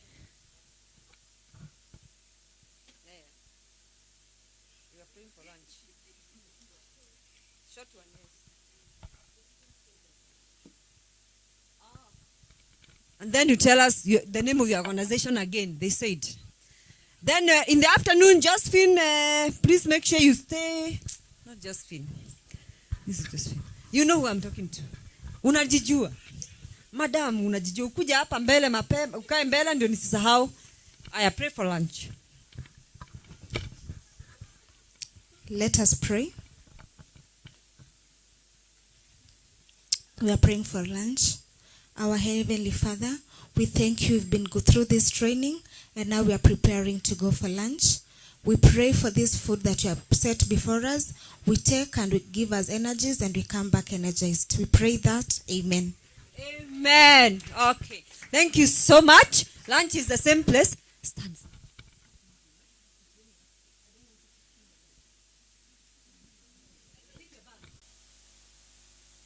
Kamara, can you help me gather the crowd inside? Thank you. Rinsi, please. Tumalize mikutano huko nje, tuingie ndani ya tent. Kama uko na sisi, ingia ndani ya tent. Kama unasikia unataka kutujoin, karibu.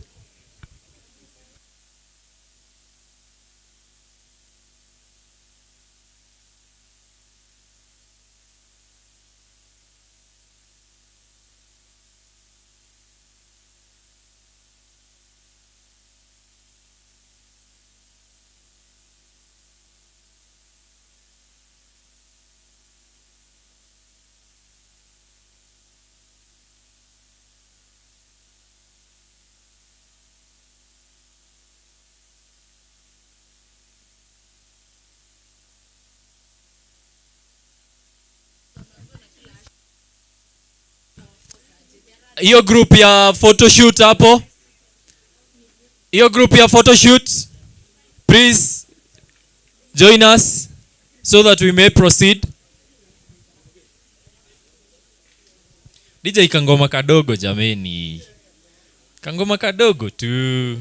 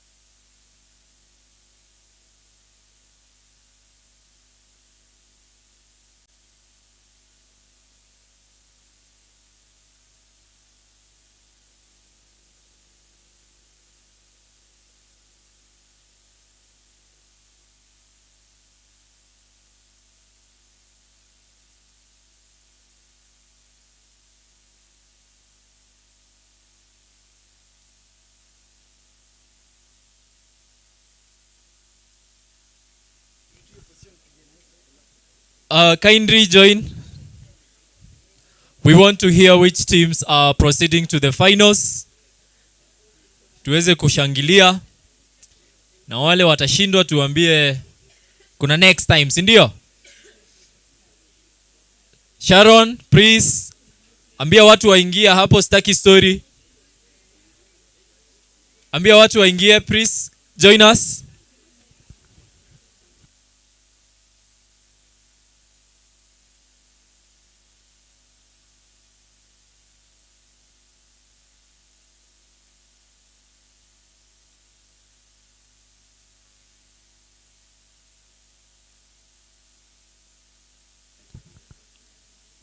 All the teams zime participate kwa Moot. I hope mko hapa. Mnaweza shinda ni wachukulie zawadi by the way. Si ndio?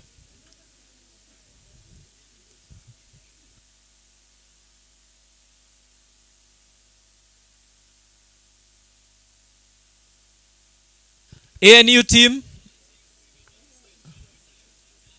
Hi bro.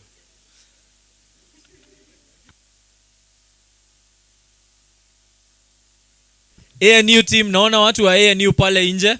Tafadhali waingie. Kamara, tell those people to enter please. We want to start.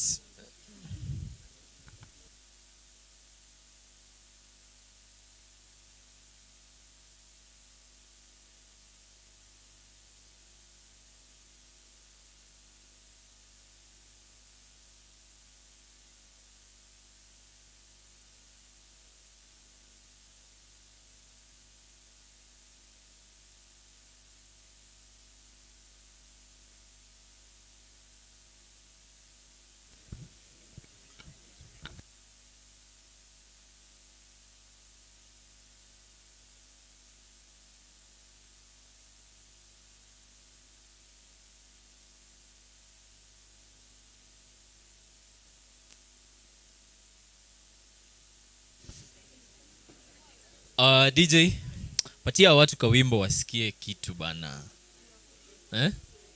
Siniwaambia I'm the king of dry jokes. Dry jokes. Stan, ujo salimia watu jameni.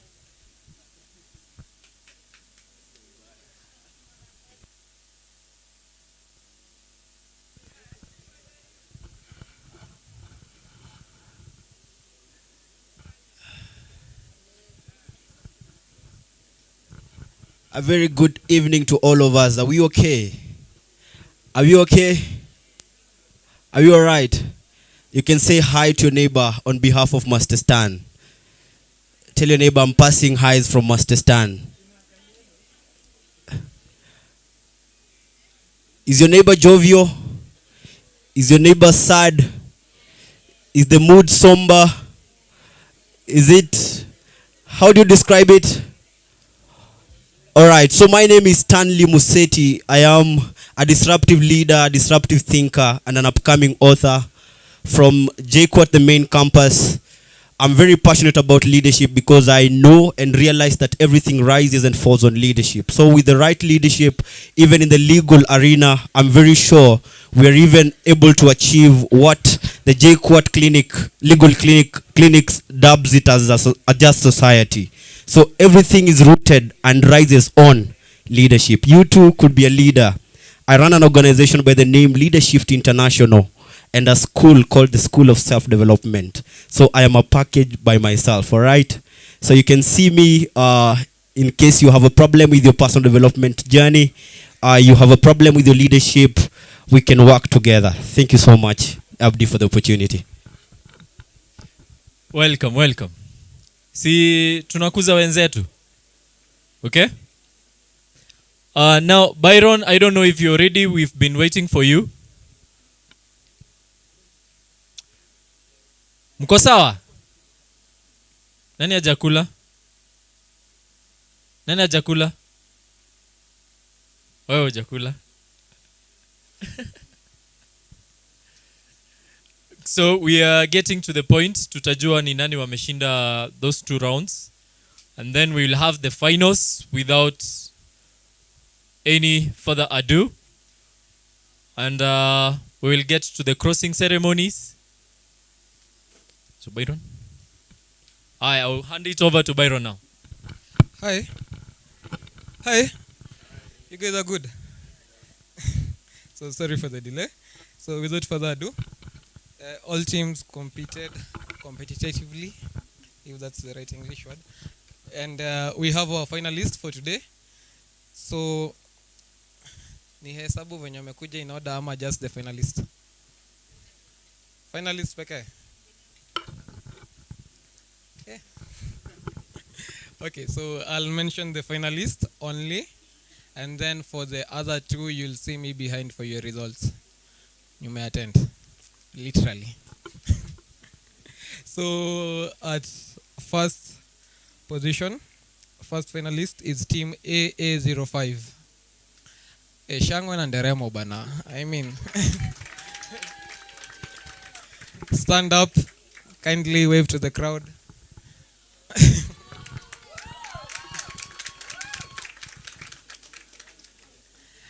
At second place, who will be going against AA05 is kidogo. It is team AA08. AA08. So it seems as if we have a rerun of the second round. Ama niite watu wangu, nikuja ni Moot mimi.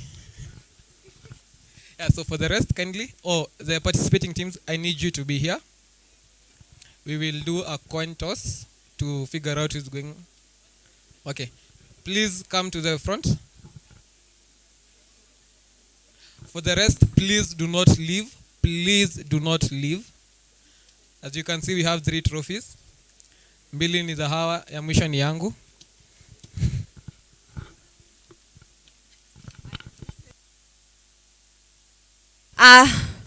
Wow. Those who didn't come with people to shout for them. You are winning and you are all alone now, surely. Always come with someone or a whole school. So this team, before they do the final rounds, this is now the battle of the winners, the final of the final. I would like to invite Wakili, Advocate Niboma, who has been a Mooter before.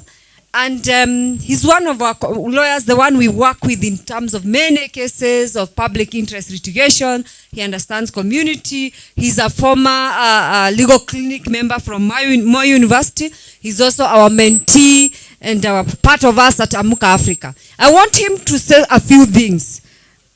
I'm looking at these wakilis. A few things that we have noted that you need to take care of, and even as we do the final debate.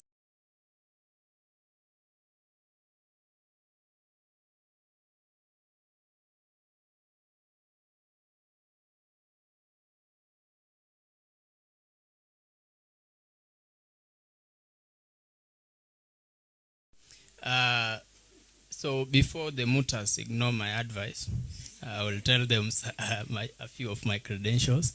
When I stopped mooting, I went to law school and then I became an advocate. Since then, I've gone to Court of Appeal severally. Oh, I don't know how to hold it. So, so since then, I've gone to Court of Appeal severally, and I've gone to Supreme Court and addressed it once. So you can want to listen to me now. A few things. When you address the court, don't waste time with your introduction. Kama your co-counsel has introduced you already, usianze tena kujiwestia the 15 minutes you've been given saying that you are co-counsel and for the petitioner or for whoever. Number 2, focus on the facts in as much as you want to discuss the law. This bench most likely knows all those statutes and instruments. So if you dwell on the law and the letter of those instruments and you forget to quote unquote marry them with the facts on the ground in your compromise, you might miss out on a few things which will mean marks. About the remedies, you've been asked to find remedies and suggest remedies to the court. I won't say which remedies you should say, but look at how practical the remedies will be and look at the intention of your client. You brought a client here who is saying she was done like that in 2013, but this client will not eat orders. Let us be practical. As a litigator, clients say, mimi sitaki orders, nataka pesa. Sawa. So you get the hint, the mutas. You get the hint of what I'm telling you to do. In mbuti, in mwax. But that's a few things I've noted. Apart from that, you guys are good. I might have missed a few things. Nikiwa nimepotea na you are carried away by your eloquence. Both teams, best of luck.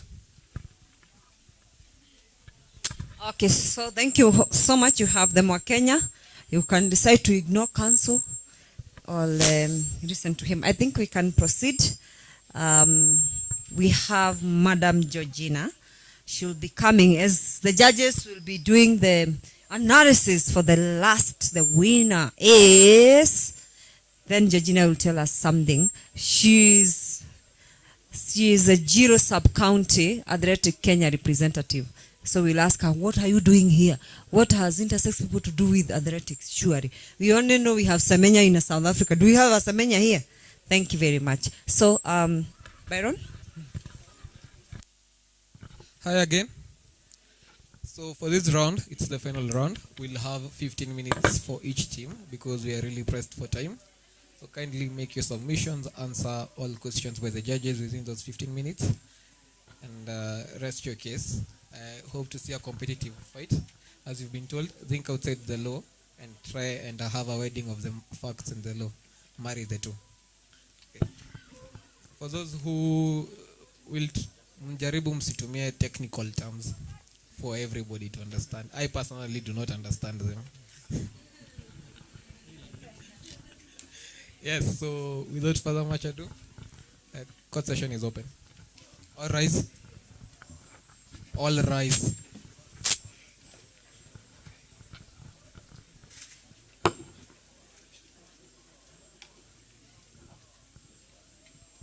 Okay, welcome for the final round of Amuka Africa Sexual and Reproductive Health Rights Moot Court. You can sit down.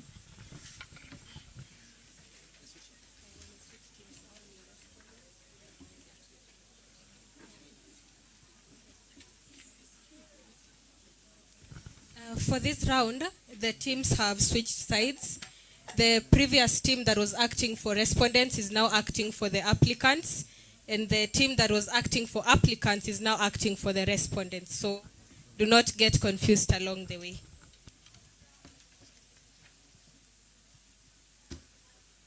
Okay, we are ready and you may begin.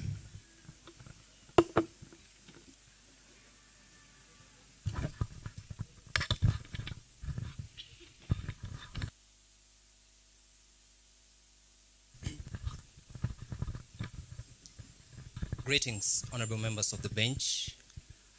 For the purpose of record, my name is Yusuf Osiemo, first counsel for the petitioner. With me is my co-counsel, Vincent Baluka, and our team code is AA08. I intend to use 7 minutes of the time graciously allocated to us by this court to converse on matters jurisdiction, admissibility, and locus standi, as well as issue B. My co-counsel, Baluka Vincent, shall then take the remainder of our time allocation to converse on issue B and issue C.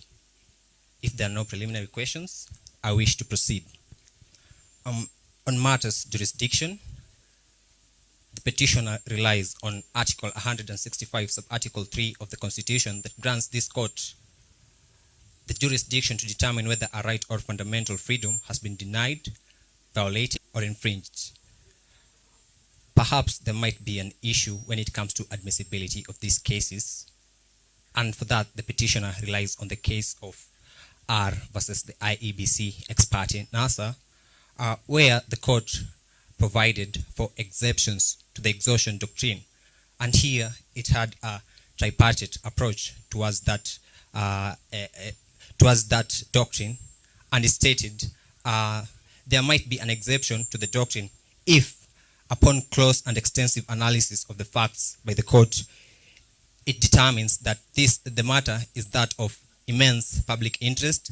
It has a polycentricity of issues that need to be harmonized by the court, and also the regulatory schemes involved.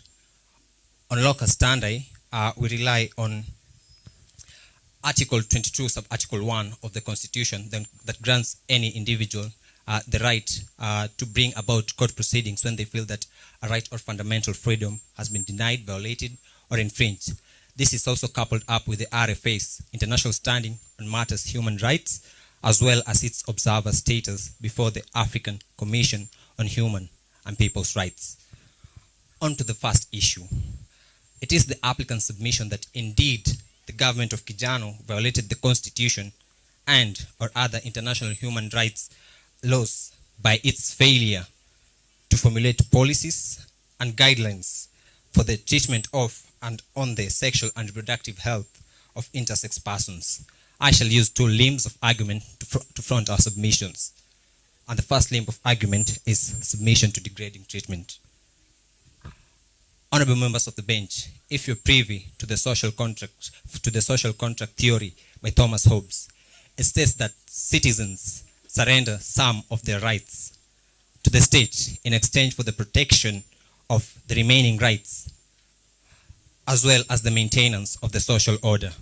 And this applies to all citizens, regardless of age, culture, religion, or gender. It is towards this submission that we rely on the United Nations Declaration on Human Rights. That is Article 5, that grants everyone the right to recognition before the law. Because we are aware that legal identification is the pivot by which an individual enjoys the fundamental rights and freedoms provided for within the Constitution. If I may take you to paragraph 13 of the compromise, we can see that the victim, Mr. Buni, was denied entry to school due to him being an intersex person. That goes on to show that the government has not met the minimum core obligations stipulated within the case of Mutual Welfare Society versus the AG, because it can be seen that it hasn't provided facilities for intersex persons. And if we go on further to perhaps paragraph 16 rather, of the compromise, we can see that the victim, Mr. Buni, went to an all-boys high school, and as such, he was subjected to discrimination. This goes on to show that the identification of an X on his birth certificate, that was a discrimination on the gender, on the identity of Mr. Buni as an intersex person. And it goes on to show when he applied for his national identification card, it was denied on the grounds that there wasn't a distinct gender for him. We place reliance on the case of the National Legal Service Authority versus the Union of India, decided by the Supreme Court of India persuasively before this court. And in the court's decidendi, it stated that the right to self-identification of gender is an integral part of the fundamental right to dignity and personal autonomy. On to the second limb of argument, which is on the denial of the highest standards of health, reliance is placed on Article 43 of the Constitution, which states that every person has the right to the highest attainable standards of health. Perhaps it might be argued that the law doesn't apply retrospectively, but reliance is placed on the case of Kenya Bankers Association versus the IG as the first respondent and the KRA as the second respondent, which was on the retrospective applicability of tax laws. And this case stated that the retrospectivity of the law isn't allowed in specifically and strictly on criminal and penal laws, but in all other laws, if the court deems it practical that the approach by the petitioner was the correct one, then it might allow for the retrospectivity of these laws. And it is therefore our submission that prior to the 2015 Constitution, there were no statutes, there were no legal basis to bring the issue before this court, and that is why the issue has been brought much, much later. And on corrective surgery, the petitioner faults the government on its failure to set regulations, because we can see that consent was left to the parents, and the thing with parental consent is that it is subject to prejudice, as well as it is subject to prejudice, because if I may take you to paragraph 11 of the compromise, we can see that the parent stated that they wanted a masculinization procedure for Buni since they had enough girls. So that goes on to show prejudice that is involved in parental consent. Seeing that my time is far much spent, I would like to cede the floor to my co-counsel. Thank you very much.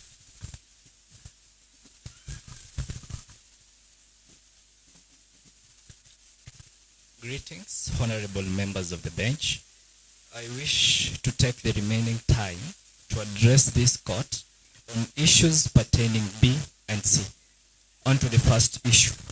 The government of Kijano, through the conduct of the police officers and the staff at public hospitals, violated the Constitution and or any other international human rights by denying Mr. Buni his sexual reproductive health rights.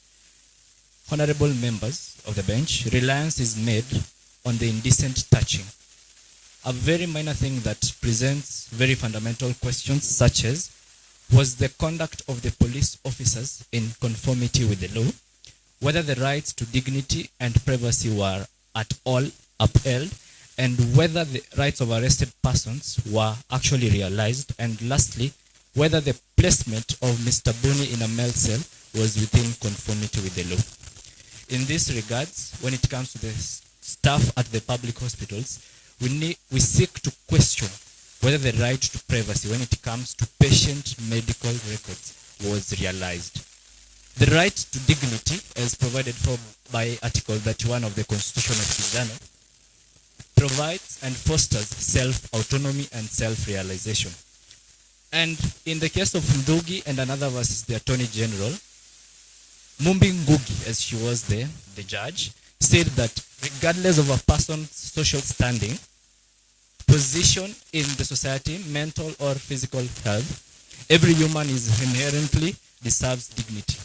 This is also read in tandem with Article 1 of the Universal Declaration of Human Rights, the preambles of the ICCPR and the ICSR, and Article 5 of the Banjul Charter, which the state of Kijano is a party to pursuant to Articles 2.5 and 2.6 of the Constitution. Seemingly in the same case, Justice Mumbi Ngugi, while declaring our obiter dictum, opined that in a scenario where police officers are unsure of someone's gender, they shall satisfy themselves by conducting a gender assessment test in the nearby hospital. If the bench will kindly go with me to paragraph 22. This is quite contrary. This is also read in tandem with the Persons Deprived of Liberty Act 2014, Legal National Police Standing Orders, Legal Notice number 100 of 2017, that requires and places sole responsibility for choosing who to touch you during searches and seizures entirely on an intersex person. Then we go on to placement of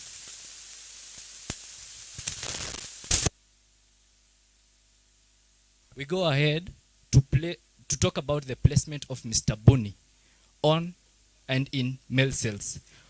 We present before this court that this is contrary to sections 25 subarticle 1 as read together with section 29 subarticle F that prevents a citizen of Kijano from torture, inhumane and degrading treatment. We submit before this court that in the case of Del Monte versus Da Vinci, this same court said that the rights provided for in Article 25 are absolute rights which cannot be limited in any way whatsoever by the state.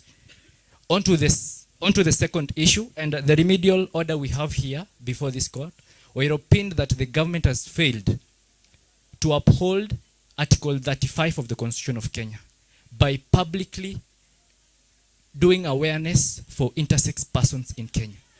This is read together with Article 36 that says that the state shall release any information whatsoever that is of quite important value to the public. The right to privacy in Article 31. When it comes to the right to privacy for intersex persons, two broad questions arise: avoiding unnecessary and unconsented treatment, and avoiding unnecessary and respectful healthcare services. The right to privacy, as it was held in Jessica Clarice versus Da Vinci, where Mativo J held that, and allow me to read in verbatim. The right to privacy essentially consists of the right to live with minimal interference to private home and personal life. Seemingly, this court, in the case of David, Lawrence, and Aga Khan hospitals, released the three-part test in a scenario where a hospital or a medical facility has, in which they could release a patient's information. As read together with the Health Act 2017, we submit before this court that the nurses at Toro Clinic, in paragraph 22, failed to uphold the principles of confidentiality when it comes to doctor-client privilege, and also violated the rights to privacy as protected for under Article 31. On to issue C. The government of Kijano violated the Constitution or any other international human rights law by failing to protect and fulfill sexual reproductive health rights of intersex persons.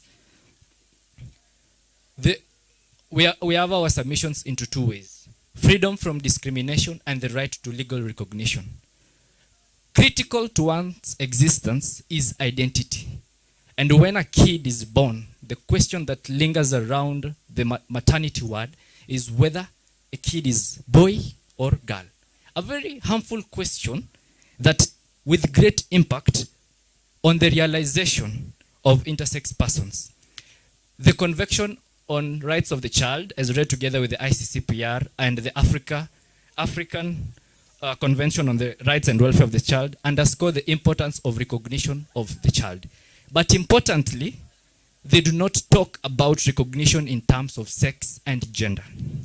We acknowledge that, yes, the government have passed into law the Children's Act 2022, but intersex adults are left in the legislative limbo. We do not know what to do with them.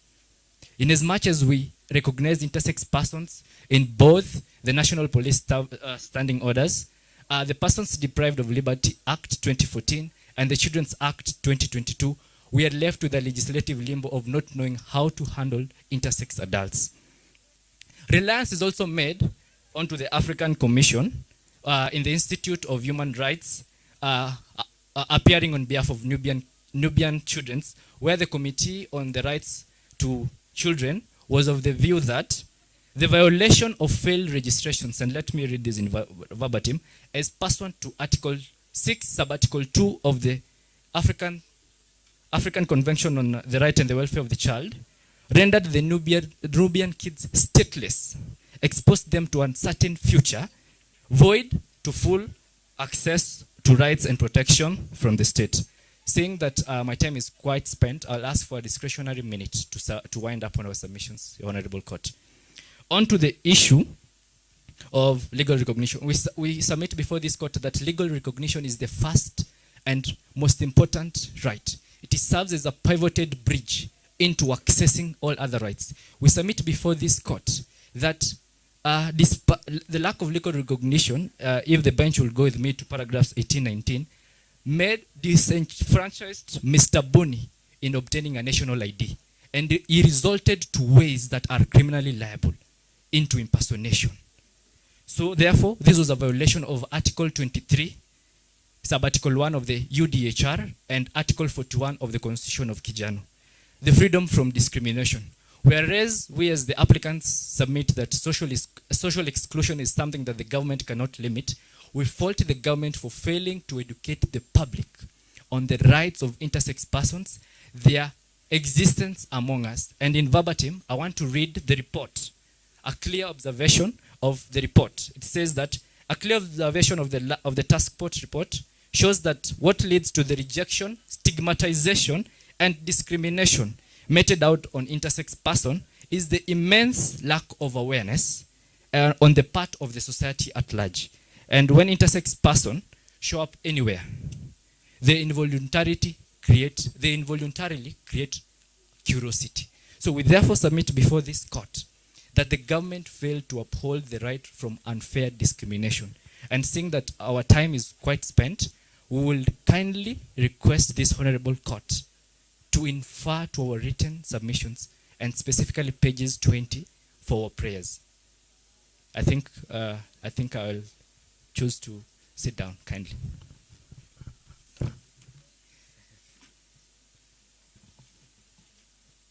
So maybe you can tell us what you want we want this court to do for your client. Shortly.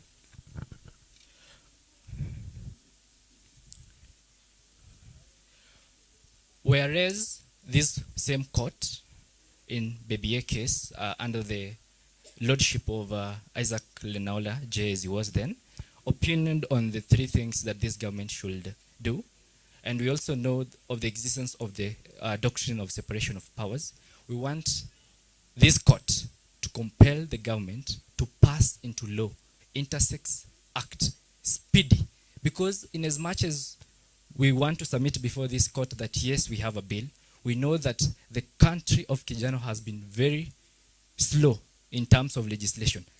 Case in point, we want to tell you that the first case of intersex person happened in 2009. The second that touched on intersex persons happened in 2014. Honorable members of the bench, we are in 2022. So many years have passed and the government does not have enough justifications for so. So we want the government to compel we want the court to compel the government, first of all, to pass into law Intersex Act. Secondly, to formulate policies and educate the masses, because as we are aware, social exclusion is something the government, nor the judiciary, nor the legislature can entirely regulate. But as it sits at the moment, we can choose what is unfair discrimination. So we want you to compel the government to do mass sensitization when it comes to intersex persons. And lastly, compel the government to educate the public service. The violations that intersex persons are being faulted to in regards to the government come from the public service despite recognition of intersex persons per se. So those are our humble prayers before this honorable court, the compelling reasons.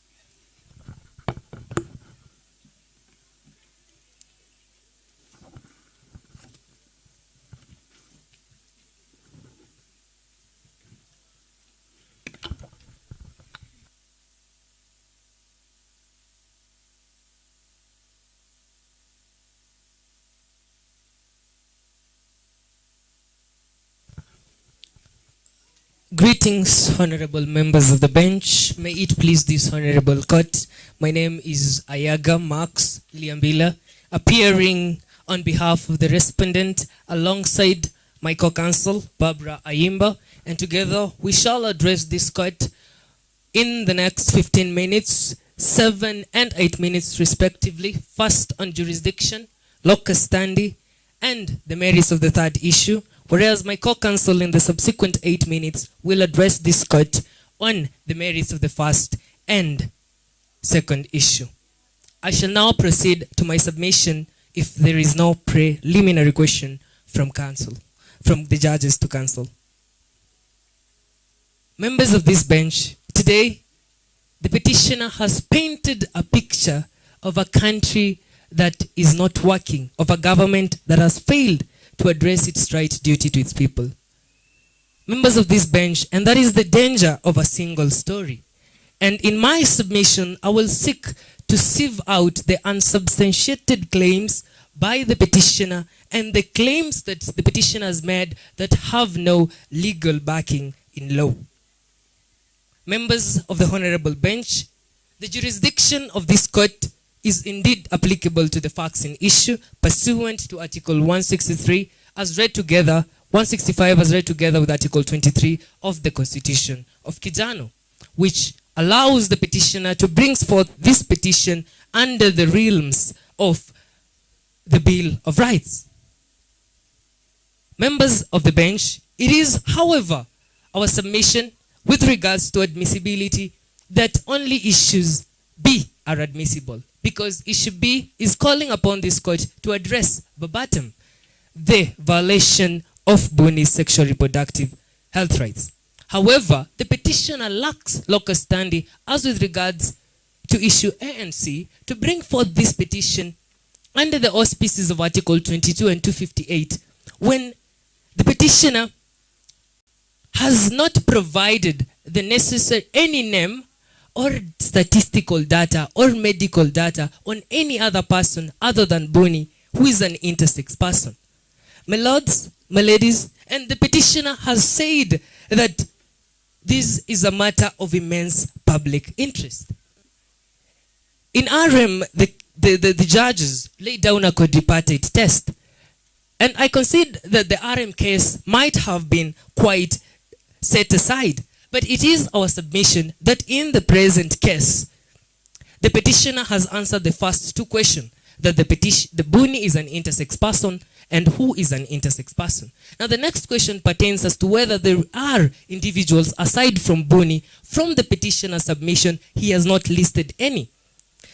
My lords and my ladies, in the Ilchames case, the four petitioners were found to have locus standi by virtue of the fact that they brought forth facts and empirical data to show that they are actually intersex persons, and they are actually members of the Ilchamas group that comprises of 30,000 members. My ladies, my lords, members of this bench, it is thus our submission that without empirical data from the petitioner, or that the petitioner is relying on, or any statistical data, the petitioner cannot submit to the locus standi present in this case. And the petitioner has told you about immense public interest, and that we should not look at technicality when it comes to a public interest litigation. My lords, my ladies, technicality is at the heart of every legal proceeding. And I will list for you three cases, my lords, my ladies, and I will start with the BBI case. The BBI case, issues D, E, and F was struck out because of technicality, despite 3 million people having assented to the bill. My lords, my ladies, I do not know what is the level of public interest in 3 million. My lords, my ladies, the Finance Act appeal at the Supreme Court was struck out because of technicality among the issues that were the reason it was stuck out. And according to the report by DAFCA, 60% of Kenyans were against the Finance Act. 60% of 50 million is close to 30 million. What is public interest in that sense? My lords, my ladies, and finally I call this court to look at the Brexit case, where the court struck out the referendum because of technicality. Therefore, the petitioner has not demonstrated to this court the immense public interest that he is purporting to be advocating for. That aside, my lords, my ladies, it is further our submission that in the unlikely event and without prejudice that this court finds issue C, it is admissible, it is our submission that contrary to the petitioner's assertion, the government of Kijano has taken progressive measures for the realization of these rights. And I will address these in two limbs. First, on provision of accessible preventive healthcare services. My lords, my ladies, we concede that Article 43, as read together with Article 12, sub-Article C of the International Convention on Economic, Social and Cultural Rights, provides on the highest attainable standards of health. My lords, my ladies, and in the fact sheet, we are provided for that Buni was not able to get condoms. My lords, my ladies, I call upon this court to rely on the research conducted by the University of Cambridge, which shows that intersex persons are actually able to use the female condoms.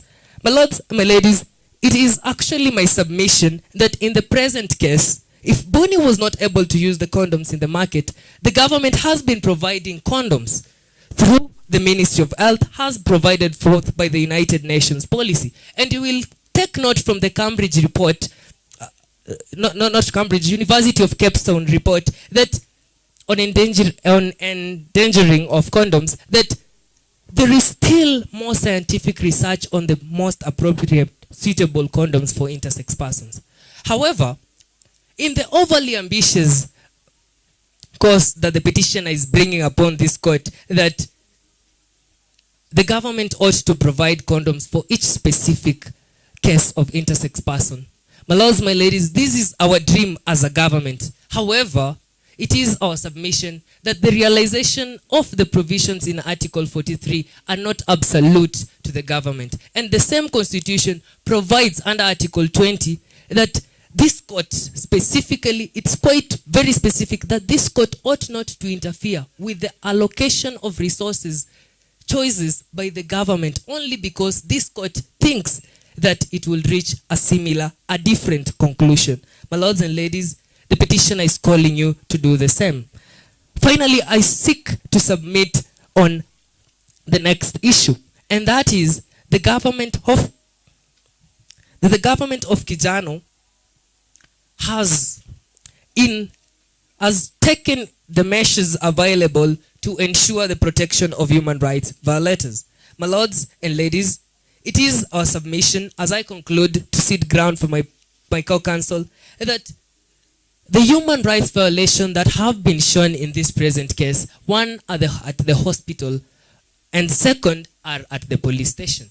It is our submission that despite Article 21 calling us to fulfill and protect the sexual reproductive health rights of intersex persons, the specific characters in question, the nurses and the police, ought to bear a personal responsibility. And this was the holding in the Miguna case versus Dr. Fred Matiang'i, that everyone has the obligation to defend the Constitution.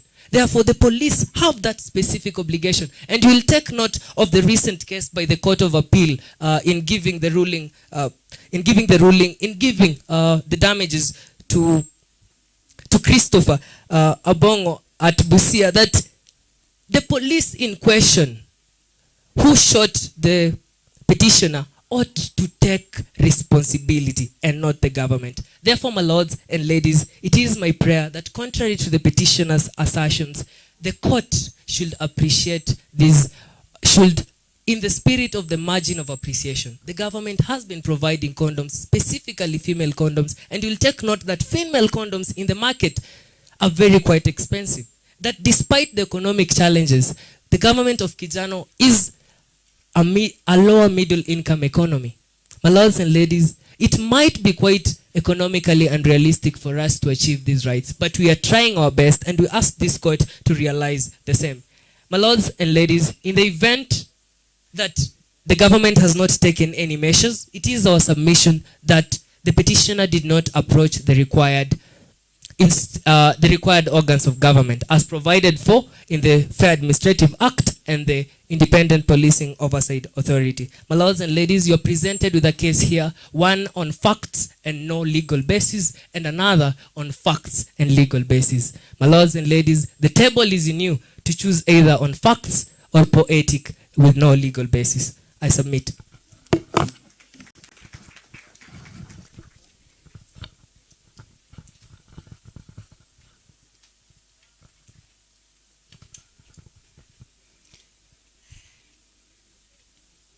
Honorable members of the court, I will be responding to the allegations made by the petitioners in regards to issues A and B. The petitioners have endeavored to portray an image of a government which, in addition to its inability to formulate policies and guidelines for the SRHR of intersex persons, it further should be held accountable for autonomous violation of human rights stemming from the conduct of police officers and public hospital staff. In my forthcoming arguments, honorable members of the court, I shall demonstrate that contrary to these assertions, the government of Kijano has indeed formulated policies and guidelines for the SRHR of intersex persons, and additionally cannot be held liable and additionally cannot be held product of this from these persons. Proceeding to the first issue, honorable members of the court, the petitioners have submitted that the government of Kijano has failed, degraded Buni's treatment by firstly discriminating him in regards to admitting him to an all-boys school. However, honorable members of the court, Article 6, which opposing counsel cited as Article 5 of the Universal Declaration of Human Rights, does provide for the right of every person to be recognized as a person before the law. Additionally, honorable members of the court, if I may direct your attention to paragraph 11 of the fact sheet, we see that Buni identified as a man while going to secure an identity card. In this regard, honorable members of the court, the petitioners could not submit that the government of Kijano was in violation and discriminated Buni on the basis of admitting him into an institution to accord him the right guaranteed by the Constitution to education. Proceeding to the submissions of the petitioners on the recognition of intersex persons, honorable members of the court, the respondents urge you that in the interpretation of the Constitution of Kijano, you should be guided by Article 259, which promotes the interpretation of the Constitution in a manner that advances the rule of law and human rights. In this regard, honorable members of the court, the failure to recognize intersex persons by the petitioners is not in line with the values highlighted in the Constitution, as it is very clear on the right of every person to be protected from discrimination under Article 27. Proceeding to the next submissions by the petitioners, honorable members of the court, the petitioners have mentioned the failure of the recognition, which is contrary to the Children's Act under Section 7, which provides that intersex children should be acknowledged and given special care as a special needs category, as well as being issued with appropriate treatment. In this regard, honorable members of the court, we submit that the government of Kijano has indeed formulated policies and guidelines that protect the rights of intersex persons, their sexual reproductive health and rights, as well as their treatment. Proceeding to the second issue, honorable members of the court, the petitioners have submitted that the government, through the conduct of police officers and public hospital staff, should be held accountable for the human rights violation against Buni. However, the respondents submit that the petitioners have failed to establish the vicarious liability that would bind the government to the actions of the police officers and the public hospital staff. And in reliance on this provision on vicarious liability, citing the Salmon test, a widely accepted principle establishing vicarious liability, the actions of these police officers and the public hospital staff cannot be attributed to the government because they are in contravention of the conduct that is required of them and the instructions given by the government. And this is in line with the decision in Gora versus Mona, which held that a government cannot be held accountable when the acts of its employee are in contravention to the orders that have been given.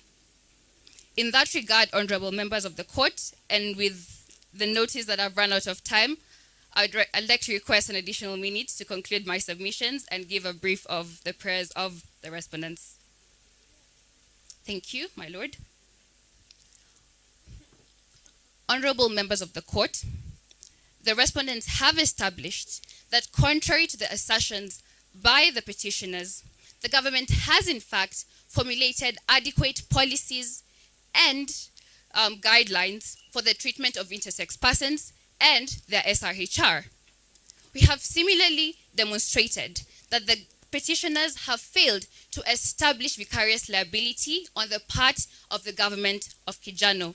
And in this regard, we pray that this honorable court finds in favor of the petitioners and recognizes the efforts that have been made towards the progressive realization of human rights and the rights of intersex persons through formulation of policies. If I may be of no further assistance to this honorable court, the respondents rest their case.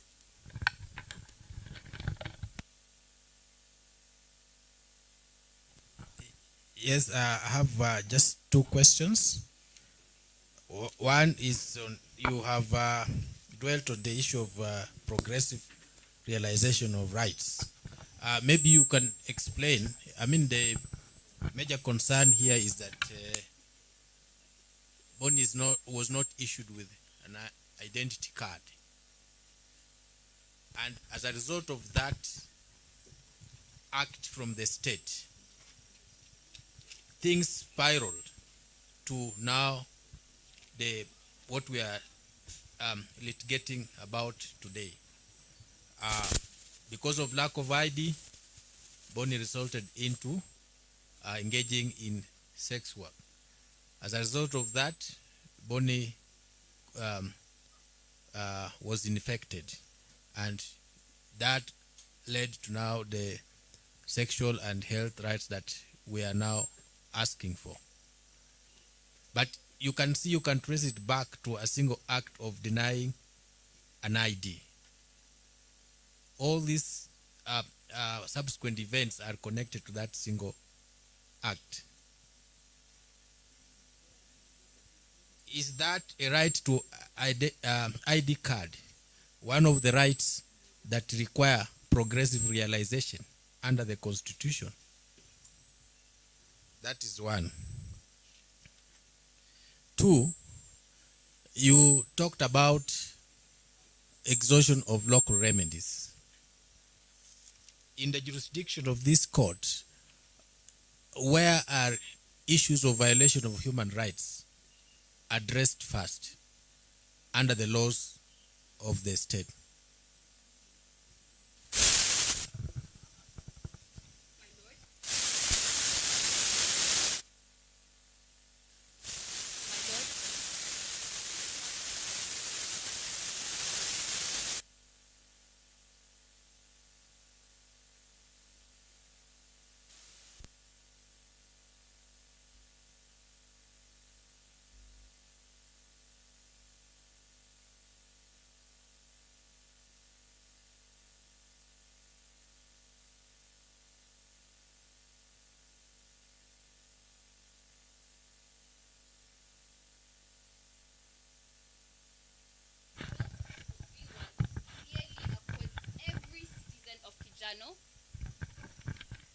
Accords every single citizen of Kijano the right to acquire an identity card. And in this regard, the failure of Boni to acquire an identity card cannot be attributed to the lack of the failure of the government to formulate policies, but the discrimination faced by Boni during acquisition of this documentation. And in that regard, there are additional policies and acts implemented, such as the Fair Administrative Actions Act under Section 9, which accords Boni the right to apply for a judicial review to have such matters addressed. However, this was not reported, and the government was therefore unable to properly address this human rights violation by the staff. Further, in response to the second question, my lord, it is the respondent's submission that we do acknowledge that the High Court of Kijano has original jurisdiction on matters of human rights violations. However, there are provisions necessitating the following of procedures under various laws. For instance, on the violation of Boni's right to acquire an identity card, there are provisions under the Fair Administrative Actions Act providing for judicial review, which would allow this matter to be resolved before proceeding to this honorable court. Additionally, under the Medical Practitioners Dentistry Board rules, we have provisions that are... There, Yes. Still under the articles of the Constitution, is this court precluded from issuing judicial review orders? My Lord, in response to that question, I would like to request that my co-counsel answers if you are not opposed. Thank you very much. Thank you, my Lord. My Lord, it might be quite difficult to be in the shoes of the respondent today. However, it is our submission that the petitioner has not approached this court in the field of or in the realm of judicial review. And it is quite very clear that this court held that when the petitioner's prayers have to be very specific. The petitioner has not prayed for judicial review. Therefore, this court ought not to grant the petitioner for what he has not prayed for. If he has not prayed for that specific issue, then it means the petitioner, does not want that specific remedy. Therefore, my Lord, in as much as the court might want to be as generous as possible, it is our submission that today let the court not to be as generous as possible because of the negligence of the petitioner. And further on that, it is our submission that despite the provision that this court has jurisdiction on the matters of violation of human rights, the Court of Appeal held in Geoffrey Muchinga versus Samuel that where there exist alternative dispute resolution methods, and you will appreciate that some of these cases take quite a long time.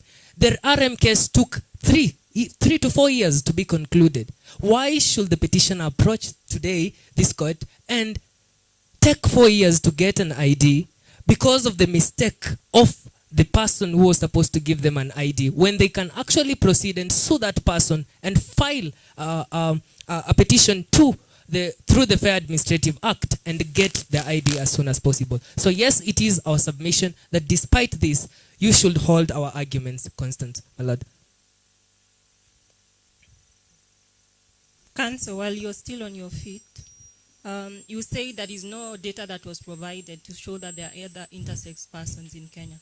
Whose responsibility is it to provide data on persons? My Lord, my lady, I am not quite saying that there is no data. The petitioner has brought forth a case before this court.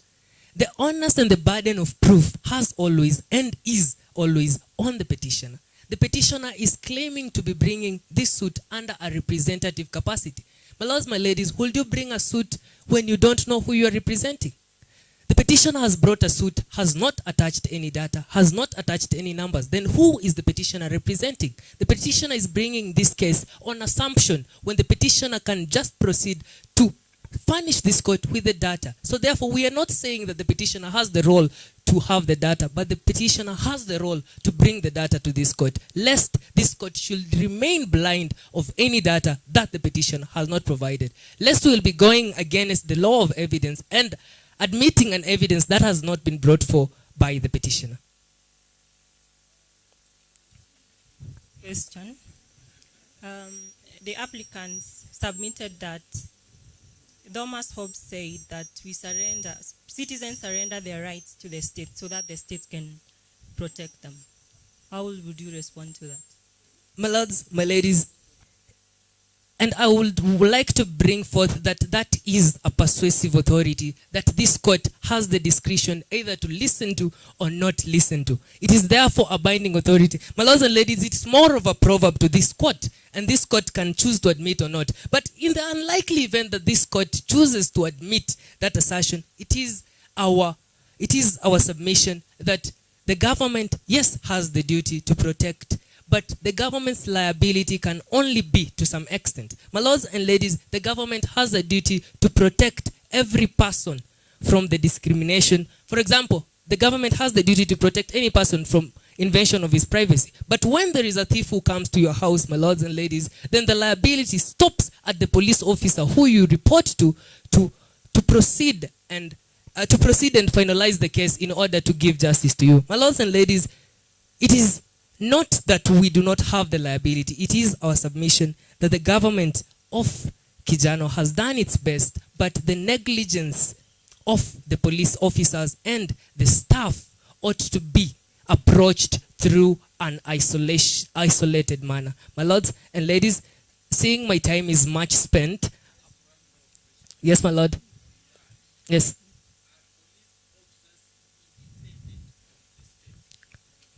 My lords and ladies, police officers are not independent from the government, but the police officers are oversighted by an independent body, and that is the Independent Policing and Oversight Authority. My lords and ladies, and I concede that in as much as we ought to govern the conduct of the police officers by the virtue of the National Police Service Act, we might not have taken consideration into that, but it is our submission that the government of Kijano, in response to this case, will seek the indulgence of the court to take measures on the police officer that violated Buni's sexual reproductive health rights. And we call upon this court, my lords and ladies, today, not only to look at the single side story that the petitioner has presented and look into the law, to look into the facts and look into the petition, into the respondent submission and rule in favor of the respondent, because my lords and ladies, if we do not, then we will be allowing the petitioner who has not filed this petition in the right way and who is proceeding on assumptions and not facts to gain justice inconsequential. My lords and ladies, seeing my time is much spent, I'd wish to cede the few minutes gracefully to this generous court. Thank you, my lord.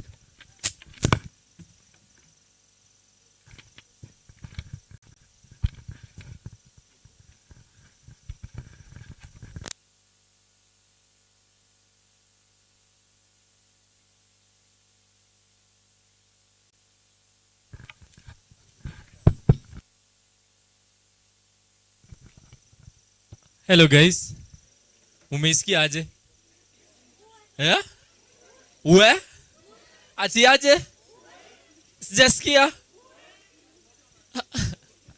Okay, want to hand over to Madam Milka so that she can invite her guests to address us. Thank you. See, I'm confused. Now who is winning this thing? When this one stand, oh my God, I'm like, wapatie tuende nyumbani. Au wakisimama, there is hope. Sindio? Is there hope? Yeah, those were strong, fiery arguments. I like the advocacy skills. Advocacy skill kwa Kikuyu ni vile unaeleza, unawambia mtu uongo, lakini unaambia mtu lakini unamwambia unajua, yani mpaka mtu anafikiria ni ukweli. Imagine anaenda home akijua nimejua ukweli. By the way, when I left, I went there was another function which was going on there, and I had this lady everywhere I go, even if I hear one word, I call it that. I heard her saying that they were interviewing this person, and this person said the law of contract section 64 na kaelezea. Unajua law of contract iko na sections gapi? 4. Inaishia section 4. Na huyo alikuwa na section? Na unajua walimpatia kazi? Bila aliwaambia, hata wewe wenyewe walijua section 64 ishakuja. Walikaa wakaulizana, by the way, kwani walipitisha sheria nyingine? Because vile nawaambia. Okay, that's what these guys are doing to us. So judges are doing the analysis and all that, and we're going to get, but everybody is a winner actually. It's only that in court, judges still have to say, sometimes by the way they can say, okay, you have won the case, but I was happier, by the way they write that in rulings, I was happier with the way the other lawyers did it. It's only that the fact were not in their favor or something here and there. So something like that. Now, we want to invite, please clap for Madam Georgina as she comes. She's the most beautiful lady in the place. Madam Georgina is an official of the Athletic Kenya, and she's in charge of Jiro sub-county. Jiro ni wapi? Mnajua tu Huruma Muliniambia Huruma ni place. Mjui Jiro? Ama Jiro ni ng'ombe? People from that community that call Ngombes Njiro. Okay. Njiro sub-county. Please find out where Njiro sub-county is. So Madam Regina is going to tell us about Athletics Kenya and what it's got to do. What does Athletic Kenya have to do with us? Thank you very much. Asante sana Milka. Tushatoka kotini. Tumetoka kotini. Sasa tunaelekea wapi? Kwa uwanja. Kufanya nini kwa uwanja? Kucheza. Tunacheza nini kwa uwanja? Tunakimbia. Wengine tunacheza nini? Football. Wengine tunacheza nini? Volleyball. Wengine nini? Basketball na ingine. Nyinyi muongee. Swimming. Hata hapa tunaweza swim. Si nimeona kama mna maji. Na athletics ingine ni gani ambao mnajua? Huko mwisho. Wewe. Ni ipi unajua? Hawajui yeyote. Tuambie. Athletics, yani sports gani? Najua kizungu nilisikia iko ngumu. Sports gani? Football. Mpira ni football. Haya, hizo zote ni athletics. Si ndio? Lakini tunazijua kama sports, jina moja. Kwa majina hivyo mmeambiwa naitwa Georgina. Na ninatoka mahali panaitwa Njiro. Nani anajua Njiro? Njiro ni wapi? Iko Kenya. Ukipita Ruai, ukielekea Nairobi, ukipita Jogoo Road, na Jogoo Road unaingia mpaka iko tu hapo. Haya, nani mwingine anajua Njiro iko wapi? Yes. Njiro iko wapi? Nani atasaidia na mic? Ati iko karibu na Jogoo Road. Kila kitu iko karibu na Jogoo Road. Nimeconsume 5 minutes zangu. Nikimaliza na keti. Kama tushajua Njiro. It is along Kangundo Road between Choka and Kayole Junction. Very good.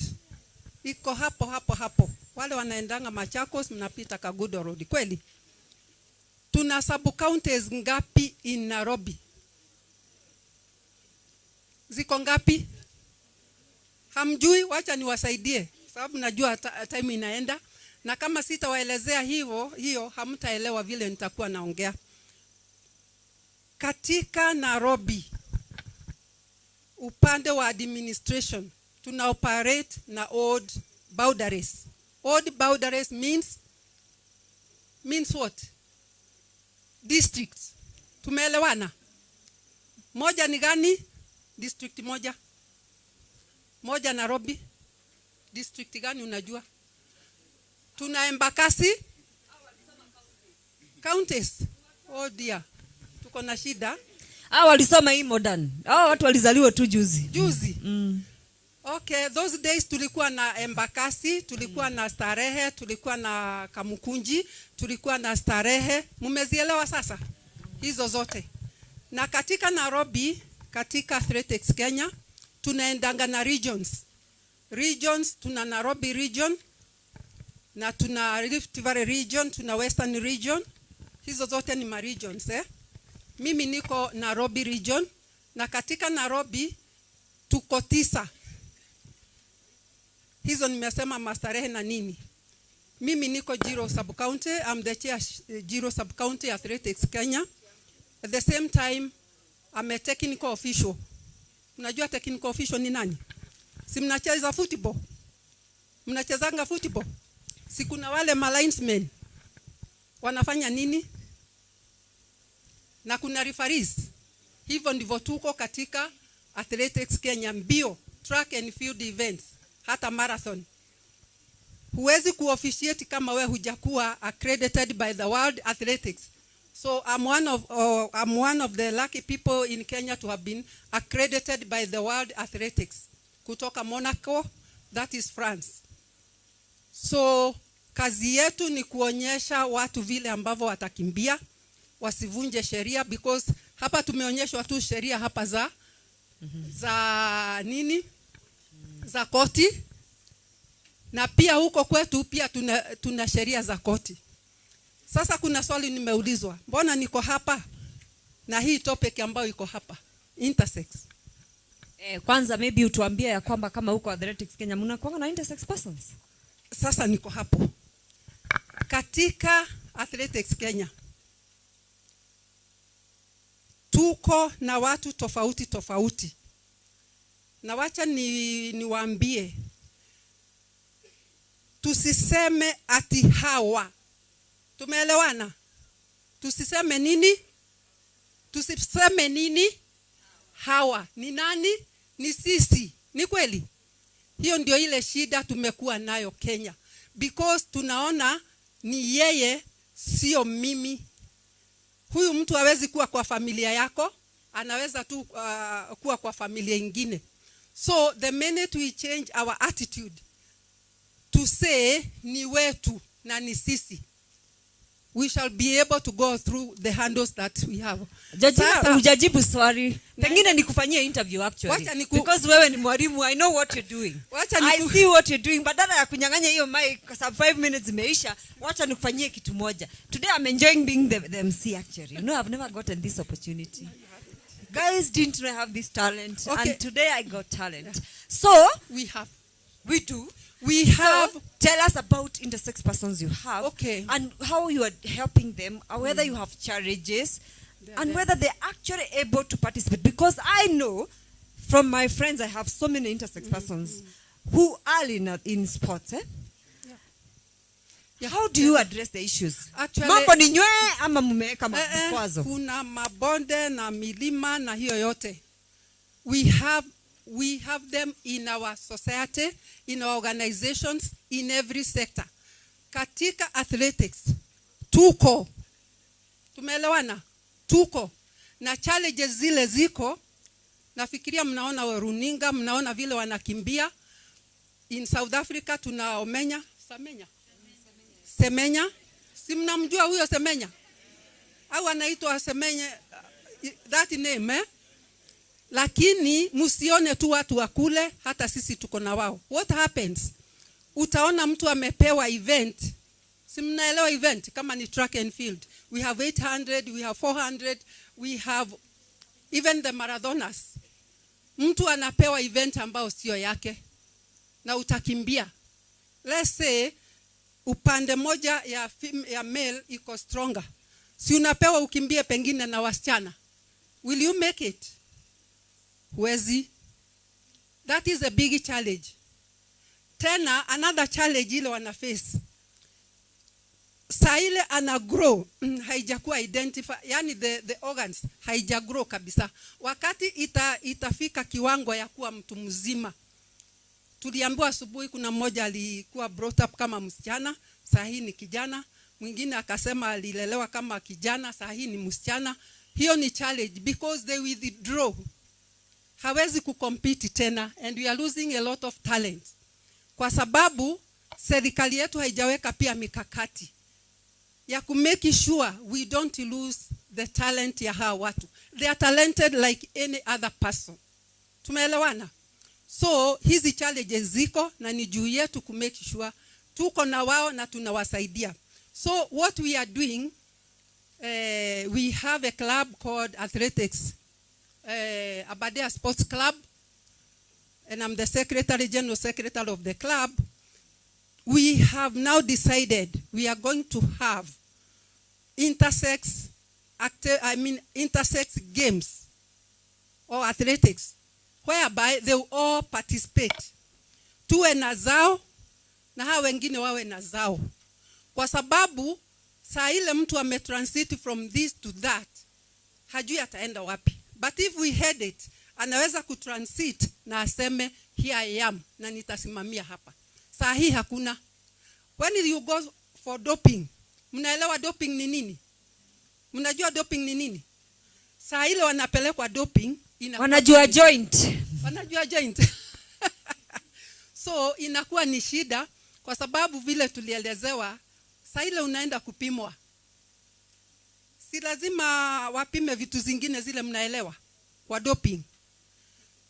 Sasa hizo yule anaenda kukupima, kama ni msichana anakuta wewe uko tofauti na wewe, yeye ni msichana pia na wewe ni msichana. Unaona, hawajui mambo ya intersex, they don't know bikia sana. Anaanza kusema huyu si msichana, huyu ni mwanaume. Imekuwa ni shida, and from then unaona mtu amepotea na ameenda underground. Alikuwa ameanza kuonekana kwa runinga na perform vizuri, anaanza kurudi chini, halafu anapotea hivyo. Sasa ni kazi yetu sisi kama wale tuko hapa, tuna hiyo information, tuwaeleze. Tuliambiwa hata si ugonjwa, tusaidiane, tuwalete wote on board. Na kama una mtoto unajua ako hivyo, tafadhali usifiche. Amka is here. Wale wengine wako hapa, champions, tusaidie hawa watu watoke nje ndio wakompiti na wale wengine. Asante sana, asante sana. Yes. Thank you so much, Madam Georgina. Yes, by the way, most of the intersex persons who are in sports are in national sports. In fact, there is one who have filed an international case. They are in national sports. A case in the international court at The Hague. Because of this kind of discrimination. Either as a world, as a country, we decide we give them their own category, or we decide because they also have their talent. Si wanataka kukula talent yao pia. Yes, so, yes, but now at this moment, I want to invite the judges. Please keep quiet. Hiyo mikate bana mpeane tu pole pole. Musi disturb kotini. Musi disturb koti. Please. So nataka judges wakuje watawaambie ma-observations zao. Ndio tukawake tukijua, wacha tugesigi hivi ya kwamba ABC tatuambia aje, si ndio? So we're going to start with Judge Frankie Kwamboka. Thank you so much, Amuka, for this opportunity to be here. And you tell us why nimekuita Frankie Kwamboka. Your name is Frankie, lakini nimeongezea hiyo nyingine so that you tell us why. Sasa milika tunafanya napotea. One, I'm very happy that tumekuwa na kitu hapa. Na sometimes ilikuwa ina flow mpaka napotea, na sababu mimi nafaa kupeana marks. Na kwa sababu mimi ni mwanasiasa, leo nimeongezea lawyers wachache kwa nini yangu. At least kesho nikishikwa ama makosa nikifanya hapa, at least niko na wawili watatu naongezea kutoka hapa, kwa sababu unajua waisi ni charge pesa mingi. One, nimependa research na advocacy yenye nilikuwa naona inafanyika hapa. At least watu wako na information. Si ndio? Si tulikuwa naona hiyo. Then at least mme research. Unajua sometimes mtu anaweza kuja hapa anataka kuongelelea kitu mpaka unashindwa na sasa. Na Sanieli angekuja. But I'm very happy that tulikuwa tunaongelelea intersex na kwangu ilikuwa sawa sana. Eye contact, persuasive language, yani lazima nikungoe mahali umekaa ukubali na kile kenye nataka kukuambia. Na nimefurahishwa sana na hiyo kazi mzuri. I'm an intersex person. The first intersex person to vie for a competitive seat, MCA kwa Njenga Ward. 2022 general elections. When we talk about Children Act, hiyo ni safari yenye tumetembea to ensure that intersex persons are recognized. And not only recognized but also protected. Not only protected but included in all services serikali inafaa kufanya nini? Kupeana. Kitu ya pili. Leo hii sometimes nikiwa na Milka mnasema madam, kama si huyo Milka na mwingine atasema baadaye, labda intersex community atungekuwa hapa. Milka wametusaidia sana. Nilianza process ya name change. Name change nilianza February kupitia kwao. Wakanipatia hiyo process yote, wakanishika mkono. despite the fact Milka atapiga simu aniambia enda mahali fulani, nitaenda hapo na nipate already hiyo safari imekuwa rahisi kwangu. Na then nimechange from Francisca Kwamboka to Frank Robert Kibagendi because of the Children Act. But let me say this. Intersex bill ikicha kupita, sisi intersex wazee ndio tutasaidika. Kwa saa hii tunadandia Children Act and sometimes watu hawaelewi. Wanasema hii ni ya watoto na nyinyi watu wazee. Si ndio? So ni kuomba kupitia waheshimiwa wetu kwa sababu mali imefikia saa hii ni parliament wapitishe hiyo Children Act itupatie ruhusa ya affirmative action, si ndio? Ya opportunities kwa politics na hizo vitu zingine zote. So Mungu awabariki, mikate imefika hata tuelewani. Asanteni sana. Mlikuwa mnajifanya mujari mambo ya food. Si ndio hivyo mlikuwa mmejifanya asubuhi? Saa hii mikate hata msikizi. See? Anyway, enjoy when you are a student, by the way. Food tastes so good when you are young. Alafu then you start being told, oh, you can't eat this, oh, you can't eat that because sijui cholesterol. Oma vitu kaa hizo. Ebu kula saa hii before cholesterol come. Aya. Justice, purity. Kwanza asante sana kwa mkate. Nimepata breakfast, eh? Yeah, so Kenya naweza kusema ni you've seen for yourself, eh? Hiyo Moot court venye imeenda. The participants were very well prepared. We were very impressed. And it was a very hard decision to decide, who is winning, who is not, because that was a very close tie. I would like to congratulate the lady. Kitu yenye imetuangusha tu ni gender balance peke yake. Yeah, I think we should clap for that lady. Yeah, well done and keep it up. So I hope next time in the Moot court we'll have more ladies doing that. It's not easy kufanya hizo vitu zote yenye amefanya, the preparation. You could hear them quoting the laws, the Kenyan laws, the constitution, the international conventions, case laws, the Kenya, the out of the country. So the very well done research. So congratulations and keep it up.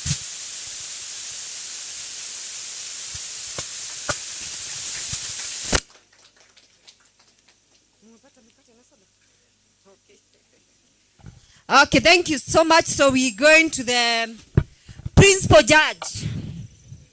The principal judge, every time you have a bench which is more than one judge, saa zingine mnasikianga chief justice anasema nime appoint bench ya watu watatu wakuje wa decide your case. Wenyewe si ati amechaguliwa na mtu. The three of them, the judges, they sit together na wanakubaliana nani atakuwa na lead the group. So it is themselves, the three judges, who decide to lead the group. So Mr. Jambo, do you want to come and tell us who is the winner, or you're just going to give us comments? Okay, the results are here with me. Hebu kuja huku mbele tu. Hey bana, results ndo hizo. Okay, hebu tu ignore mikote kwanza. Results ndo hizo. Let's I can't wait to hear which team won. Ideally, I should be announcing this result from the back, so that as soon as I finish announcing, I run away. Unfortunately, from where I'm standing, I am trying to see where will be the escape route. But definitely, I'll have to announce. Then, liwe liwalo. Just brief comments, I think, on two things from the observations I've made on the skills of mooting that you have displayed. These are good skills. I think, as you have said, that the future is bright. We look forward to having you again in another session and to... Please, let's stop talking too much so that we can be in one meeting. If you're distributing, please stop distributing now. So let's finish the meeting. But these are the last things. Yes. Hakuna kitu kingine tunafanya. You have shown talent, you have shown great skills at your level. As one of my judges was asking me, how do you perform in court? He was asking me, kule kotini huwa anakuwa aje? So until I said, no, they are not lawyers, they are students. But otherwise, the judge had already taken you up there, and clearly it shows that you are on the right path. One thing I observed is I think there was an issue with how you framed remedies. I think across the board, until probably this last round when it was brought to your attention that you need to be requesting for remedies, you are just presenting the case and disappearing without telling the court what is it that you want the court to do for you. And even... Remedies ni mnyama gani wakili? Okay. Remedies is what you want the court to do for you, or what specific orders do you want the court to issue. You have come to court, but you have not just come to court to tell the court stories. You have come to the court so that the court can issue some order that you can take home and implement. That's what we are calling remedies. And so, and even after that was highlighted or brought to your attention, I saw that you are requesting or asking for general remedies. In cases like these ones, remember there is a specific individual who has suffered some violations. That individual needs to be given something also as a person before we start addressing the needs of the community. This is a person who has approached the court with a specific need. So you need to address those specific needs before we start now speaking general about intersex. So what can you give Bonnie as a person? And so there are specific issues which Bonnie is suffering from. There is the issue of ID. Bonnie has been denied ID. You need to ask that be issued with immediate effect. I heard the state saying this is a progressive right, but the other side didn't insist that the ID be issued immediately. So there are those concerns which you are coming to court to have the court address them as issues of immediate concern. But then there are those ones which you may leave for general implementation. So when you are framing your cases, you must frame such a way that you have both. You have general concerns, but you also have immediate concerns. Things like IDs, things like access to health care. Those are things someone is already sick. We cannot talk about progressive implementation when someone is on a sick bed. So those are things which we need to implement with immediate effect. So you ask for certain orders that address that kind of concern. I think that's what I noted. The other was the issue which my colleague Ian talked about, marrying the facts with the law. So you state the facts and indicate how those facts violated a specific right. And you mention the right, and then you indicate also under what law that right is provided for, so that the court can follow that systematically. Thank you very much. Now I know the anxiety is about knowing the results and eating your bread. I do not know what we should start with, because after we have announced the results, some people may not have the appetite to eat the bread. So you may start with eating the bread, so that as we announce the results, they find bread already on its way. Yeah, so this, as from what I see here, but then I'm not the one who tallied this resource, so I'm giving a disclaimer. Wait, are you saying kuna kamango kwa IBC system? Are you saying you are compromised? I'm also saying the tallying, so to show that we are acting as a group and independently, like IBC. So this is not the work of the chair alone. We have other members of the commission also working on the... So, as a judge and as a chair of the IBC, these are the announcements that I have. The top or the first or the winner, this This is the trophy for the winner. So the winner is AA05.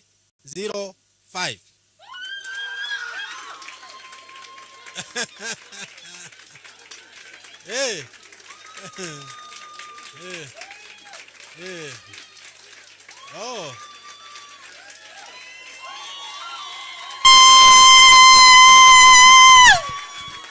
By the way, you are from which university?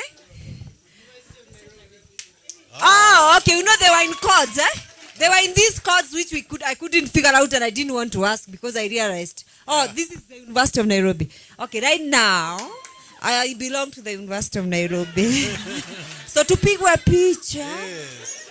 Tupigwe picha. Aya. So the second was, I think the difference was 2 points. So AA08. Oh my. Hey, these guys. Me, by the way, if I was a judge, kwanza hiyo ya serikali, they were acting so serikali, but I was saying these guys should just be hired by the AG. Even, bana, who wears this thing apart from serikali, bana? Nazarene, this is African Nazarene, eh? Yeah, African Nazarene people, how are you? Woo! Oh, there's so many in the house. So this is wonderful to go home with something, isn't it? You came with a bus and I felt like, oh my God, this is beautiful. Yeah. They did you justice for coming. Yeah. Then followed next by AA02. AA02? Ni wagani? Our very own. Woo!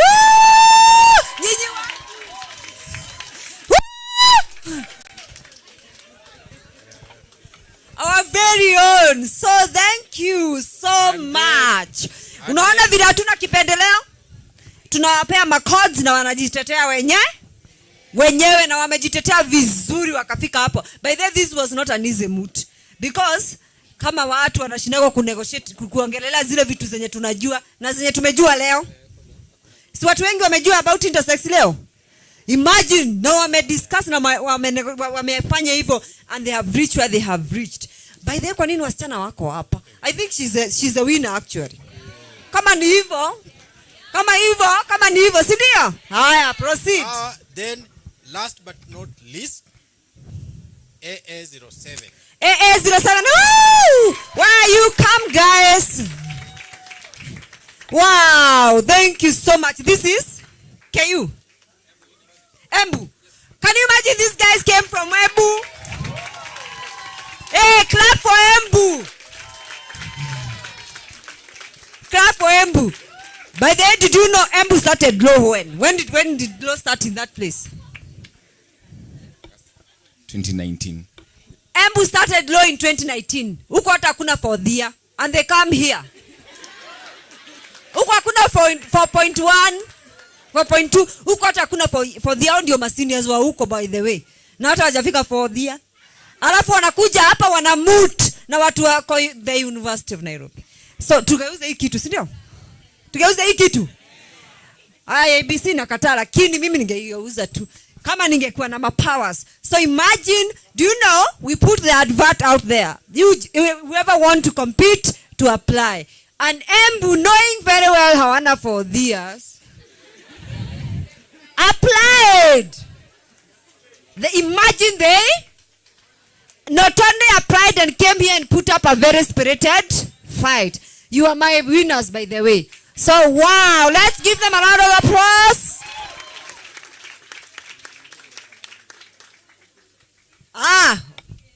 Ati wako na alumni. Okay, waona for the leo. Ati they are old. Kwa by the 2019 ni lini?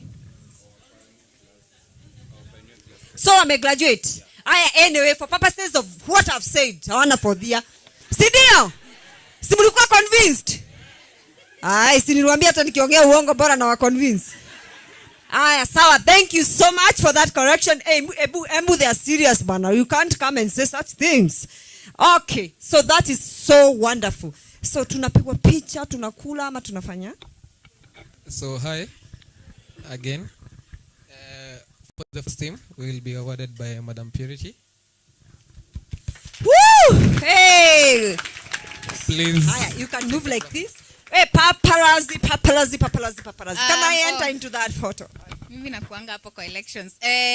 We are going to give them a trophy and a bahasha. Bahasha kidogo. Hatutasema ni angapi mwa kidnap, si ndio? So this is just their first gift, eh?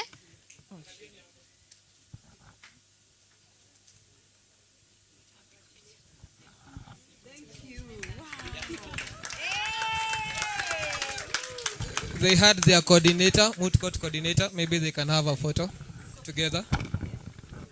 Lindsay. One with your Moot court coordinator. Oh, for the university, eh? Huyu ndio coach wao, yani huyu ndio boss. Hey. Haya, boss. Oh, nikuja hapa.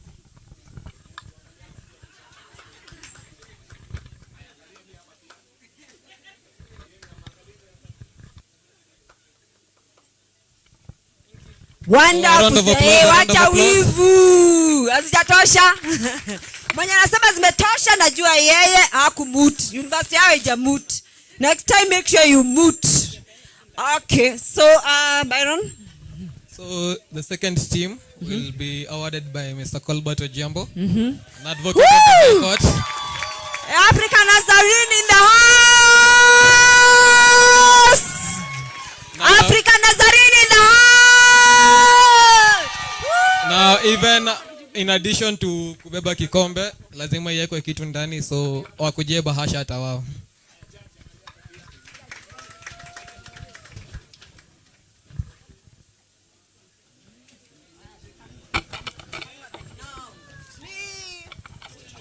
Okay, I'm hearing the coordinator is also here, so please kindly rush to the front. The boss. Woo! Kumbe ni wewe. A round of applause. Hey, women boss. Hey, the boss is in the house.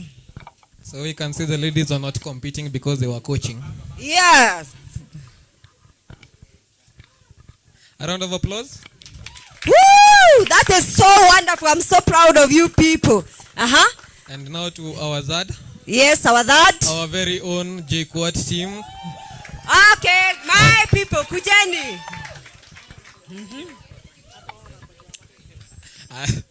So for these ones, I am not their coordinator, but I am their coach. I have mentored them.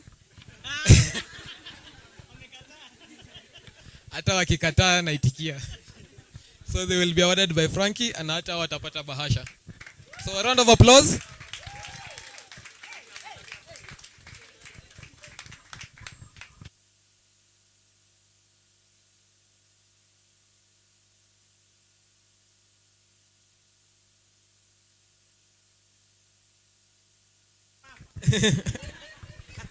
Yes, our team from Embu, we have a couple for you here. Yes, and so this for our first couple is going to be awarded by who? Shalmith, come here.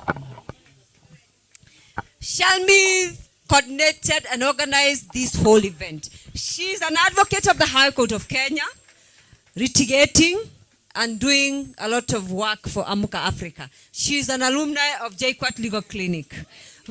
So we have our own giving back to the community.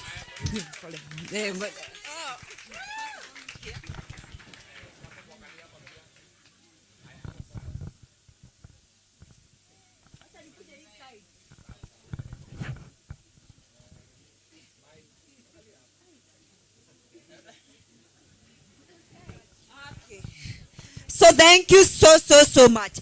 By the way, they are not just going with trophies and those books. I think mkate ingine iko. Kuna mkate ingine.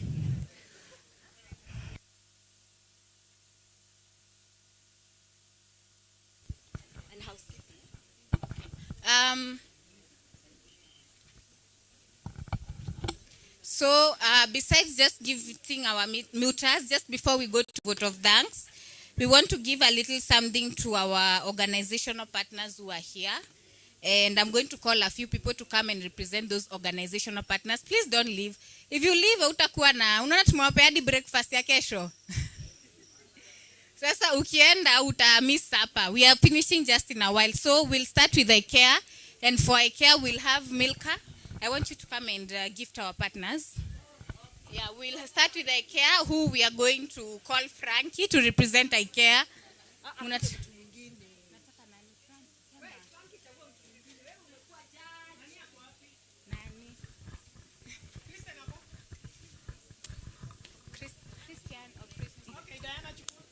Okay, we'll have Diana represent IKEA.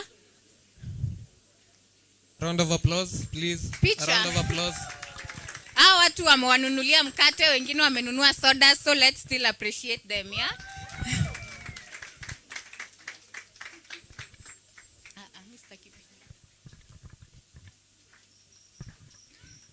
As we gift IKEA, as they go, Diana goes to sit down, we'll have someone from the Intersex Person Society of Kenya, Joseph, come and represent the Intersex Person Society of Kenya. By the way, student, this is your opportunity to see who to network with.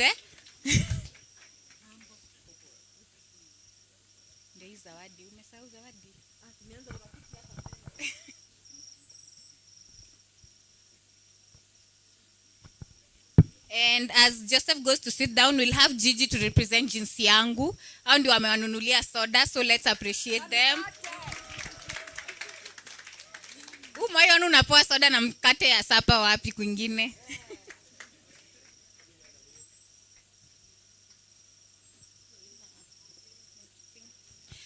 On the other hand, we'll have Josephine to represent the Kenya National Deaf Women Peace Network. Thank you so much for coming.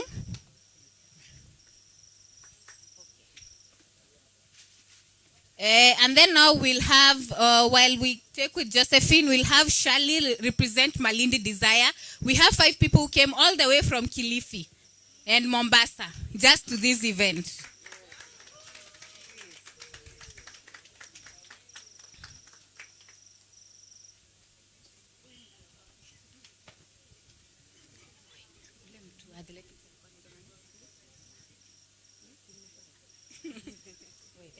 And then we'll have Andy represent Q We Rise. Andy, please come.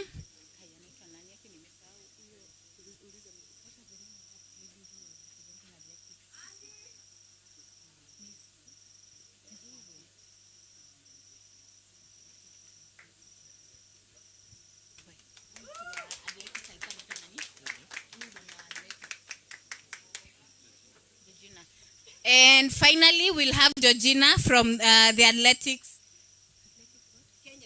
from Athletics Kenya to come and take a gift as well.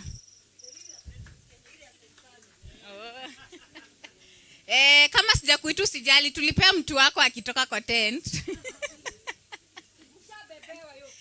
Okay, now as we finish that, thank you so much for everyone who made this event successful. I'll have Milka give a vote of thanks, but before she does that, all students who are here, do we still have students in the plenary? So, kuna watu unaona wale ashaz walikusalimia asubuhi?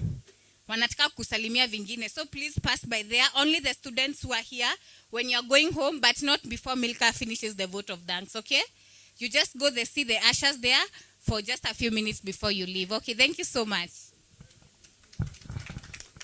Just before Madam comes in, students wa JKUAT to remain behind. We have to return all the equipments here. Okay? Students wa JKUAT. Thank you, Madam. Yes, so thank you so much. We have been learning responsibility today. And responsibility says that you carry all your trash. You carry your bottle, which you have used and which you have not used. Like I should carry this one. Responsibility says that I carry this one. That you don't leave where you are seated, you don't leave anything on the floor. There we have dustbin in the compound. Please make sure you carry. Please don't leave those bottles on the glass. Kwa sababu sisi hatutaki kuchangia kwa global warming. There's someone I want to recognize who is with us here. Vanessa, are you still in? Simama useme hivi before nimalizie. Pungia watu hewa. Vanessa, are you in? Okay, I think I saw her coming in and she left. Vanessa was one of the consultant for this research. So she actually was the one analyzing data. So thank you so much. Oh, people, wait a minute. Not yet. Uhuru. Okay? So I want to thank you so much, all of you. You have you came to start with. You saw the invitation.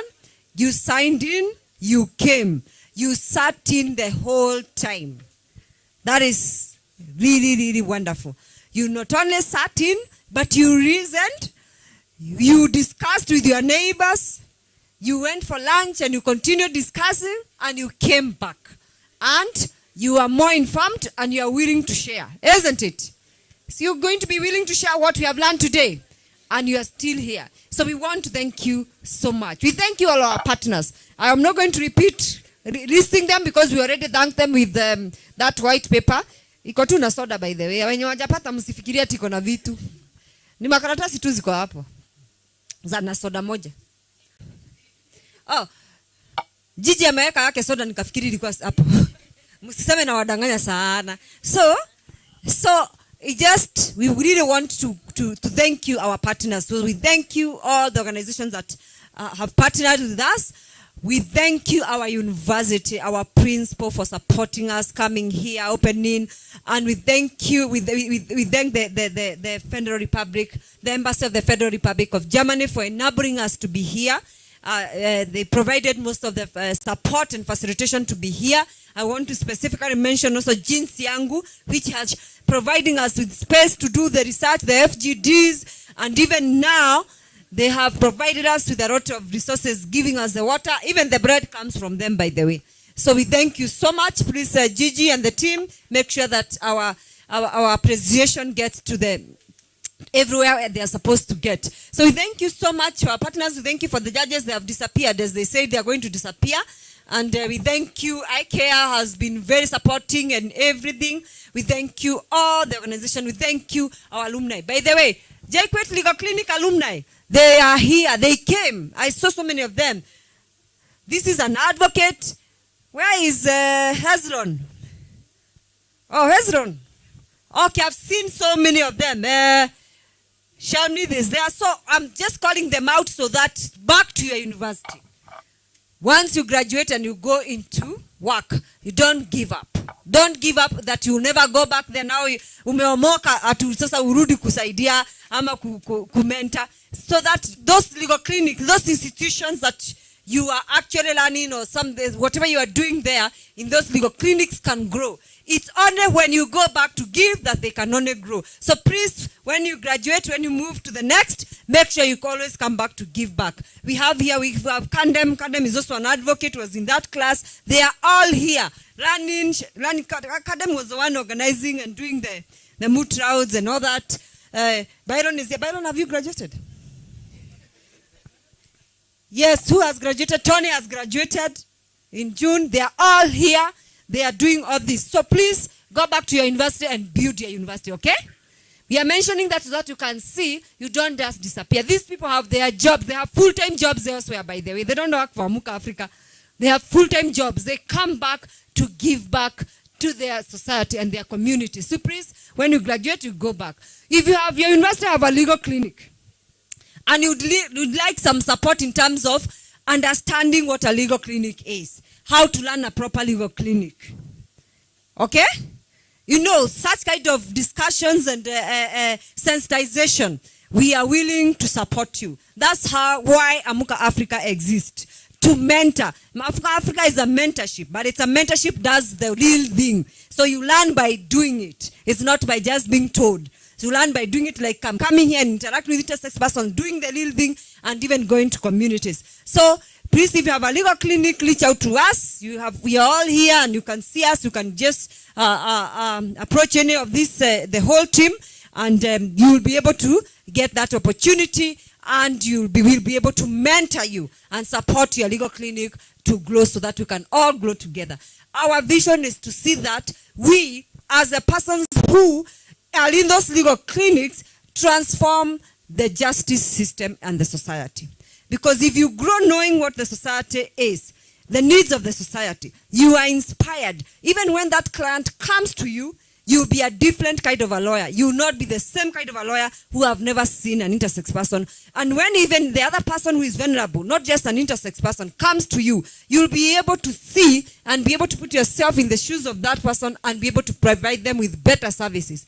And of course, when you do this kind of work, you must be accountable and transparent. You're going to most likely to be a lawyer or a teacher or whatever course you're doing at the university or wherever you are in your college, to be a person of integrity. Because if you have no integrity, no need to do anything. Integrity is key. So please, let's work together. Let's mentor each other. Let's support each other. One person to say something. Just one person. If you would like to say something, you lift up your hand. I give you, then we close. In the meantime, as one person has already raised, okay, now don't raise your hand. Mambo ya mikono nimesema ishe. Okay, hiyo niliona Tufunge, alafu sasa tutapata mtu atufungia aseme aambie Mungu asante, at least mvua haijanyesha sahi. Good afternoon, everyone. I'm Joseph Sila from African Nazarene University, and I'm delighted to be here this evening. As I can comment that this event and session has been very helpful. As I personally have learned a lot about intersex people, and they are part of the society who require to be given their dignity in the society and to be recognized in the country and the globe. Thank you. Thank you so much. This one is going to be a governor. Sindio? Vile amerishuti ya mikono. One politician wa jarigi hata naenda kusema nini. Confidence. Confidence will take you places. Mkate yako umeshikilia tu.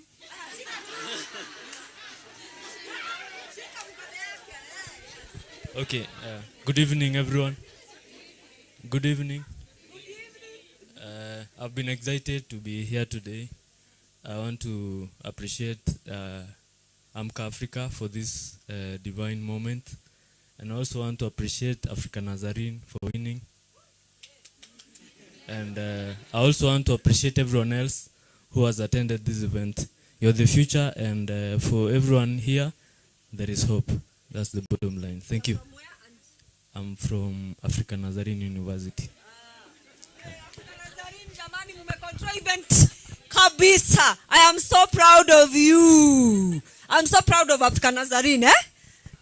Nyinyi ndio kuwin, nyinyi ndio kusema. Haya. So can we pray? Is there anything I've forgotten? No, I am not very good with protocol. So. Hello, hi. How are you? Okay, so we'll do this. I know we have students in the room and we have other people who are not students, for lack of a better word. So at the far end, there is a desk where people need to fill in some details. So as we proceed, students kindly make a line as per your school. So ANU, make a line as ANU. JQuat, make a line as JQuat. UON, make a line as UON, sorry. And then for the rest, there will be a separate place for you to go and fill in your details. Is that understood? Is that clear? Who's reading us in prayers?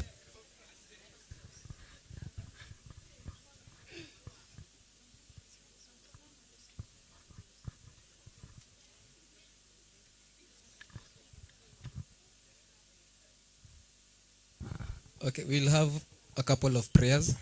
They are always good. So, sinisawa? Sinisawa? So, tutaanza hapo alafu tumaliziwe hapa. Hi, I'm Levi Blessing, an intersex person. Thank you so much kwa kutusikiza. It has been a very good opportunity. Metupea kwa sisi kutusikiza. We are here, interact with us. We are ready to educate you more. So let us pray. Father, in the mighty name of God, we come before you this evening. We don't take this chance for granted, oh God. We prayed in the morning, Lord, and we asked for your guidance. And Lord, you've been with us all day. What can we say?